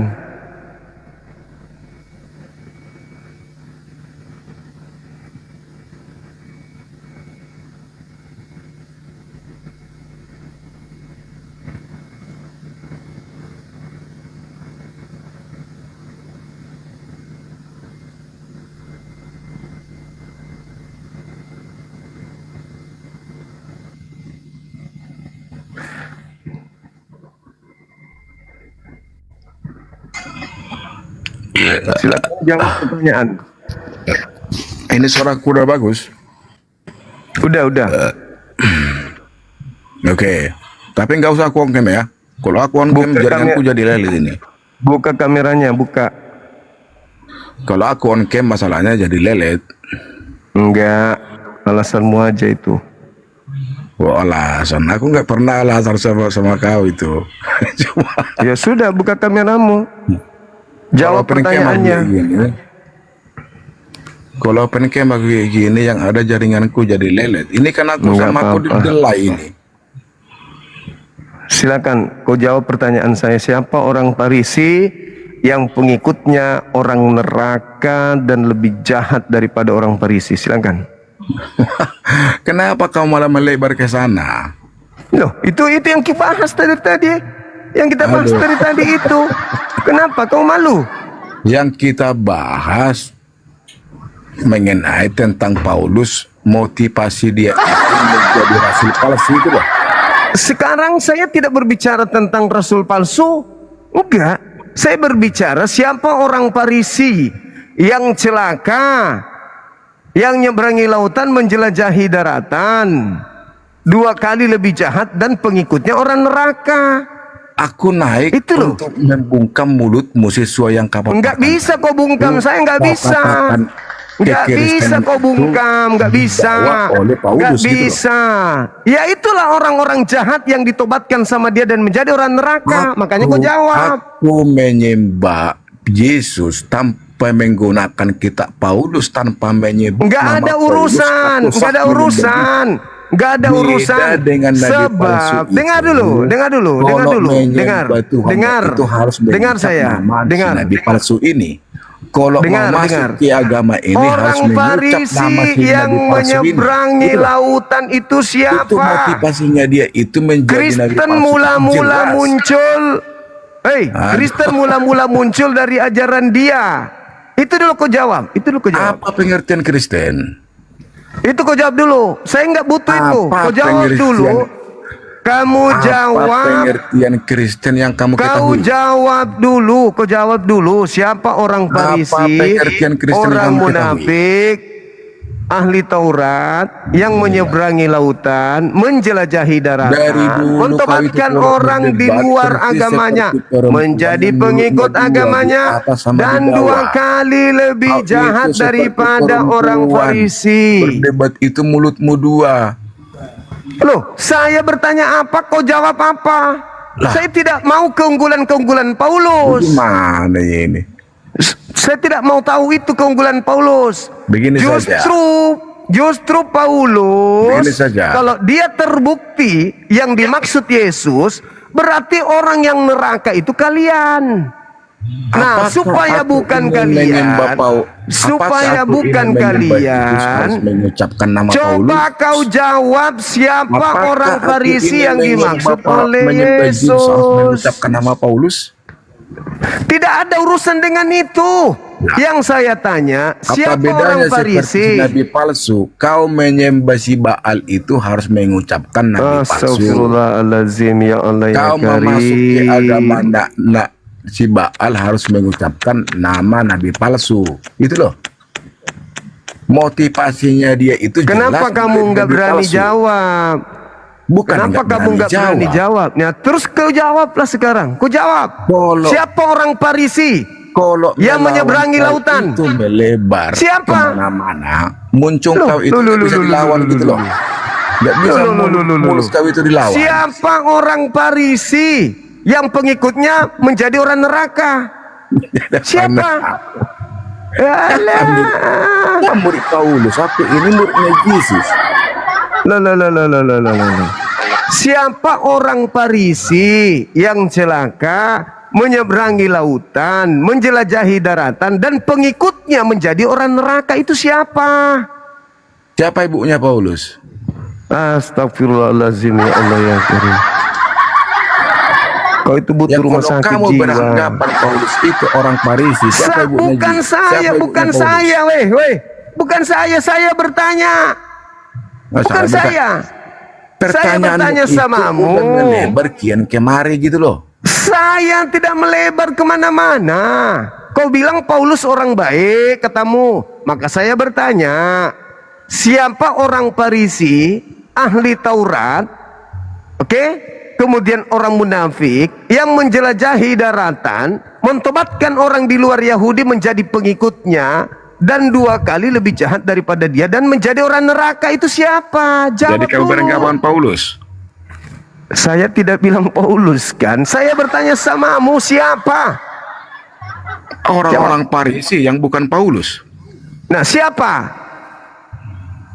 Orang-orang Farisi. Siapa orang Farisi yang mentobatkan dan mendirikan agama di luar Yahudi? Itu siapa? Orang-orang Farisi yang bukan Paulus. Apa nama agamanya? Mana ada agama sama kita, Bahlu? Yesus mengatakan itu. Yesus Nggak mengatakan. ada agama sama kita, Matius nggak 23 nomor 15. Celakalah engkau wahai orang Farisi, ahli Taurat, orang munafik. Kau menjelajahi daratan, mentobatkan orang menjadi pengikut agamamu, menjadi pengikut agamamu. Apa pengertian agama? Mulai ngacok kemana-mana ini. Apa pengertian agama? Kau nggak sanggup. Hei, Itu agama. kalau kau tidak sanggup membela agamamu, jangan kau naik ke komal sini. Jangan. Hanya dia harusnya agamamu membela yang dari agamamu. itu ada sebutan Harusnya agama. membela agamamu. Itu nggak ada Kenapa? agama. Karena kata Yesus, ada orang Farisi mendirikan agama, dan agamanya itu adalah agama neraka. Kalau bukan Kristen, lalu mendirikan agama. Lalu yang di Antioquia, yang diangkut Antioquia itu siapa? Itu bukan agama. Lalu apa kalau bukan agama? Ya orang-orang yang mau disesatkan. Gimana Iya, sih apa namanya? Apa nama kelompoknya? Apa nama kelompoknya di Antioquia? Pemikiranmu Paulus Kristen apa gitu? namanya? Pemikiranmu Kristen gitu? Apa? Saya bertanya samamu, kau yang harus jujur. Apa nama kelompok? Apa nama kelompok pengikut orang Farisi yang ada di Antioquia? Jawab. Gimana? Balik kemana ini orang? Begini saja. Malu kau kan? Malu kau. Malu kau kan? Malu. Udah. Kau ke neraka sana. Kau ke neraka sana. Malu kau. Malu kau kan? Masih mau kau datang besok. Kau singgung-singgung kakeknya Tuhanmu. Saya kalau bacakan data samamu, ya saya cuma ndak enak aja sama yang lain. Yesus itu kalau kita selidiki, kalau dikatakan dia anak Daud, anak Salomo, alamak. Berdasarkan silsilah dan perilaku kemudian daripada kakeknya, ingat, Salomo istrinya berapa? Wanitanya berapa? Menurut Bible 1000. Daud 600. Pertanyaannya, Yesus berasal dari istri keberapa?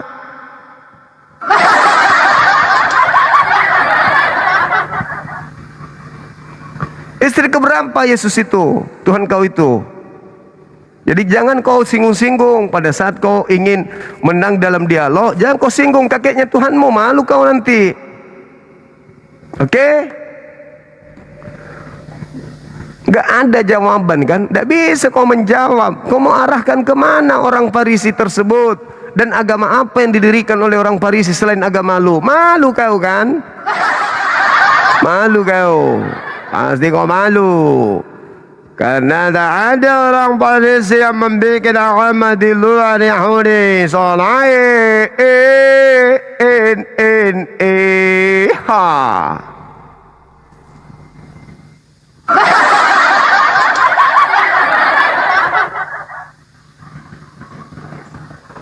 Malu kau kan?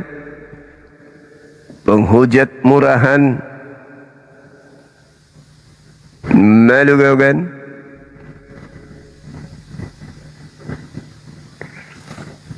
Niatnya mau menghujat, tapi agamanya jadi agama neraka. Yesus mengatakan, kau jadikan dia orang neraka.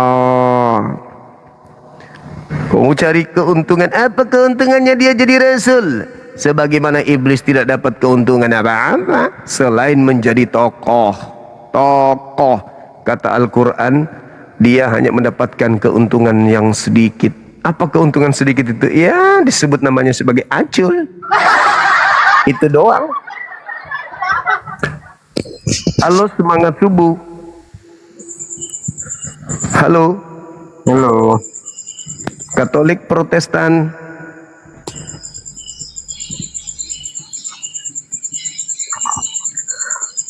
Katolik, Bang. Silakan buka kamera, Bung. Selamat malam. Malam juga.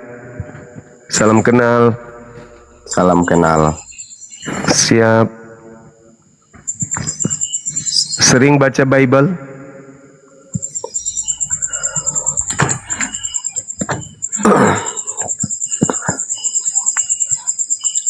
Sering baca Bible, Bang? Di sini saya tidak menanyakan hal itu.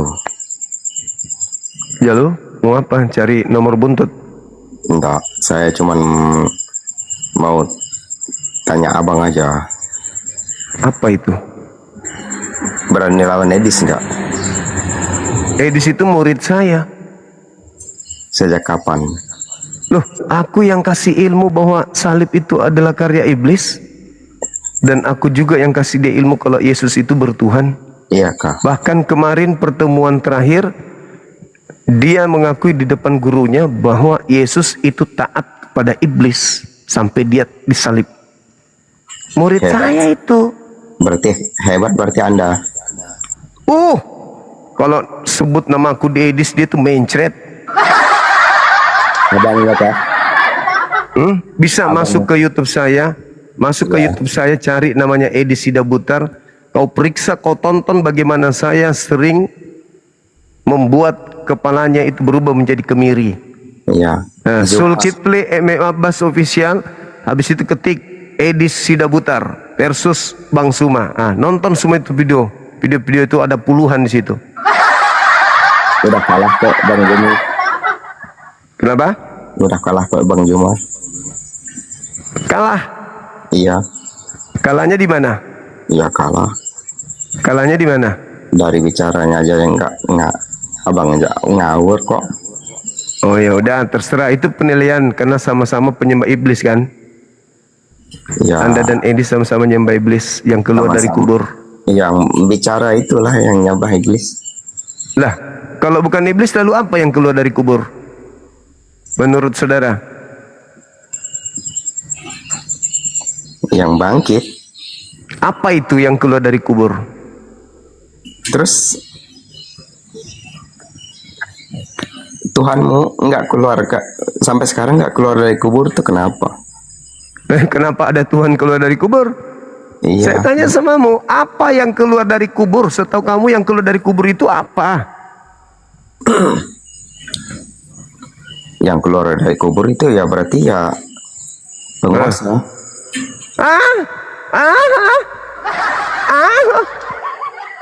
Keluar dari kubur penguasa?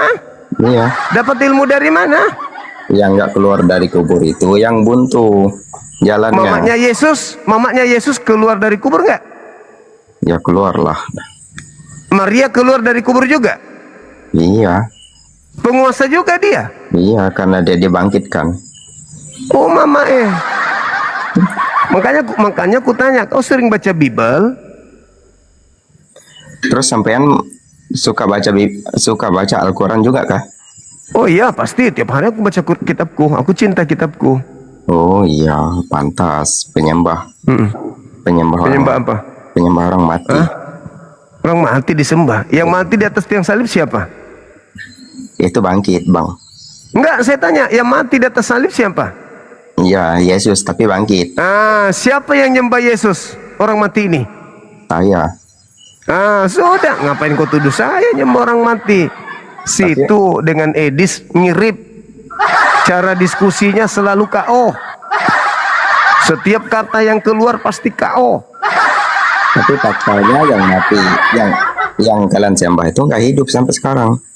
Siapa yang menyembah manusia? Hanya Kristen yang nyembah manusia, Islam enggak. Terus Muhammad itu bukan manusia kah? Kami tidak menyembah Nabi Muhammad. Kami bukan orang gila yang nyembah manusia. Terus kenapa kalian sebut Muhammad itu adalah Tuhan?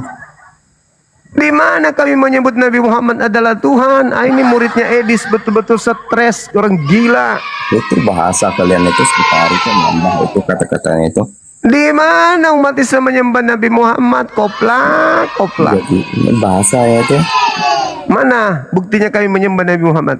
Banyak kok lagu-lagu itu tuh Muhammadku. Lagu-lagu kok menyembah. Lagu-lagu kok menyembah. Kok lagu-lagu menyembah? Iya. Apa kok lagu-lagu menyembah? Lagu-lagu itu memuji, bukan menyembah. Memuji beliau sebagai manusia mulia, bukan menyembah beliau. Tidak seperti kalian menyembah mantan mayat disembah. Kalau kami memuji, Bang. Kamu menyembah mantan mayat kok memuji pula? Mantan mayat tapi hidup lagi, bukan? Enggak urus, yang jelas mantan mayat. Betul nggak kau nyembah mantan mayat? Betul mantan mayat tapi hidup. Enggak, saya ulang. Betul nggak kau menyembah mantan mayat? Iya, tapi hidup lagi. Ya udah, itu dari tamu. Kalau Iya. ada mayat hidup lagi itu zombie. Enggak kayak kalian. Mayat mantan mayat itu kalau dia hidup zombie. Enggak kayak Orang kalian. mati hidup kembali itu zombie. Enggak kayak kalian, udah mati tapi Terserah kau Itu nuduh yang saya apapun sembah. terserah. Yang jelas kami tidak menyembah selain daripada Tuhan kami yang maha suci. Kau menyembah mantan mayat yang hidup. bahasanya itu zombie. Zombie. Bahasanya tuh kalian tuh selalu menyembah Muhammad. Zombie. Zombie itu Penyembah zombie. bahasa Penyembah zombie. Udah ya? Zombie itu udah. Enggak bahasa kalian itu. Sekarang saya tanya, mayat kalau hidup apa namanya? Mayat kalau hidup itu bangkit, bukannya zombie. Iya, setelah dia bangkit apa namanya? Kalau bangkit, mayat bangkit apa namanya? Kalau bangkit dia tidak ada di bumi, itu berarti Tuhan. Mayat nggak ada di bumi jadi Tuhan. Ya. Kecuali kayak kalian. Ya. Nah, oke. Kalau dia bangkit, orang mati. Sekarang kalau dia bangkit dan ada di bumi apa namanya? Kalian tuh kan menyembah orang mati. Tunggu. Kalau dia bangkit, kalau orang mati, tapi tidak ada lagi di bumi. Kalau orang mati lalu bangkit, lalu itu berada di bumi, itu apa namanya? Bangkit itu bahasa dasarnya. Kalau dia naik ke surga itu bangkit. Tapi kalau dia di bumi, kalau dia di bumi, masih hidup, maksudnya itu gini. Mayat, namanya. Oke, berarti kamu menyembah. Kalau masih hidup, 40 hari lamanya Yesus masih jadi manusia. Kalau masih hidup jadi manusia itu ya zombie. Tapi kalau masih zombie. Kalau bangkit berarti naik ke surga itu bukan berarti 40 hari Yesus jadi zombie. Dadah penyembah zombie. Dadah. Kata dia teman-teman, kalau mayat hidup kembali langsung ke surga jadi Tuhan. Tapi kalau dia mayat lalu hidup berada di bumi, zombie. Tuhannya berada di bumi 40 hari lamanya setelah bangkit. Berarti 40 hari lamanya Tuhannya menjadi zombie. Kata dia tadi, bukan kata saya.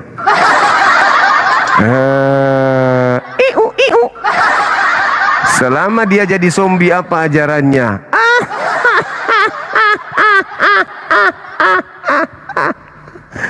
Dia yang mengatakan, bukan aku loh. Kalau dia bangkit langsung ke surga menjadi Tuhan merek Oten. Tuhan merek Oten. Tapi kalau dia hidup tetapi masih di bumi, dia zombie. Lupa. Dia pernah nyangkut 40 hari. Zombie selama 40 hari. Sebagai zombie dia ngajar apa ya 40 hari itu ya? Masalah generasi saudara-saudara. Anak bangsa jadi rusak dibuat saudara-saudara. Anak bangsa dibuat menyembah zombie saudara-saudara. Menurut pengakuan dia, bukan kita. Dia yang mengatakan, dia menuduh kita menyembah mayat karena dia tidak ada ilmu. Dipikirnya kita menyembah Nabi Muhammad. Ya, dia nggak ada ilmu. Tapi ketika berbicara, saya kan nggak salah. Saya, apakah anda baca Bible? Bukan itu yang saya mau bahas, kata dia. Udah, ditanya lagi. Apakah kau menyembahnya? Enggak. Yang keluar dari kubur itu bukan zombie, barakallahu fiik. Yang keluar dari kubur langsung ke surga itu Tuhan. Tapi kalau dia tinggal di bumi itu zombie. Ya, ketahuan. Sembahnya pernah jadi zombie. Itulah yang dikatakan Yesus, celakalah engkau menjadikan pengikutmu orang neraka. Apakah masuk surga atau masuk neraka penyembah zombie? Jawab yang di bawah. Apakah penyembah zombie masuk surga atau masuk neraka? Jawab. 1, 2, 3. Wah, terdeteksi oleh YouTube catatan kalian neraka.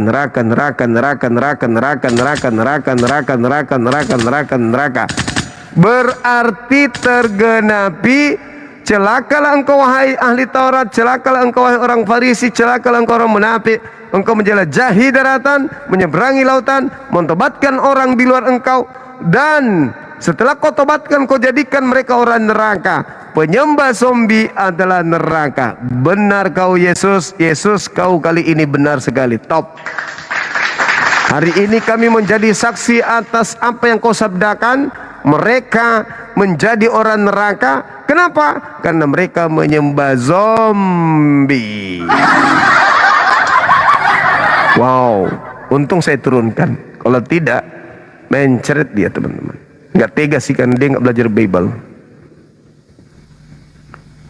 Oh, penyembah zombie.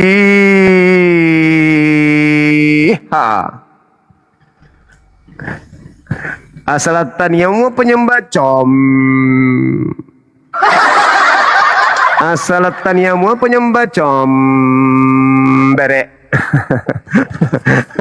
Orang Bugis pasti tertawa kalau aku bilang penyembah berek. Assalamualaikum. Waalaikumsalam. Gimana Bang Alex? Gimana, sehat Pak Ustaz? Sehat. Bang Alex ini apa? Katolik? Sehat. Katolik Bang?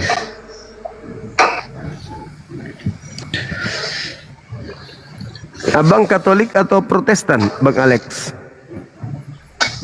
Top. Halo.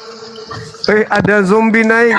Teman-teman ada zombie, teman-teman ada zombie. Ada zombie. Kita kedatangan zombie. Takut. Kita kedatangan zombie. Takut. Bang Alex ini termasuk penyembah zombie juga. Penyembah zombie juga. Masa sih? Saya orang Puncak Cipanas, yang bukan Kristen saya. Apa agamanya Bang?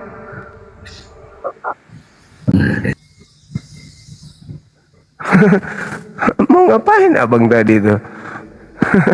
Lagi nunggu ayam panggang dengan beras ketan hitam kali. Oh, penyembah combret.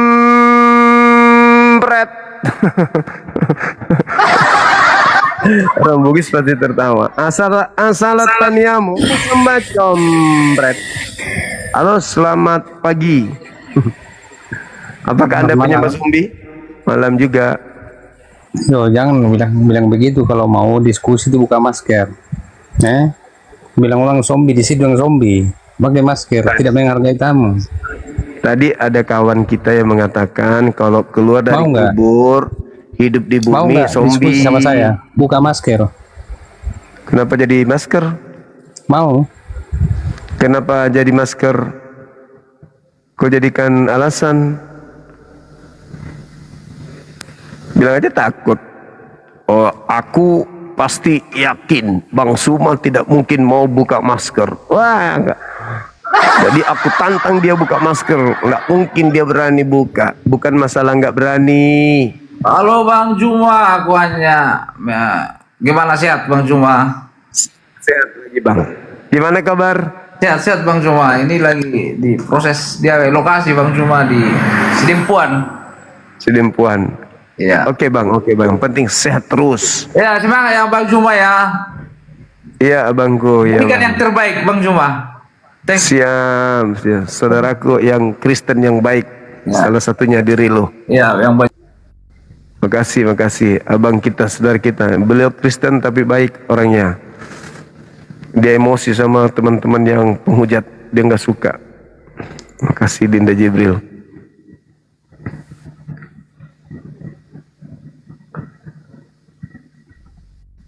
Halo, semangat malam.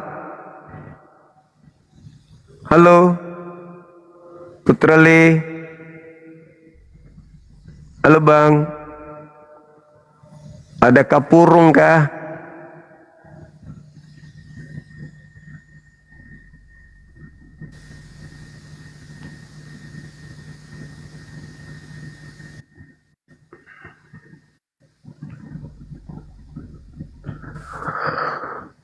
Allahu Akbar. Masya Allah, betapa banyak penyembah zombie. Ngaku zombie kata dia. Aduh parah, ini ada penyembah zombie teman-teman.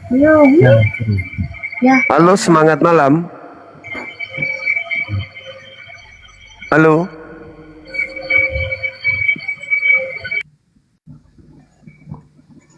Halo. Udah lari dia teman-teman. Takut dia disebut penyembah zombie.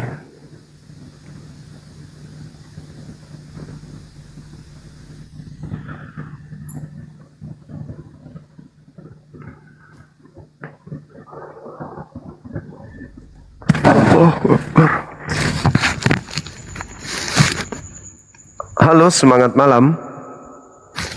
Halo Bang. Dari Kristen abang ini? Iya Bang. Silakan buka kamera Bang, kita diskusi pelan-pelan, silakan. Bentar ya Bang.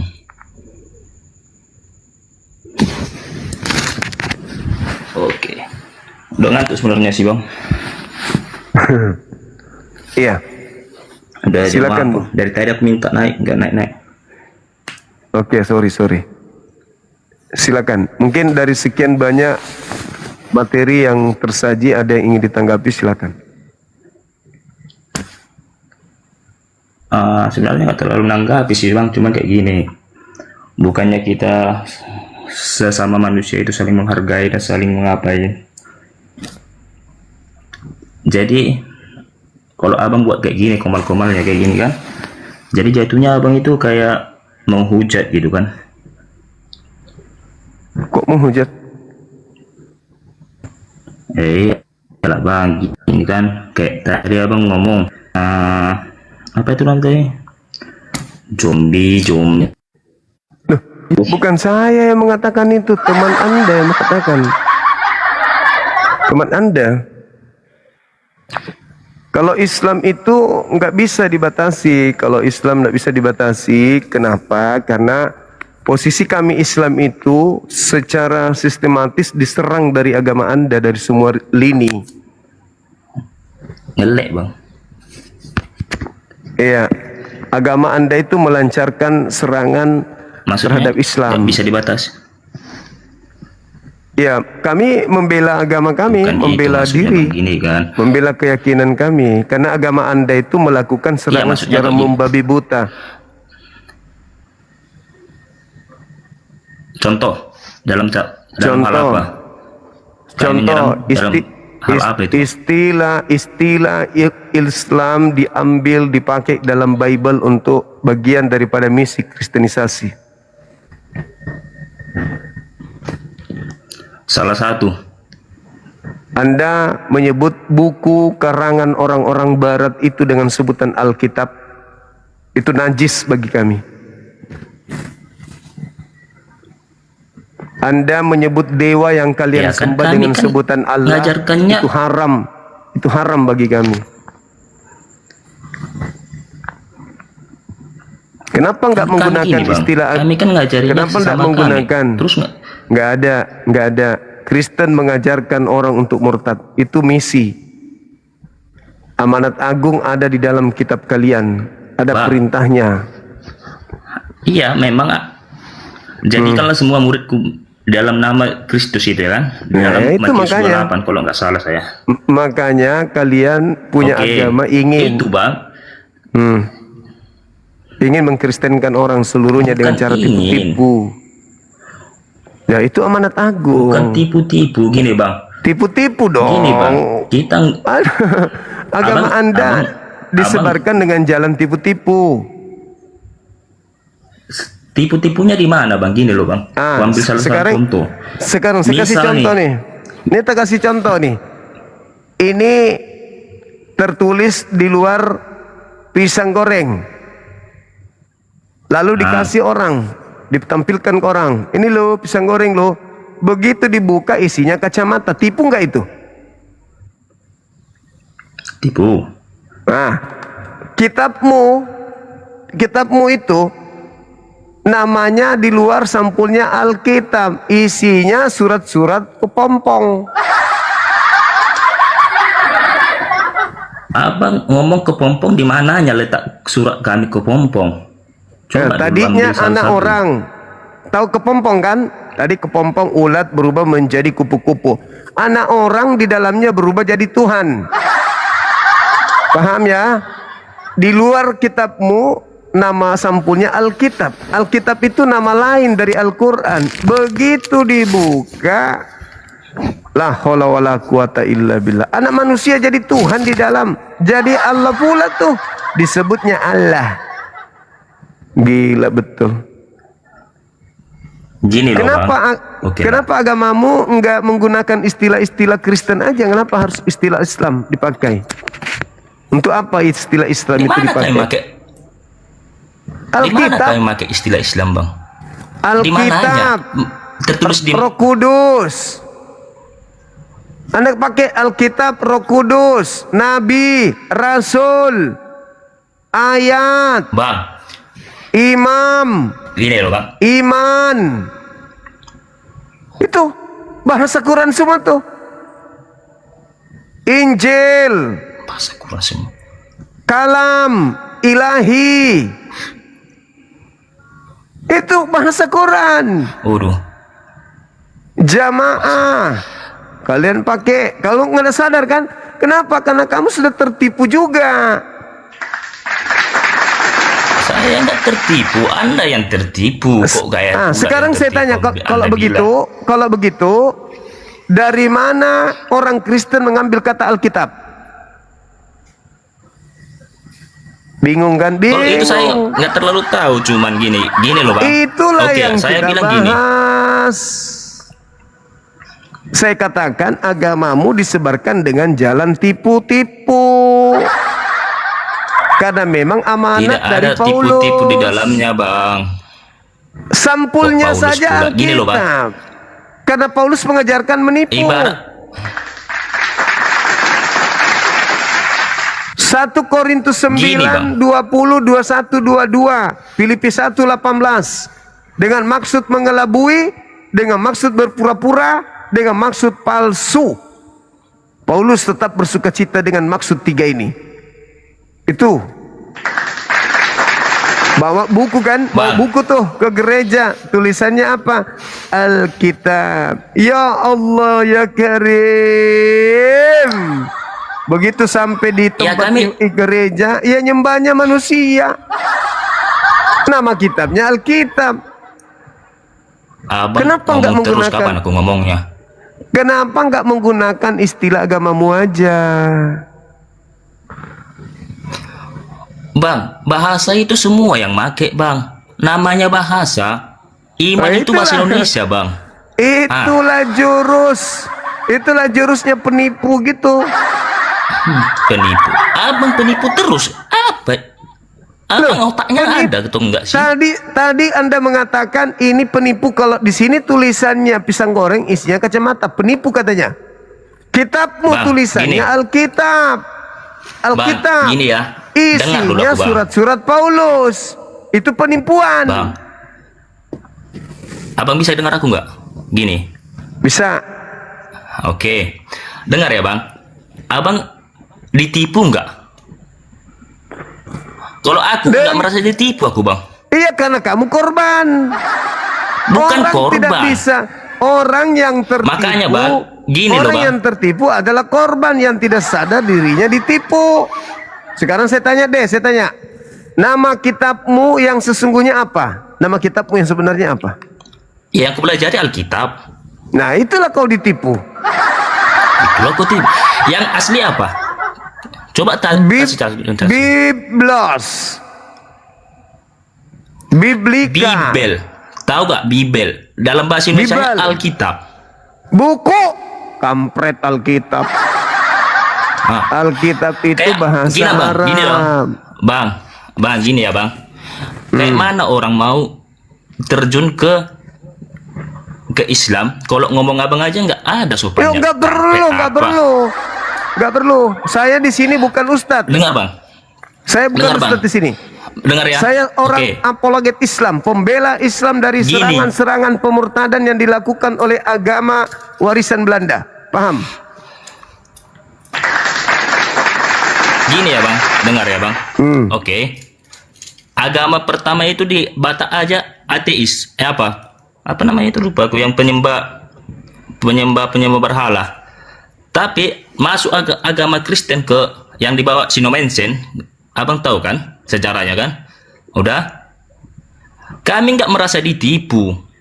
Kok abang yang merasa tertipu? Kami Islam, agama yang ada di sana. Agama apa di mana itu? Agama Islam? Kami Islam, kitab kami Alkitab. Enggak, kami orang Batak, mayoritas Batak di Danau Toba sana, yang diajari Sinomensen itu orang Batak, bukan abang. Di mananya Islam yang diajarinya? Anda punya kitab itu menggunakan nama Al-Quran, itu sudah penipuan. Gini loh, Bang. Menyebut kitab saudara dengan sebutan Injil itu adalah penipuan. Kitab kalian bukan Injil. Injil itu ada di Al-Quran, bukan ada di Bible. Biblos kan? Anda sudah kan Biblos? Bible. Gini loh, Bang. Indonesianya buku. Tahu kok kenapa kami ngikuti Tuhan Yesus gitu? Tahu kenapa? Karena buah yang kami lihat dari dia. Apa itu buah yang makan babi yang dari dia? Boleh, tidak bersunat boleh, tidak ada acara sahnya kawin di dalam, bebas mau ngapain aja, nggak ada perintah ibadah di dalamnya, diajarkan tebus dosanya sudah. Itulah yang membuat kau jadi Kristen. Itulah, Bang. Dengarkan lo orang apa yang mau diomongkan. Kan aku udah tahu, kamu udah tahu jawabanmu. Ayam. Kayak pantat ayam. Saya tahu jawabanmu. Ngonyor aja. Kayak dua itu mulutnya. Fakta, itu real. Itu memang real. Dua mulutmu. Sekarang begini, agamamu kalau memang mau dianggap itu agama benar, kembalikan istilah-istilah Islam, jangan kau pakai. Gitu Nggak aja, ada kan pakai istilah kita. Udah. Itu, pencuri memang begitu. Itu maling. Nggak ada. Begitu. Nggak ada apa? Dari mana kau ambil kata Alkitab? Jawab dulu. Ya dari bahasa apa? Bahasa apa? dari dulunya di Alkitab. Iya, dari Apalagi? dulu memang curi, dari dulu memang curi. Memang dari dulu maling. Tahap apa yang kau bahas? Nah Heran aku denganmu. itulah faktanya. Kalian tidak sadari telah menyakiti kami sudah puluhan tahun. Saatnya kami angkat Gini loh, bicara. Kalaupun kami ngambil istilah Alkitab, Injil itu, tapi kami nggak bahas yang namanya Muhammad di dalamnya. Udah, kami yang bahas Kristen. Siapa Kristus. bilang? Siapa bilang? Di mana Siapa di Alkitab bahas bilang? si Muhammad? STT itu membahas nabi kami. Sekolah teologi itu membahas nabi kami. Membahas tentang Al-Quran kami. STT itu. Di mana? Kau lihatlah di STT, tanya STT, belajar nggak Islamologi? Nggak ada belajar orang itu. Aku masuk STT. Oh gitu. Di mana kau belajar STT? STT mana kau belajar nggak ada Islamologi? STT Real Batam? Kau yakin tidak ada Islamologi diajarkan di sana? Nggak ada. Yakin? Iya. Coba lihat. Coba lihat. Saya melihat SKS-mu, coba lihat. Ngapain kulihat ke samamu? Iya, supaya buktikan toh bahwa tidak ada Islamologi di sana. Nggak ada Islamologi di situ. Mana mungkin tidak ada. Kami Itu diajarkan sejarah Kristen mulai dari Abraham sampai nggak Kristus. ada STT belajar Nggak ada juga. Islamologi. Nggak mungkin tidak. Kau kayaknya sakit hati sama Kristen kau. Heran aku Bukan lihatmu. sakit hati, menyadarkan orang Kristen supaya tidak tampil ke Islaman itu aja. Nggak ada Itu kami aja. belajar ke Islaman. Nggak ada. Kitabmu saja kau rubah menjadi Alkitab. Ya udah kami buat Bibel, udah Bibel itu. Ya faktanya Udah. masih Alkitab. Udah tulisannya di dalam bahasa Inggris tulisannya apa? Bibel nggak? Bibel. Bahasa Indonesianya apa? Bibel bahasa Alkitab. Indonesianya apa? Nenekmu kiper. Masa Bibel Bapakmu pemain Alkitab? bola. Bibel itu bahasa Indonesianya buku. Bibel. Nah, gini loh bang. Udah. Kami belajar agama kami nengok itu apa? Buah dari yang diajarkan Kristus itu apa? Itu Apa bang. buahnya? Bukan Apa kami. buahnya? Apa buahnya? Kasih. Mencuri istilah Islam. Kasih. Bodoh, Kasih dengan bodoh. cara apa? Apa kasih? Di Kristen kasih apa? Tolol. Itu kasih. Kasih nih. Kasih nih. Belajar kau kasih. Indonesia merdeka, baru muncul kata kasih dari agamamu. Sebelum Indonesia merdeka, coba kau gaungkan Kristen agama kasih. Dung dung dung. Dum. Agama kasih. Agama kasih. Setelah Indonesia merdeka lah baru kau bilang berani, kau bilang kasih. Dulu sebelum Indonesia merdeka agama misionaris. Malam juga, Bung. Malam, iya. Saya cuma mau tanya, tadi bilang curi kata dari Al-Quran ya. Yang mana duluan Alkitab orang Kristen dengan Islam? Duluan kitabnya Kristen pasti. Nah, di situ salahnya di situ. Buka kameramu dulu biar ku ajarin. Buka Coba kameramu jawab. biar saya ajarin. Mana yang duluan? Buka kamera dulu baru saya ajarin. Mana yang duluan? Buka kamera dulu baru saya Saya sudah ajarin. bilang kalau kau berani buka maskermu kalau berani, kalau tidak takut. Jadi gini, diam dulu, ku ajarin kau dengar di bawah ya. Memang kitabmu duluan karena sudah dinubuatkan di dalam 2 Petrus 2 nomor 1. Sebagaimana dahulu di tengah-tengahmu ada nabi-nabi palsu, demikian juga sekarang abad pertama. Demikian juga di abad pertama akan ada pengajar-pengajar palsu yang memasukkan pengajaran-pengajaran yang sesat. Lalu kemudian yang harus Anda tahu, apa yang diterangkan kemudian dalam kitabmu sendiri 1 Korintus 15 nomor 17. Di situ pendiri agamamu mengatakan Kalau Yesus tidak dibangkitkan, maka sia-sialah imanmu. Nah, dia dibangkitkan kemudian untuk mengajar Paulus, surat-surat Paulus 13 buku. Tapi Paulus mengatakan dalam 2 Korintus 11:17, apa yang aku katakan? Aku tidak mengatakannya sebagai menurut firman Tuhan, tetapi sebagai orang bodoh. Jadi kitabmu memang harus lebih dulu. Galatia 6 nomor 11. Jelas dia mengatakan, lihatlah aku menulis huruf-huruf. Lihatlah besarnya huruf-huruf yang aku tuliskan dengan tanganku sendiri. Memang harus ada buku-buku yang ditulis dengan karangan sendiri. Abad pertama. Camkan itu supaya saudara belajar. Jadi kitab Anda memang lebih dulu. Karena yang memasukkan pengajaran sesat yang membinasakan ya harus lebih dulu zaman itu ke dalam kitabnya orang Yahudi, harus ada. Masalahnya meskipun kitabmu lebih dulu, tidak ada kata Alkitab di situ. Meskipun kitabmu lebih dulu, tidak ada nama Allah di situ. Meskipun kitabmu lebih dulu, tidak ada kata Roh Kudus di situ. Meskipun kitabmu lebih dulu, di situ tidak ada kata soleh, di situ tidak ada kata iman, di situ tidak ada kata nabi dan rasul, di situ nggak ada.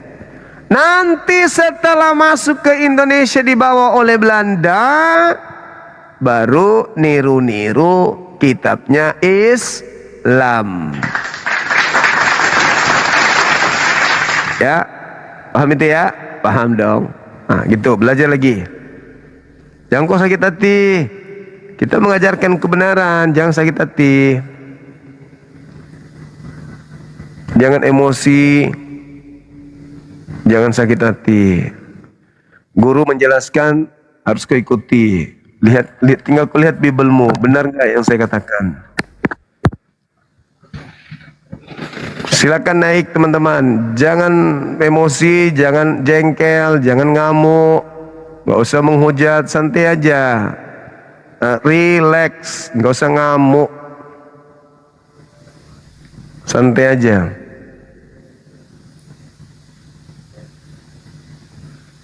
Silakan teman-teman naik, kita diskusi. Halo saudara. Semangat subuh. Assalamualaikum. Pagi. Waalaikumsalam. Ya, pagi bang. Dari mana, Katolik, Protestan? Saya tidak Katolik, saya tidak Protestan. Jadi apa namanya?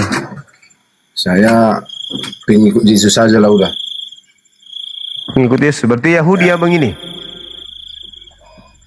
Abang Yahudi? Kristen, saya tidak Protestan, saya tidak Katolik, saya pengikut Yesus saja lah bang. Iya, ibadahnya apa kira-kira mau kita bantu nih bang? Ini bang, 40 hari setelah keluar dari kubur, Yesus ngapain aja? Yesus setelah 40 hari di mana saja begitu? Iya, ngapain aja dia selama 40 hari? Apakah dia mengajarkan menyembah dirinya atau apa gitu? Setahuku enggak 40 hari. Jadi?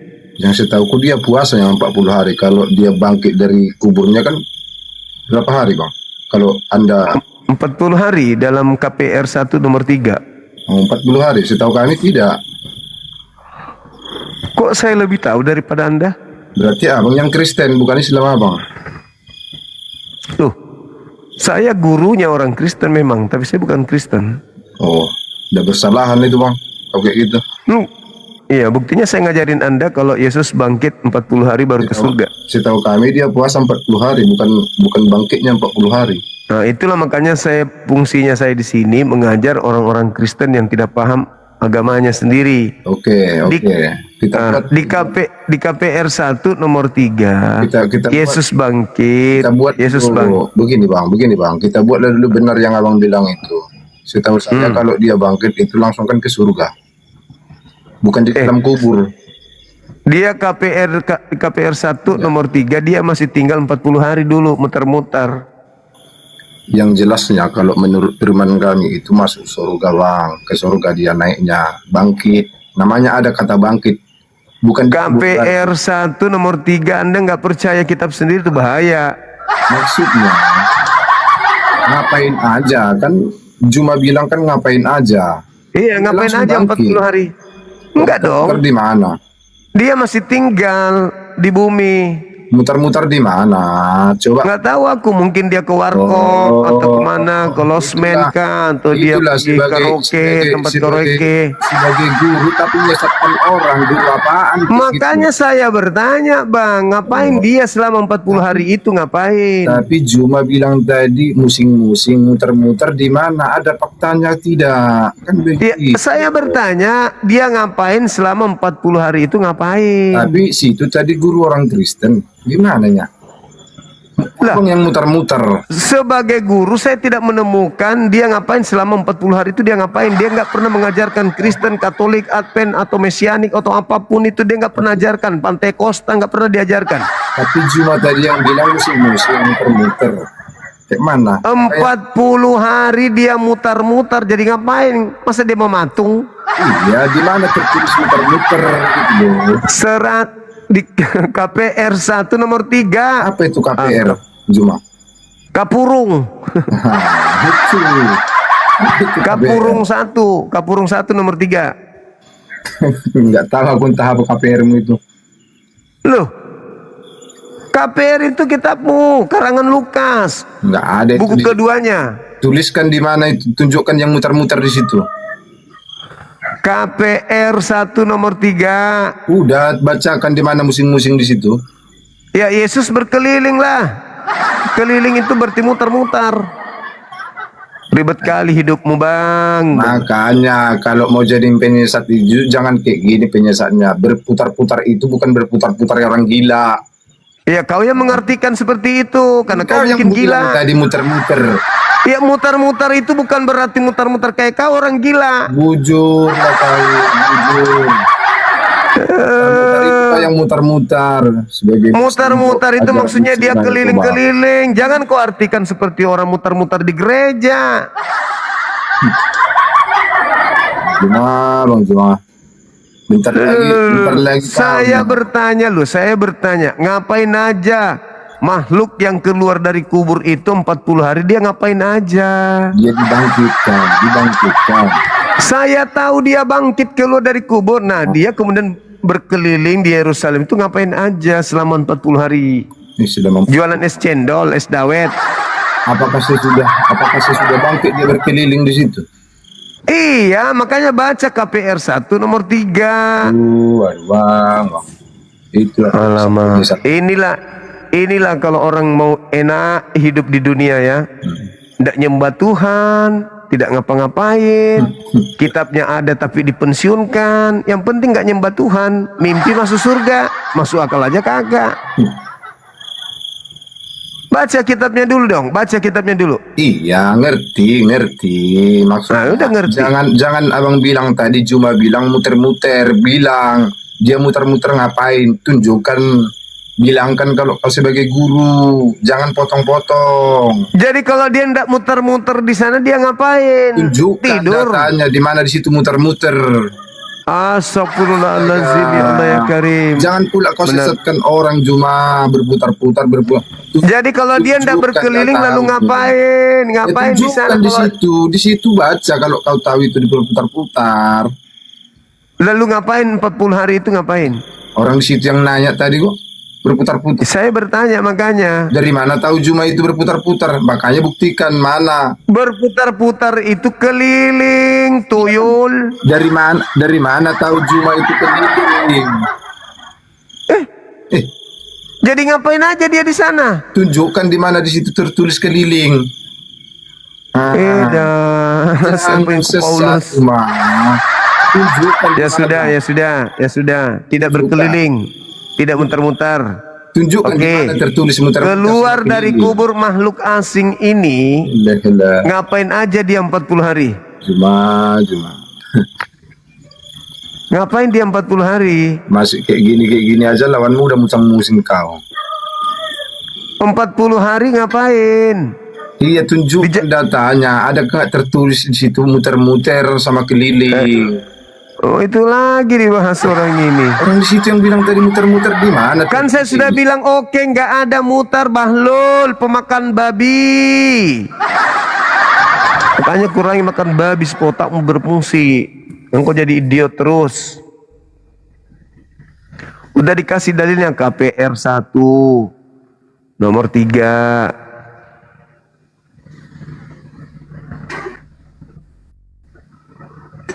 Halo. Halo.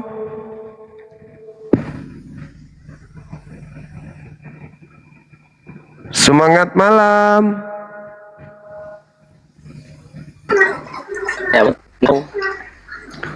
Halo Bram. Saya nggak buka kamera juga nggak apa-apa ya, Bang? Harus buka kamera. Nggak apa-apa kok. Buka kameranya, Bang. Semangat malam. Halo Bang, Assalamualaikum. Maaf, Wencet. Waalaikumsalam warahmatullahi wabarakatuh. Salam kenal ya. Ya Bang. Terima kasih. Ayo non-muslim silakan naik diskusi yang baik lah.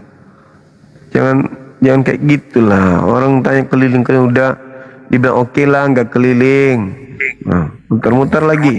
Dia muter-muter. Halo, semangat malam, Bung. Selamat malam. Dari Kristen. Ya, Kristen. Silakan buka kamera, Bang, kita diskusi. Bisa buka kamera, Pone. Kenapa bisa? Kameranya tidak bisa dibuka. Karena apa? Memang saya followersnya tidak banyak. Mau gimana? Kenapa bisa gitu? Karena kamu boneng. Kamu tidak tahu, kamu Kristen, kamu sosok tahu. Memang Kristen itu apa?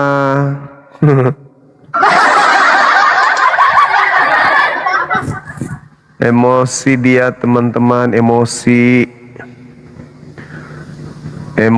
dia.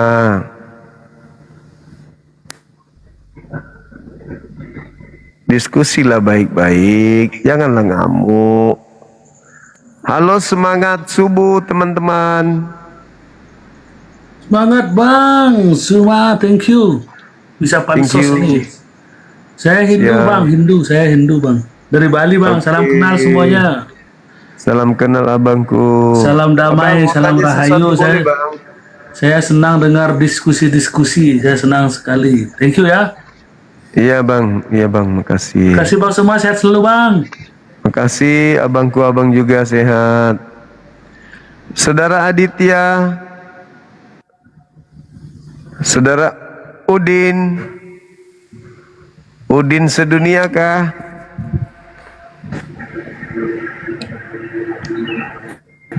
Halo Din.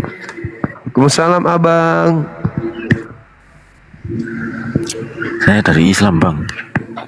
Sama berarti kita bang. Selamat bang terus. Bang Rusli. Ada onde-onde kah bang? Sore bang, kepencek. Oh iya, gak apa-apa Ji. Wih,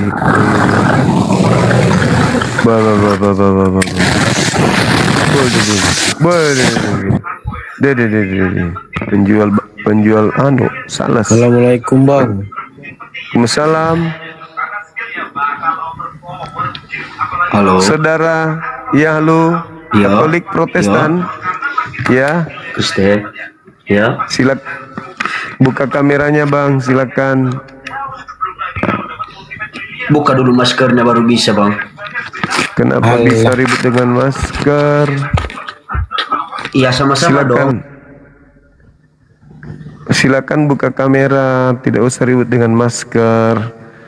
Kalau Anda juga mau pakai masker silakan, tidak apa-apa.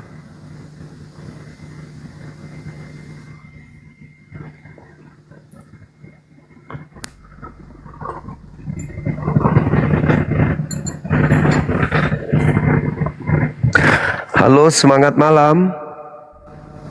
Dinda Jibril nggak tidur ya?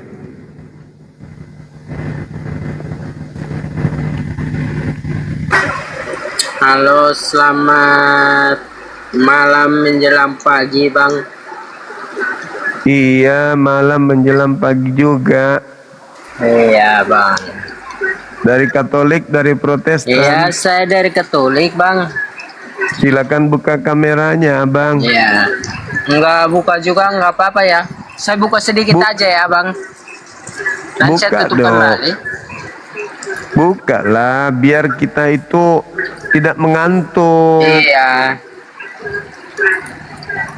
Mana mukanya? Sabar. Kok gelap kali hidupnya?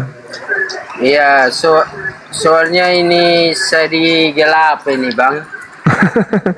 Enggak, betul. Abang, ini mau tanya apa ya, Bang? Tanya aja.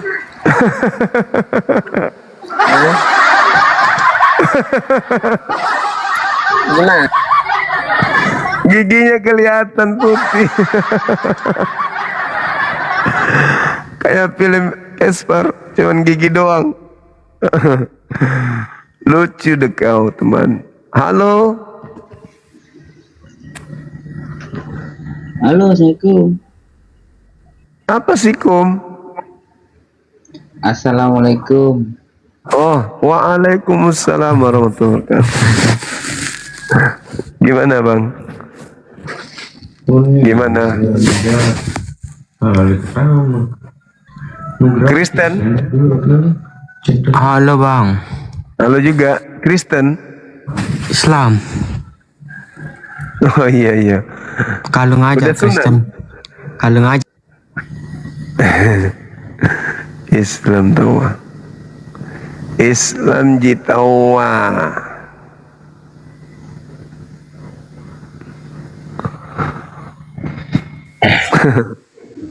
Halo, semangat malam. ATM. Bang Ari. Selamat malam, abangku. Malam juga. Aduh, gelap, Bang ya? Iya, nggak apa-apa. Dari Kristen? Iya, Bang. Oke, silakan. Bisa dijelasin nggak, Bang, kenapa sampai ke Indonesia ini baru disebut mencuri data-data dari Islam gitu? biar Iya. paham gitu kan, biar nggak salah paham lagi gitu, Bang. Ya, baik.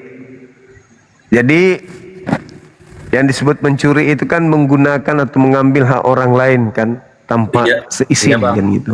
Iya, Bang, ya.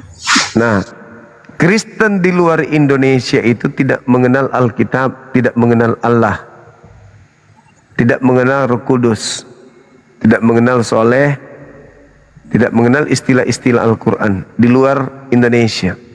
Hanya Kristen di Indonesia inilah yang kemudian sangat familiar menyebut Alkitab, Allah, Allah Bapa, Allah Anak, karena mereka mengambil dari istilah-istilah Al-Quran.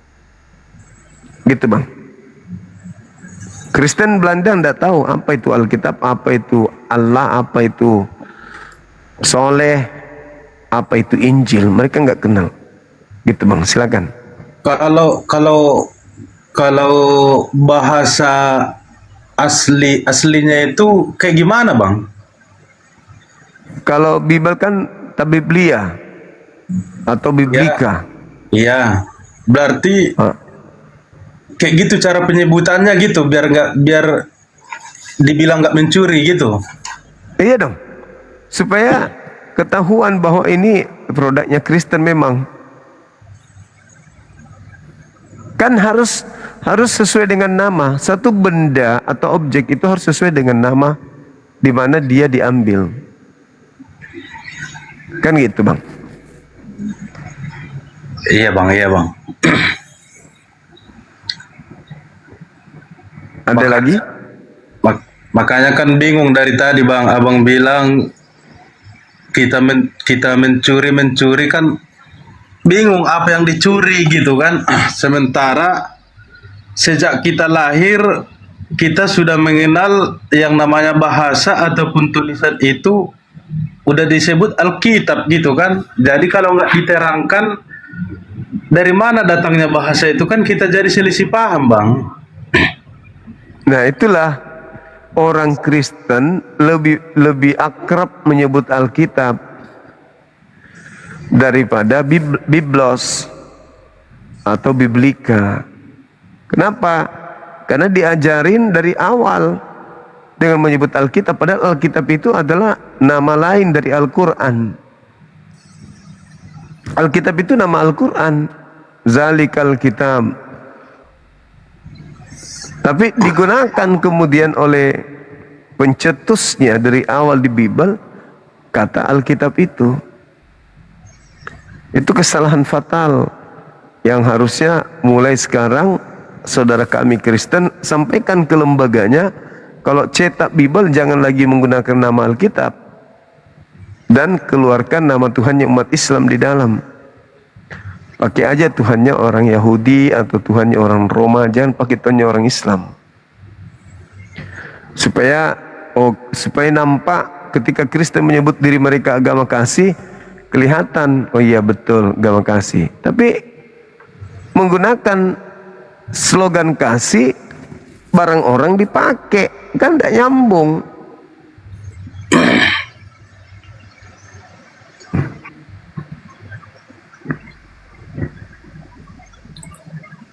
Jadi itu yang saya maksud.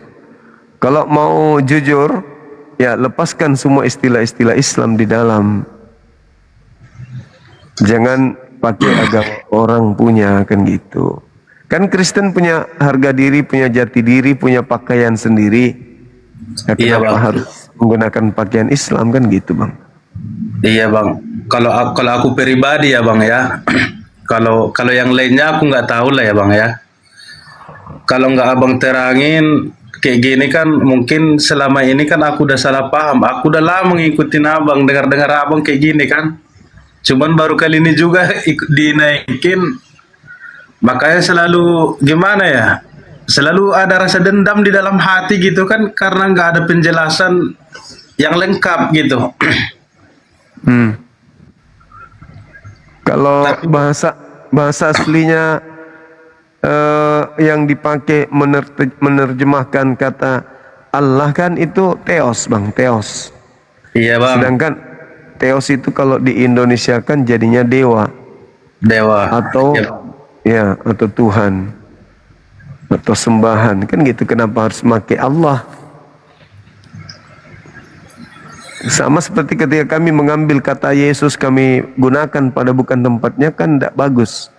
Dan kami tidak akan mau melakukan itu, karena itu menyakiti saudara kami Kristen. Tapi Kristen nggak pernah mikir kalau mereka sedang menyakiti kami dengan mengambil nama Tuhan kami ke dalam pada bukan tempatnya. Begitu. Padahal dari bahasa Inggris masuk ke dalam bahasa Indonesia, ya God kan Indonesianya Tuhan. Kenapa jadi Allah? Kenapa nama Tuhan kami diambil? Kan gitu. Oke, Bang. Terima kasih banyak, Bang ya, penjelasannya ya, Bang ya. Oke, saudara, makasih. Oke, Bang. Mohon maaf selama ini Bang berburuk sangka. Mohon maaf ya, Bang ya. Sama-sama, Bung. Sama-sama. Makasih ya. Oke, Bang. Terima kasih banyak, Bang. Makasih, Bang Ari. Makasih. Oke, Bang.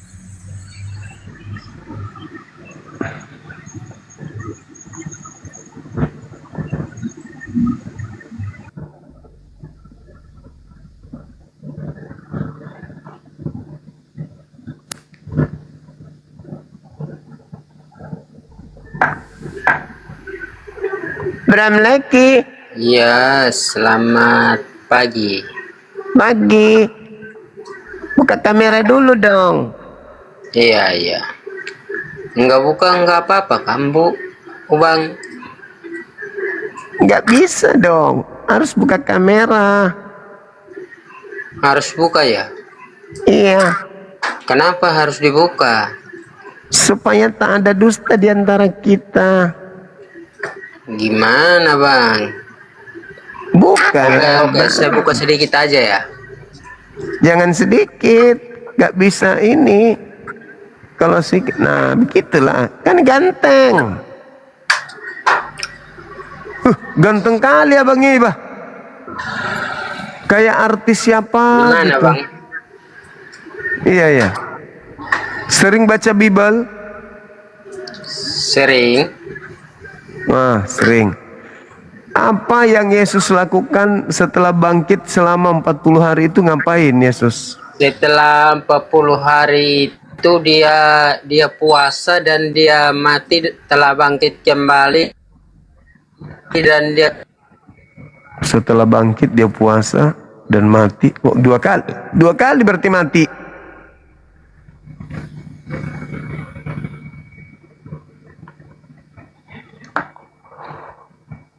kasih tahu Ini Sisilia Rantang Popo. Kenapa jaringanmu?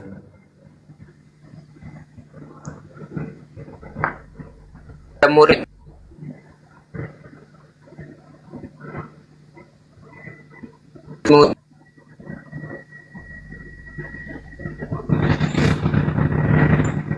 muridnya supaya Kayak bencong Afrika. dia telah ini mati dan telah ya cari aja, jangan ngaur doang.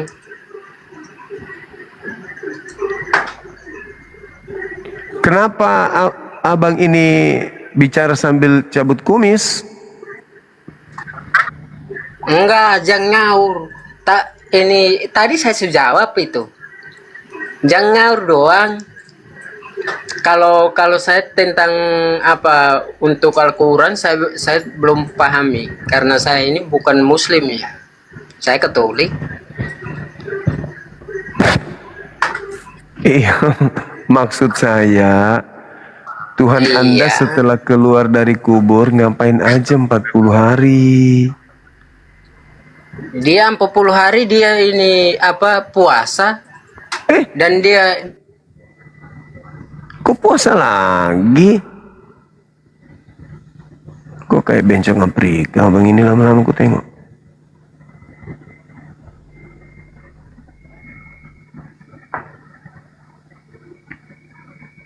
Puasa lagi 2 kali dia puasa. Puasa mati, bangkit puasa lagi 40. Gimana?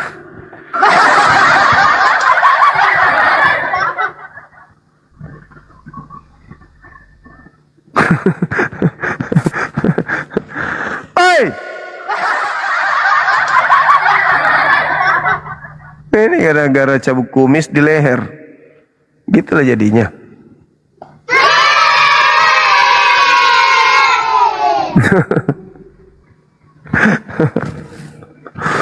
Allahu Akbar. Masya Allah, kodong kamasih. Ampunilah hambamu ya Allah. Kenapa orang ini kamasih?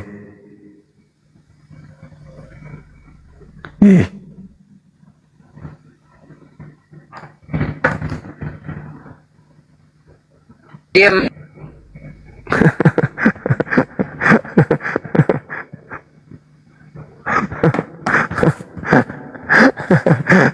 Jadikan profil di HP. Ya.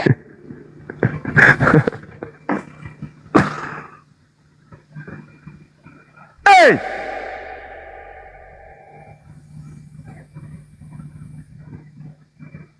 Betah kali dia mematung. Bang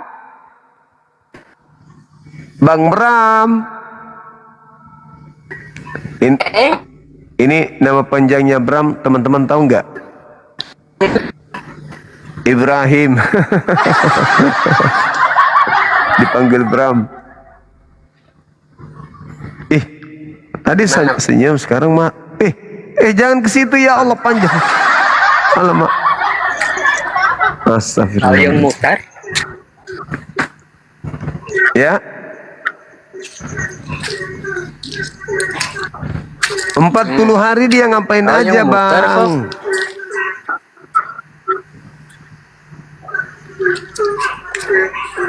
40 hari Ya, itu 40 ngapain? hari itu dia puasa.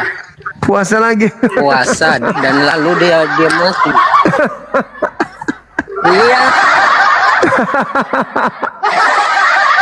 40 Bang, malam itu dia puasa. setelah bangkit yang kutanya, setelah bangkit dia apakah mengajarkan Kristenan? Alamak. Ngapain?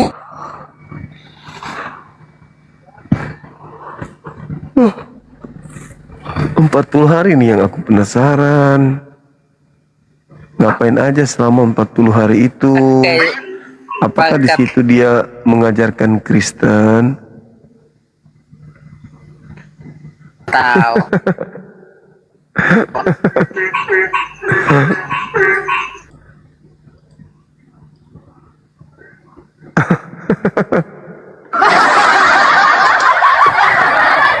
Astagfirullahaladzim, ya Allah.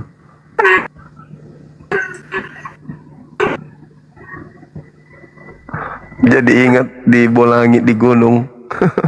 Aku pun sering kayak gitu dulu kan. Udahlah teman-teman, kita istirahat boleh ya. Sudah hampir jam 3 di Makassar. Besok lagi kita ini kita lanjutkan ya. Izin ya. Besok baru kita. Ini udah jadi kodok lawan kita ini. Udah jadi kodok lawan kita, udah jadi kodok.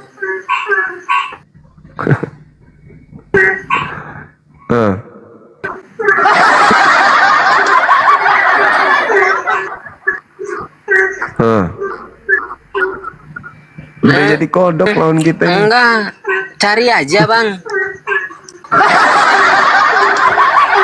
Abang ini gimana ceritanya abang saya ini? Halo? Cari aja. Kau cari aja bang. Iya, halo. Cari aja bang. Apa yang dicari? Abang cari aja di Injilnya itu. Abang cari aja di Injilnya. Abang cari. Apa yang saya harus cari? Injilnya. Bawa saja Pak. Ini abang itu benar atau tidak itu? Enggak, maksud saya 40 hari setelah dia keluar dari kubur itu dia ngapain?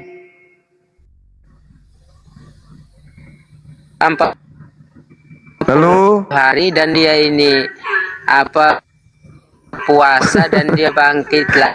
Ada yang bilang cari gigi. Orang tidak pengen ini. Ada yang bilang cari pulsa. Atau gimana bang? Cari jaringan.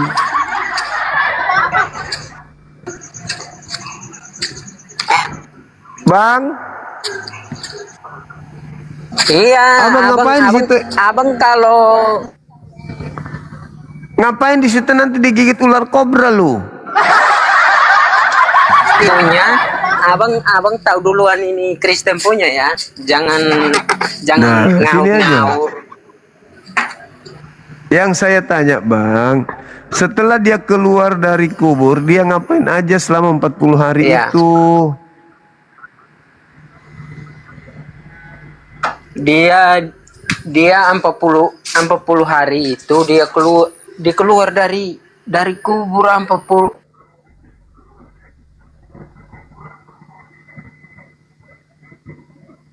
Oh, 40. Kok puasa lagi keluar dari kubur? Keluar dari kubur, abang. Keluar dari kubur 40 hari. Ngapain selama 40 hari itu ngapain? Atau gimana bang? Oh, keluar dari kuburnya 40 hari itu. Iya, ngapain dia? 40 hari itu dan dia keluar dari kuburnya. Dan dia mengajar murid-muridnya dan dia keluar habis. Dia keluar habis, dia mengajar murid-muridnya.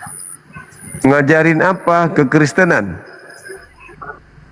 Iya, supaya orang tahu bahwa dia ini Tuhan kan. Di mana itu ajarannya supaya dia Tuhan itu di mana diajarkan? Di mana tertulis? Ngajarin silat.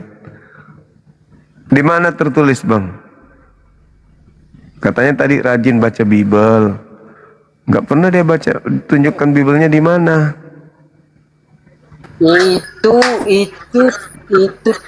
Itu tidak tahu.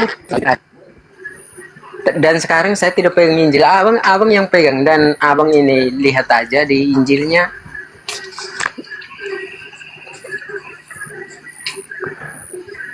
Masa abang yang muat itu kok, masa saya tanya nggak tahu? Itu kan lucu kan?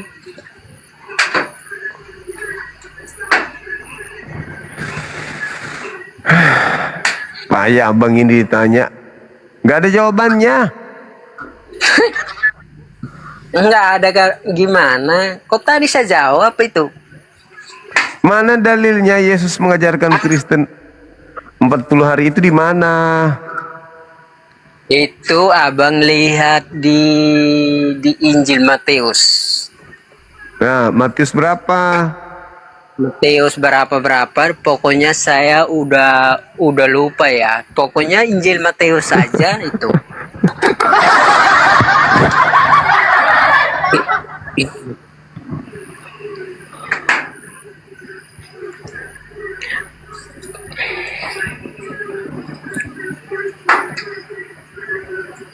Udah ya Bang ya?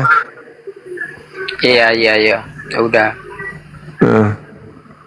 Abang nggak kasih jawaban soalnya. Saya kasih jawabannya yang itu tadi. Tadi saya sudah apa abang kan? Apa jawabannya? Masa kayak gitu?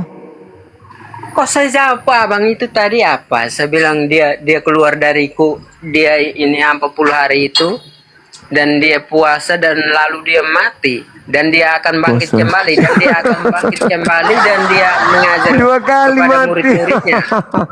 2 kali mati. 2 kali mati Dia gimana?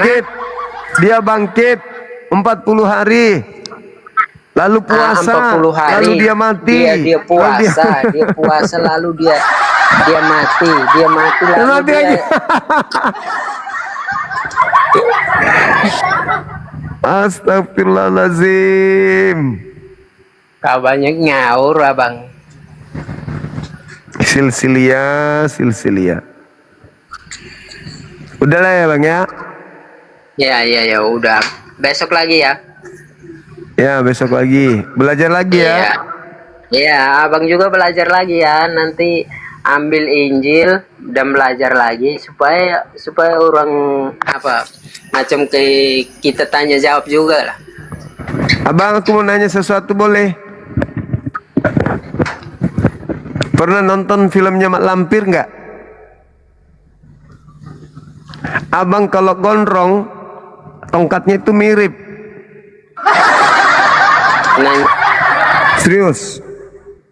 Anda ini ternyata bintang film tapi sebagai tongkat aja. Lumayan lah daripada yang lain nggak.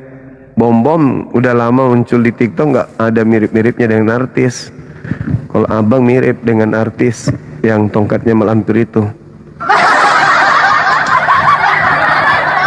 Baik teman-teman sekalian, kita sampai di sini dulu pertemuan kita pada subuh hari ini. Insya Allah besok kita lanjut lagi. Masya Allah, yang nonton masih banyak, masih ada 10k. Kita sudah tembus populer nomor 6 se-Indonesia, dan postingannya ini 2,8 M. Masya Allah. Love orange-nya juga 7k ya teman-teman. Terima kasih banyak. Jangan ngetik yang buat saya tertawa. Guys.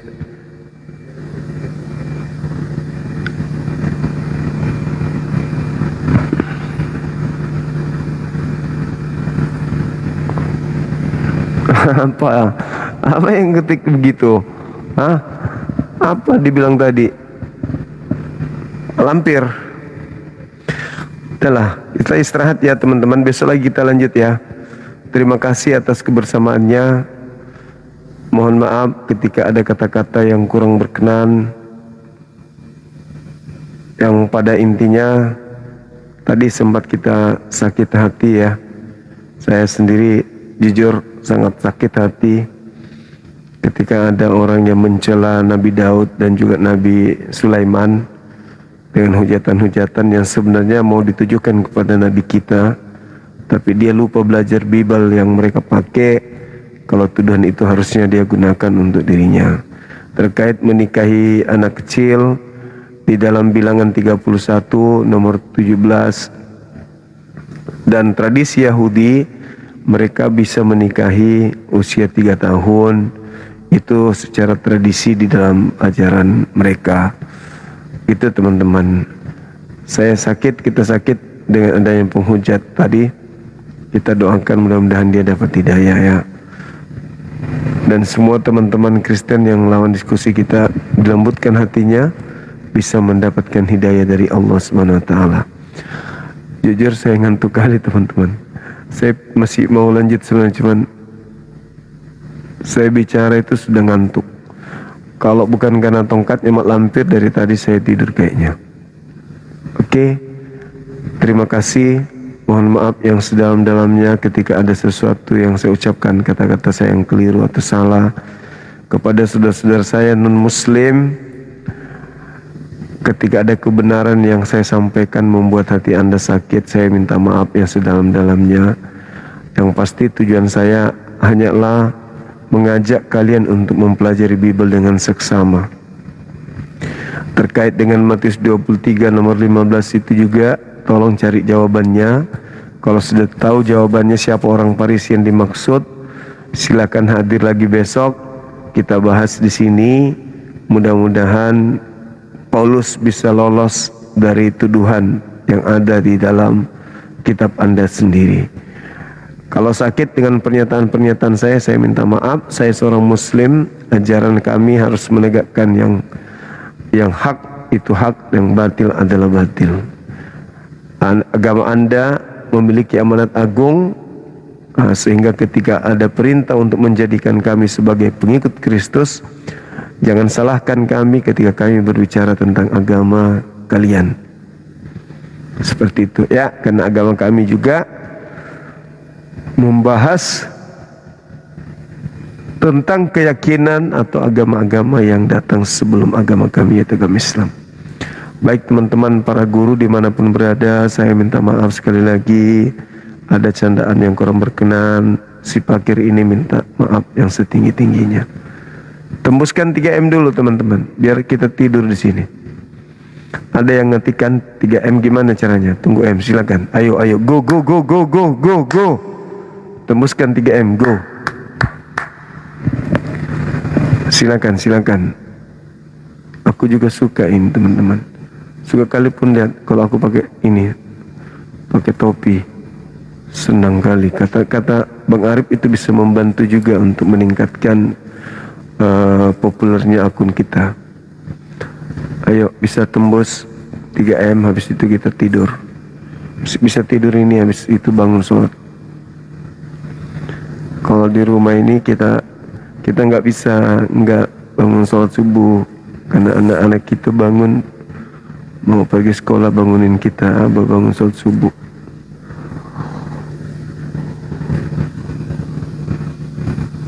YouTube, thank you ya teman-teman di YouTube ya, kalian semua luar biasa, Masya Allah.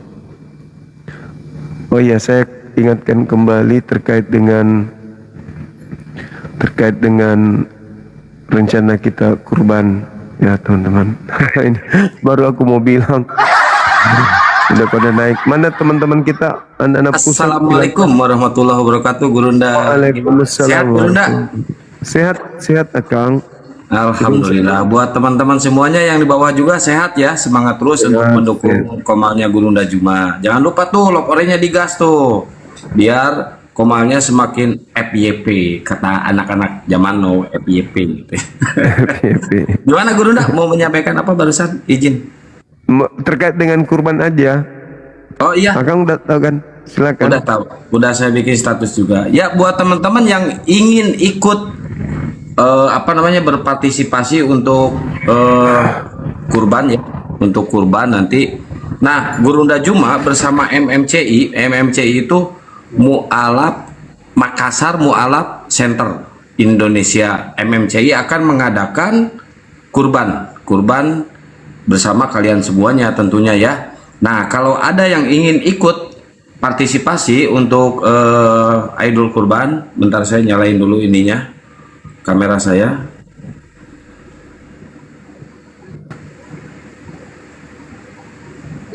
Mana sih tadi? Mana itunya Bang Handi? Fotonya kok nggak ada di saya ya? Ya, langsung kirim ke Mu'alaf, ke MMCI ya, ke rekening MMCI. Nomor rekeningnya berapa Bang Handi? 401 3000 171 73 Bang BTN. Ayo teman-teman, silakan ya. Atau langsung WA ke Bang Juma boleh, WA ke Bang Handi boleh, WA ke saya juga boleh. Kalau ada yang punya nomor Gurunda silahkan WA ke Gurunda langsung. Ada punya nomor saya silahkan ke saya atau ke Bang Handi. Ya, penitiannya ini Bang Handi ini sama Gurunda. Ayo teman-teman, kalau ada yang ingin ikut. Nah, tadi ada yang WA ke saya Gurunda. Kang, apakah boleh saya ingin partisipasi ikut menyumbang? Dia lihat status saya Gurunda. Tapi sekedar 200 atau 300 ribu gitu.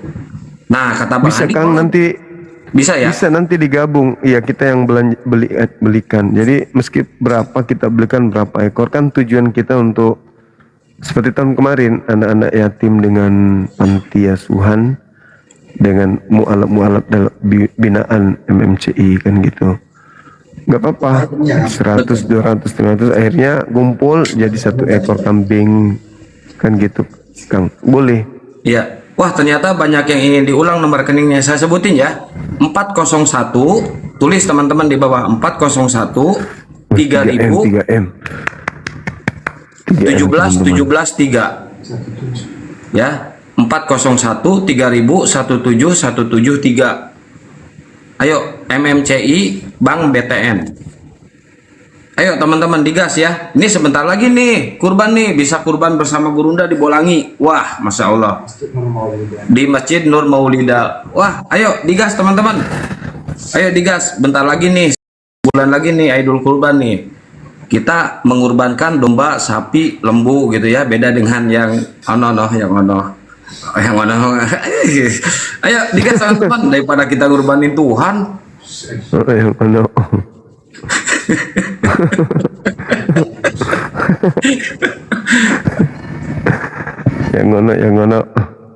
yang ono pokoknya yang ono nggak mesti harus sesuai dengan target 1 ekor kambing.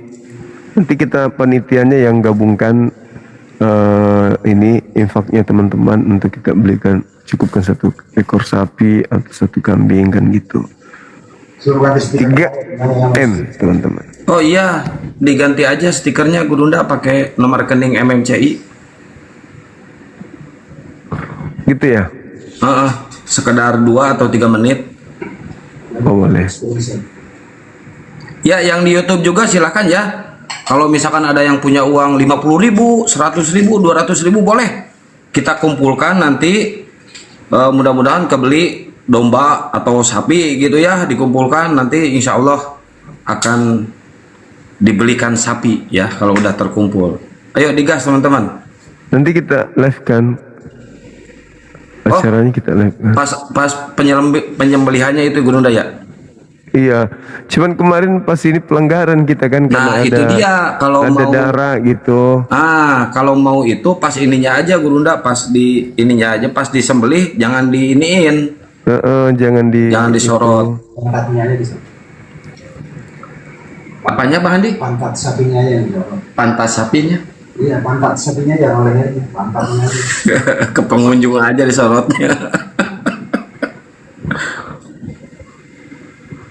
Ke ekornya, buntutnya aja. Ya, yang belum follow-follow silakan di follow-follow teman-teman ya, silakan. Tidak disetujui Kang. Itunya harus dirubah, misalkan 4-nya pakai 4, kosongnya itu pakai ini, pakai O, 1-nya pakai I, gitu, harus gitu Gurunda. Tapi di bawah udah banyak yang ngetik kok nomor rekeningnya. Oh, 401 ya mungkin yang di YouTube ya, yang di YouTube 401 3000 17173.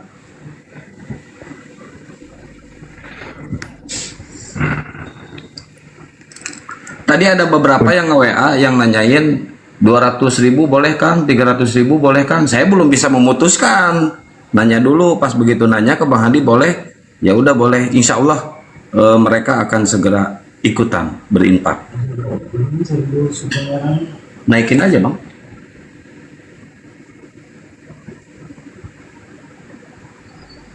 Mungkin Oten juga ini mau ikut kurban, mungkin udah males kurban Tuhan. Kalau manusia.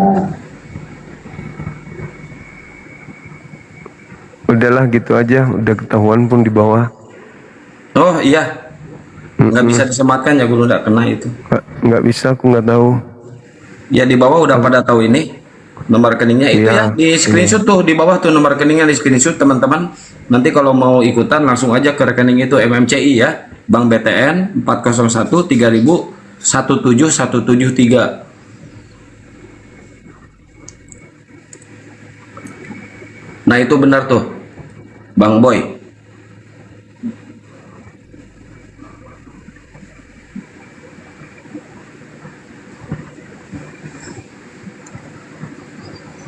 Tapi gini Gurunda, sekarang ini saya lihat banyak ini ya, banyak dari dari sebelah kok ini memakai hijab, pakai cadar gitu. Seolah-olah dia itu muslimah, seolah-olah ternyata bernyanyi, membacakan Bible. Tapi di umat muslim ini nggak ada ya debatannya yang seperti itu ya Gurunda. Nggak ada, ngapain kita tiru-tiru? Biasanya yang ditiru itu yang baik. Iya kan? Iya betul. Benar gak? Makanya Al-Quran banyak ditiru. Karena Al-Quran itu baik. Kalau kita mana ada mau niru jijik. Ih, ngeri kali pun. Jijik sama mereka tuh, tiru-tiru kayak gitu. Kita nggak mau dong niru-niru seperti mereka. Iya, Ngapain? Islam ini bukan bunglon ya Gurunda. Intinya sesuatu yang selalu ditiru-tiru berarti itu adalah sesuatu yang bisa diteladani, yang dijadikan panutan sebagai contoh. Itu pasti tuh yang selalu ditiru-tiru, seperti Islam selalu ditiru, Al-Quran selalu ditiru-tiru. Nah itu berarti bukti itu adalah sebuah yang kebaikan. Gitu teman-teman sekalian. Betul. Nah ini sekedar laporan aja Gurunda, kemarin saya sama Bang Handi ke pesantren Kempek di di Cirebon. Kita menyerahkan Al-Quran infak dari para ahlul sodako termasuk Pak Haji Deddy Mizwar. Itu santrinya itu ada sekitar 5.000 ya Bang Handi, 5.000 santri dan santri. Ramai kali ya. Wah ramai kali Gurunda di sana, Masya Allah. Dan sambutannya juga meriah. Ternyata mereka ini sama sekali santri-santrinya nggak tahu dengan kristologi Gurunda. Bahkan kata Allah, Rasul, Nabi dipakai sama umat yang ono, mereka nggak tahu. Nah setelah saya kasih tahu mereka, sampai saya kasih channelnya Gurunda, Jurki PM Abbas Official, mereka nonton. Loh kok gini ya, ternyata Kristen di Indonesia seperti ini. Kaget mereka Gurunda. Itu para pengurusnya di sana itu kaget mereka. Dan insya Allah kepala pesantrennya nanti dihubungkan sama Pak Kapolsek ya, dihubungkan sama Pak Kapolsek di sana, ingin mengundang Gurunda bersama Pak Haji Deddy Mizwar untuk dijadikan tamu di acara mereka nanti Gurunda. Insya Allah kalau nggak bulan, Insya Allah, amin. 8. Nah nanti kebetulan kita di sana berarti. Nanti temanya kajian pendangkalan akidah dari pemurtadan. Iya. Masya Allah, luar biasa. Itu yang punya Profesor Said Akil Sirot Gurunda. Oh iya. Nanti beliau langsung yang ngundang ke Gurunda. Tadinya saya mau suruh Akang sama Bang Handi ke Bandung. Mau? Tapi kakak saya ternyata udah ada keluarga yang mau nganter balik ke bandara gitu. Oh iya. ponaan yang di pelantikan TNI yang lulus TNI kemarin, Insyaallah, yang sering buatkan kopi akan sama Bang Handi di Bolangi, daftar TNI lulus dia, alhamdulillah. Oh, insyaallah. Nah, tadi aku mau jemput Kak, saya suruh anak-anak saya jemput ya, biar nginap di kantor API 1 malam. Waduh deh, udah sama keluarga, udah di ini mau diantar sama dari Bandung. Waduh, tadinya saya sekiranya mereka iyakan, langsung aku hubungi Akang jemput mereka bertiga, kakak kandung, anaknya beliau lulus TNI. Oh, terus Berarti akhirnya ada keluarganya yang jemput beliau ya? Iya, ada keluarga di sana. Oh, nanti kasih aja nomor WA saya, Gurunda, kalau misalkan dia masih di Jakarta atau di Bandung, dia suruh WA saya aja langsung, nanti saya jemput kalau ada apa-apa. Insya Allah, iya. Lulus, jadi sudah tambah lagi pengawal kita. Masya Allah. Pengawal kita. Kemarin juga yang di sana pokoknya sampai titik darah penghabisan ditanya Bang Handi. Pak Kapolsek di sana selalu akan dukung Gurunda Juma. Dia suka WA ke Gurunda kok. Iya. Mungkin ada di bawah mungkin orangnya. Banyak kali pun di sini AKBP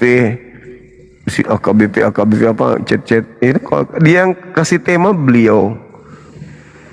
Rata-rata yang kasih tema itu dari kesatuan. Bang, ntar malam angkat tema ini Bang ya. Siap, Komandan. Dari TNI, dari Polri suka kasih supply tema. Tapi tujuannya baik. Mereka cuma ingin belajar. Kira-kira kalau bahasan ini apa yang Bang Suma jelaskan gitu.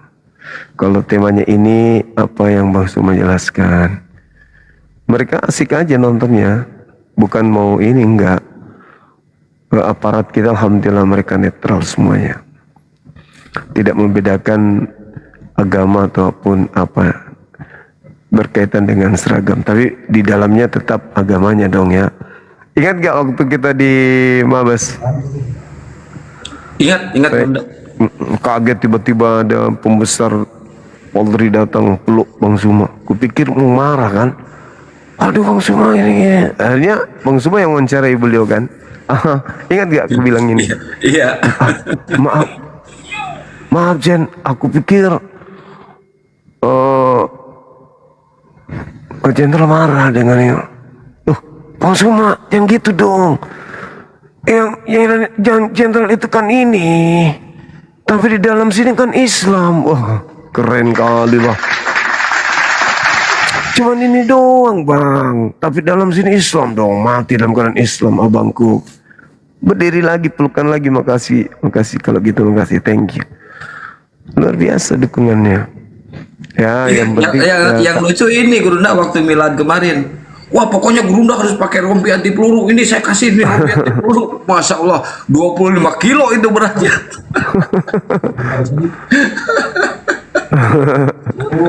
Sampai kayak gitu, Masya Allah dukungan mereka ya Gurunda. Iya, tapi nasihatnya juga banyak kali. Nasihatnya ya supaya jangan begini, itulah hebatnya TNI Polri. Nasihatnya janganlah kayak gini, biar bagaimanapun saudara kita ini hebat. Salut, antum semua luar biasa. Tak ada tendensi kebencian sedikit pun dari mereka. Mereka menganggap semuanya sama, tapi akidah tetap akidah Bang. Tapi kita tetap saudara sebangsa dan setanah air. Keren kali ini. Siapa sih yang mendidik Polri dan TNI kita sampai luar biasa kayak gitu? Luar biasa mereka beliau orang-orang hebat. Mereka cinta tanah air dan cinta Tuhannya. Keren, luar biasa. Bravo TNI, bravo Polri. Luar biasa antum sahabat-sahabat sekalian. Saya takjub kepada kalian.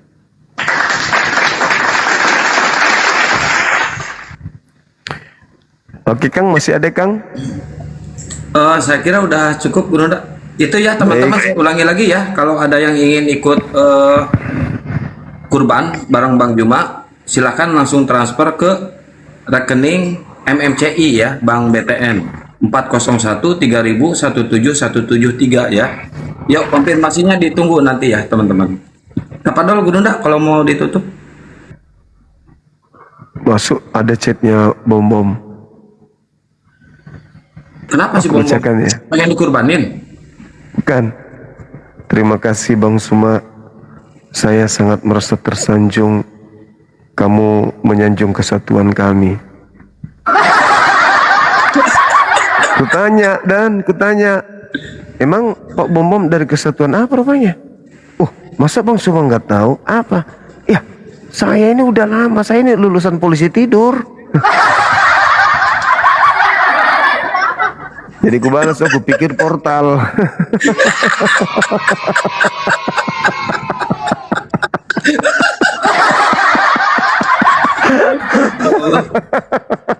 Domba kelap ngakak.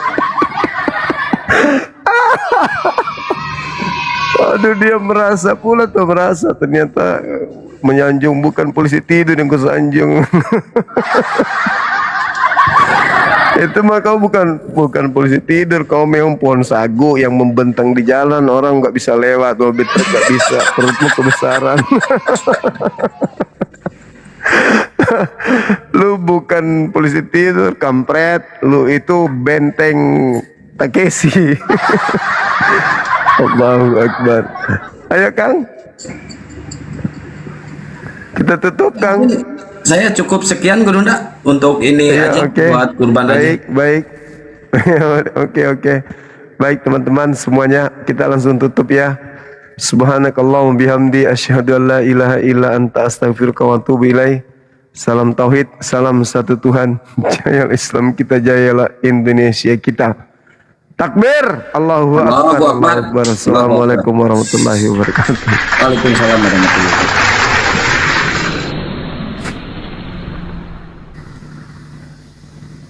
Nggak ada kawan, nggak ada. Aku cuman bercanda, nggak ada chatnya. Bom kalau jam segini udah tidur di pohon dia.